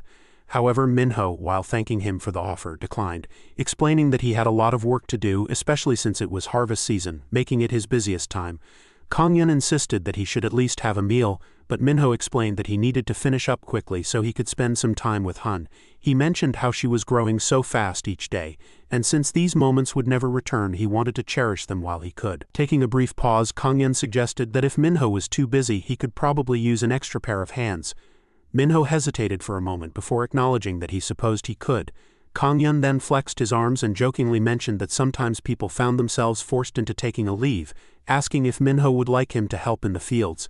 Curious, Minho revealed that they were growing radishes, adding that they actually needed more hands, so it would be a great help. Kang-yeon then thought about the size of the field while Minho informed him that it had rained the previous day, making it easier to pull out radishes. This delighted Kang-yeon, who recalled learning from the village chief during the summer harvest that damp soil was necessary for harvesting. Minho confirmed this and handed him a drum-like object. When Kang-yeon questioned its purpose, Minho revealed that it was a farming cushion, much better than sitting directly on the ground. Kang-yeon, after thanking him, found it rather amusing and thought to himself that it made him feel as though he had an unusually large backside. Meanwhile, Rice Cake imagined him resembling a duck. As Minho moved out, mentioning that he needed to check on another field, he stated that he would return later. Kang-yeon assured him to leave it all to him. Determined, Kang-yeon declared that the forced leave project had begun. Alongside Rice Cake and Tori, he diligently pulled out radishes one by one. Rice Cake swiftly wrapped them up in a single motion while Tori assisted Kang-yeon with doing it. She used her spirit magic to do so. While he was struggling to pick up a single one, Tori pulled a lot of them in one go. After a lot of time, Kang-yeon marveled at the cushion, admitting that he had underestimated its usefulness. However, as he massaged his sore shoulders, he realized that despite the joy of harvesting, it was physically exhausting, making him truly respectful of farmers across the country. Calling out to Rice Cake and Tori, Kang-yeon suggested they should head back, but suddenly his gaze was fixated on something at the side. A thought crossed his mind, making him uneasy. He hoped it was not what he thought it was. The scene shifted to Sujin and Han, who were spending time together when they suddenly heard a voice. As she turned, she saw Minho and Kang-yeon approaching. Sujin, acknowledging their arrival, commented that they had worked hard that day. However, she quickly noticed something off and questioned Minho about his face, suspecting that there was too much work to handle due to the lack of enough hands. Minho, however, dismissed her concern, stating that he had finished all the work. Sujin, relieved to hear that, still questioned why he looked so exhausted. Minho then revealed that they had even completed the work for the following day, which greatly surprised Sujin. Scratching his face, Kang-yeon reflected that perhaps they should have controlled their pace. Minho then commented that Kang-hyun's talent seemed more suited for farming than cooking. Kang-yeon, however, denied it, insisting that was not the case. Minho playfully disagreed, stating that there was no need for false humility, asking if Kang-yeon even realized how much work he had managed on his own. Kang-yeon tried to dismiss the statement, but at the same time he cast a sidelong glance at Rice Cake and Tori, both of whom had assisted him. Seeing their expressions, he could not help but exclaim that he really had done it himself. Minho, seeing through him, commented that as he had thought, Kang-yeon was truly a God-sent natural farmer. Later, Kang-yeon gulped down a drink, smiling as he remarked that indeed rice wine tasted the best after a hard day's work. Sujin offered Kang-yeon some, saying that it contained several side dishes. He then commented that the dish looked like braised mackerel with radish. Sujin confirmed it, stating that they always made this dish on radish harvest day. She added that she had used the radishes they harvested that day, making them particularly sweet and flavorful. As Kang-yeon pierced into a piece, he was struck by the realization that these were the radishes he had harvested himself. It was his first time eating braised radishes made with freshly harvested ones rather than store-bought ones. Taking a bite, he was amazed by how effortlessly it melted in his mouth.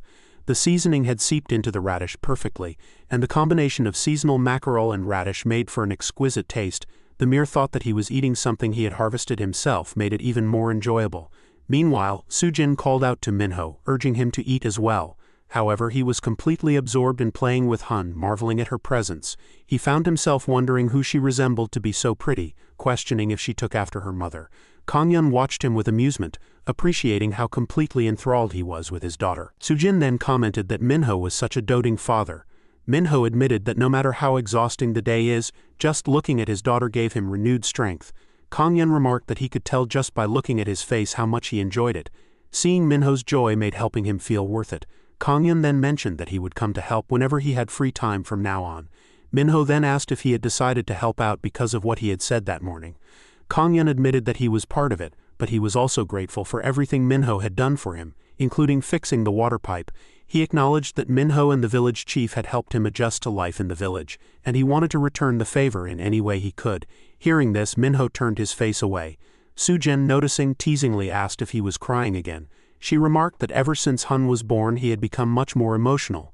Minho, deeply touched, confirmed that he was. Sujin admitted that her husband often had similar thoughts, frequently feeling grateful for many things, but hearing Kanghyun say it out loud made him feel even more appreciative. Sujin, amused, asked if that was true, to which Minho nodded aggressively. Kanghyun then commented that indeed, friends tended to resemble each other. They noticed Hun grabbing onto Minho's thigh, barely managing to stand. The room fell silent for a moment before everyone erupted in shock. She had taken her first steps. Minho, overwhelmed with emotion, dramatically lamented about the day she would eventually get married while the others laughed, cherishing the blissful moment together. Sujin was taking care of Hun. While they were chit-chatting, Minho asked in surprise if Kanghyun's parents lived overseas. Kanghyun confirmed that he was the only one in Korea. Minho then asked if he visited them on holidays. Kanghyun replied that it was hard to get tickets during the holiday season, so they usually met at other times. Feeling a little downhearted, Kanghyun added that their restaurant's reservation lists were packed during holidays, so vacations were not allowed at that time. He admitted he had never even thought about traveling. Trying to cheer him up, Minho pointed out that he had quit now, so he could finally rest this Chuseok. Kanghyun, paying no attention, commented on how diligent a life he had lived. Suddenly he exclaimed that Chuseok was just around the corner. Then he looked away and lamented that this year he might get to spend it like a real holiday. The next morning, on the day of Chuseok, Kanghyun woke up early and said he had been too busy to enjoy the past few Chuseoks properly, but that this year he would enjoy it to the fullest. Rice Cake also cheered with him in happiness, but that was not the case with Tori. She looked at Rice Cake, who was wearing a hanbok, and asked Kanghyun what about her. Kanghyun responded that Rice Cake looked great in that hanbok too. Rice Cake just let out a happy sound. Au! Tori could do nothing except make sad sounds. Chu-chu-chu. Hanbok is traditional Korean clothing. Kanghyun mentioned that one had to wear a hanbok during Chuseok. He repeated that wearing hanbok was essential during Chuseok, and added that another thing they couldn't do without during Chuseok was watching. Looking at the TV, Kanghyun noted that he had wanted to see that movie 5 years ago. It had become a holiday movie now. He told everyone to enjoy the pancakes. Rice Cake exclaimed that he loved meat. Tori paid no attention and continuously ate her share. Nom nom. Kanghyun explained that he had gotten a ton from the market since they were selling assorted packs. He wondered if he should have cooked something himself. Suddenly someone called him young chef. He wondered whose voice it was. It turned out to be the village chief. The chief remarked how Kanghyun was all dressed up in hanbok and commented that he was really getting into the holiday spirit. Kanghyun responded by pointing out that the restaurant was closed that day. The chief acknowledged that he knew and mentioned that he had heard Kanghyun was planning to rest at home, then asked why he hadn't come over. Kanghyun asked where he meant. The chief answered that it was the village hall, of course. In the hall, everyone was happily chit-chatting with one another. Kanghyun asked what everyone was doing there. The chief explained that being a city boy, Kanghyun probably didn't know, but senior centers and village halls were always bustling during holidays. People would come together, share ritual food, and check in on those who had returned after a long time. Mr. Gilwon and Jungwon were playing board games. Gilwon noted that Kanghyun was late. Jungwon commented with surprise that Kanghyun even wore a hanbok and said he looked nice. Surprised, Kanghyun asked why Mr. Gilwon and Mr. Jungwon were there. Gilwon struck a smug pose and explained that he was a Yongpyong resident too. Jungwon added that he just came to hang out. Gilwon went on to say that since he had moved there a while ago, he should participate in village events. Kanghyun asked about the events. Just then, Sangwoo called Kanghyun and asked him to sit next to him. Leung was also there, calling him over enthusiastically. The village chief led Kanghyun to them and said that there was a Chuseok tradition in Yongpyong. One of the village residents came holding a pot and told everyone to make way, announcing that the songpyeon dough had arrived. Kang, surprised, remarked that this was the songpyeon dough and noted how much there was. The village chief explained that it was a tradition of Yongpyong and added that they had other colors too, making a bunch to share. Sangwoo, sparkling with enthusiasm, claimed that he needed it every year, so he was an expert, and repeated that they had other colors. He said he would make tons for his uncle too. Myung said that she would make some for uncle too. Sangwoo then challenged her by declaring it a match. The chief encouraged Sangwoo, calling him a young chef and urging him to show off his skills since he was the expert. Kong expressed concern, admitting that he was a Western cuisine chef though. Meanwhile, Rice Cake sniffed the ingredients and Tori seemed delighted to see the black beans. Kong thought to himself that he had only ever made those for restaurant events. While everyone was happily making songpyeon, the chief laughed and asked who wanted a drink. Looking at them, Kang Hyun decided to help too and asked Mi-young if she had a toothpick. Gi-woon stated that he might not know much about cooking but he was good with hands-on tasks. He made a piece and presented it proudly, telling everyone to behold his beautiful masterpiece. Jung-won responded by saying that Gi-woon wasn't the only one with skilled hands and expressed confidence in his own finesse. He then made a large one and presented it with a ta-da, calling it a never-leaking giant songpyeon. But as it was about to tear apart, he quickly fixed it and admitted that it was a close call. Gi-woon admitted that it had been a good match. Grandma Park approached them angrily and scolded them, asking if they were kids and reminding them that others had to eat the food too, so they should make them the normal way. Sang-woo and Mi-young were startled by her presence. Then Grandma Park came to Kang Hyun and commented that despite having lived so many years, the others still acted immaturely. She asked Kang Hyun if he had made anything nonsensical as well. Kang Hyun, a little nervous, replied that he hadn't realized they were supposed to stick to basic shapes and apologized, explaining that he had just made it the way he wanted to. He then showed her a beautifully crafted songpyeon shaped like fruit, flowers, and leaves. She was delighted and told him that he could do what he wanted if he wished. Kong asked if that was really okay. Meanwhile, Gi-woon and Jung-won wondered why Kang Hyun was getting spared. After steaming them, Sang-woo's grandma said they should see if they were cooked. Seeing they were well cooked, the chief said they were having a feast that year too and told them to brush on some sesame oil. Both Mi-young and Sang-woo picked up the ones they had made, exclaiming that they had found the one they had made. Kong, looking at the one he had made, wondered if it was strange to feel proud, thinking that it was hot and fresh. Sang-woo called Kang Hyun, telling him to look, and excitedly asked if he had done a great job and told him to try it. Kang Hyun told Sang-woo that he had done great but asked if he could really eat it since Sang-woo had worked so hard on it. Sang-woo replied that he had made it especially for him. Kang Hyun smiled and thanked him. Rice Cake and Tori also enjoyed songpyeon. Sang-woo made a triceratops and Mi-young made a starfish. Picking up the one made by Gi-woon, Jung-won asked Gi-woon if he had forgotten the filling. Gi-woon said it was so good. The chief looked at the giant songpyeon and asked what the deal was with that dumpling. While everyone was enjoying themselves inside, Kang Hyun came outside and spoke to his mom. He asked if it was her calling. His mom said that he didn't have many friends, so she was worried he'd be lonely on Chuseok. She asked if he was enjoying his break and if he had eaten. Kang Hyun replied that she had been really merciless with that comment and explained that he had been making and eating traditional Chuseok dishes with the villagers. His mom expressed surprise and said she was proud of him. She added that she had thought he'd be watching reruns of some holiday special movie from 5 or 6 years ago all alone. He was in shock and wondered if she had installed a CCTV in his house. He said that he wasn't alone at all and that he was having a great Chuseok. Resting alone was great too, but he looked at the door as Mi-young, Sang-woo, Rice Cake, Tori, Gi-woon, and Jung-won came outside. Sang-woo called out to his uncle and told him they should fly kites. Jung-won bragged that he used to be great at flying kites. Rice Cake was running, biting the kite, while Sang-woo told Rice Cake not to bite too hard. Kang Hyun said that this kind of lively atmosphere was nice too. In another world, an elf girl asked the elder Nim how about inviting Kang Hyun to the coming-of-age ceremony. The elder questioned whether a human should be invited to an elven ceremony. The elf ranger reminded the elder that he had planned to invite him someday, hadn't he? The elder remarked that it seemed the ranger trusted that human more than he had thought. The elf girl replied that he wasn't an ordinary human after all. Meanwhile, a girl standing behind a tree not far from that thought that she knew it. Uni had changed. A message from author and creator. Hello dear readers, thanks to you, I could complete Season 1 without any hiccups. Thank you for your overwhelming love and support. Healing Life Through Camping in Another World will be taking a short break for improvements. We request the readers for their understanding and patience. We'll be back with even more fun content in a few months. Please look forward to Kang Hyun and Rice Cake's next chapter.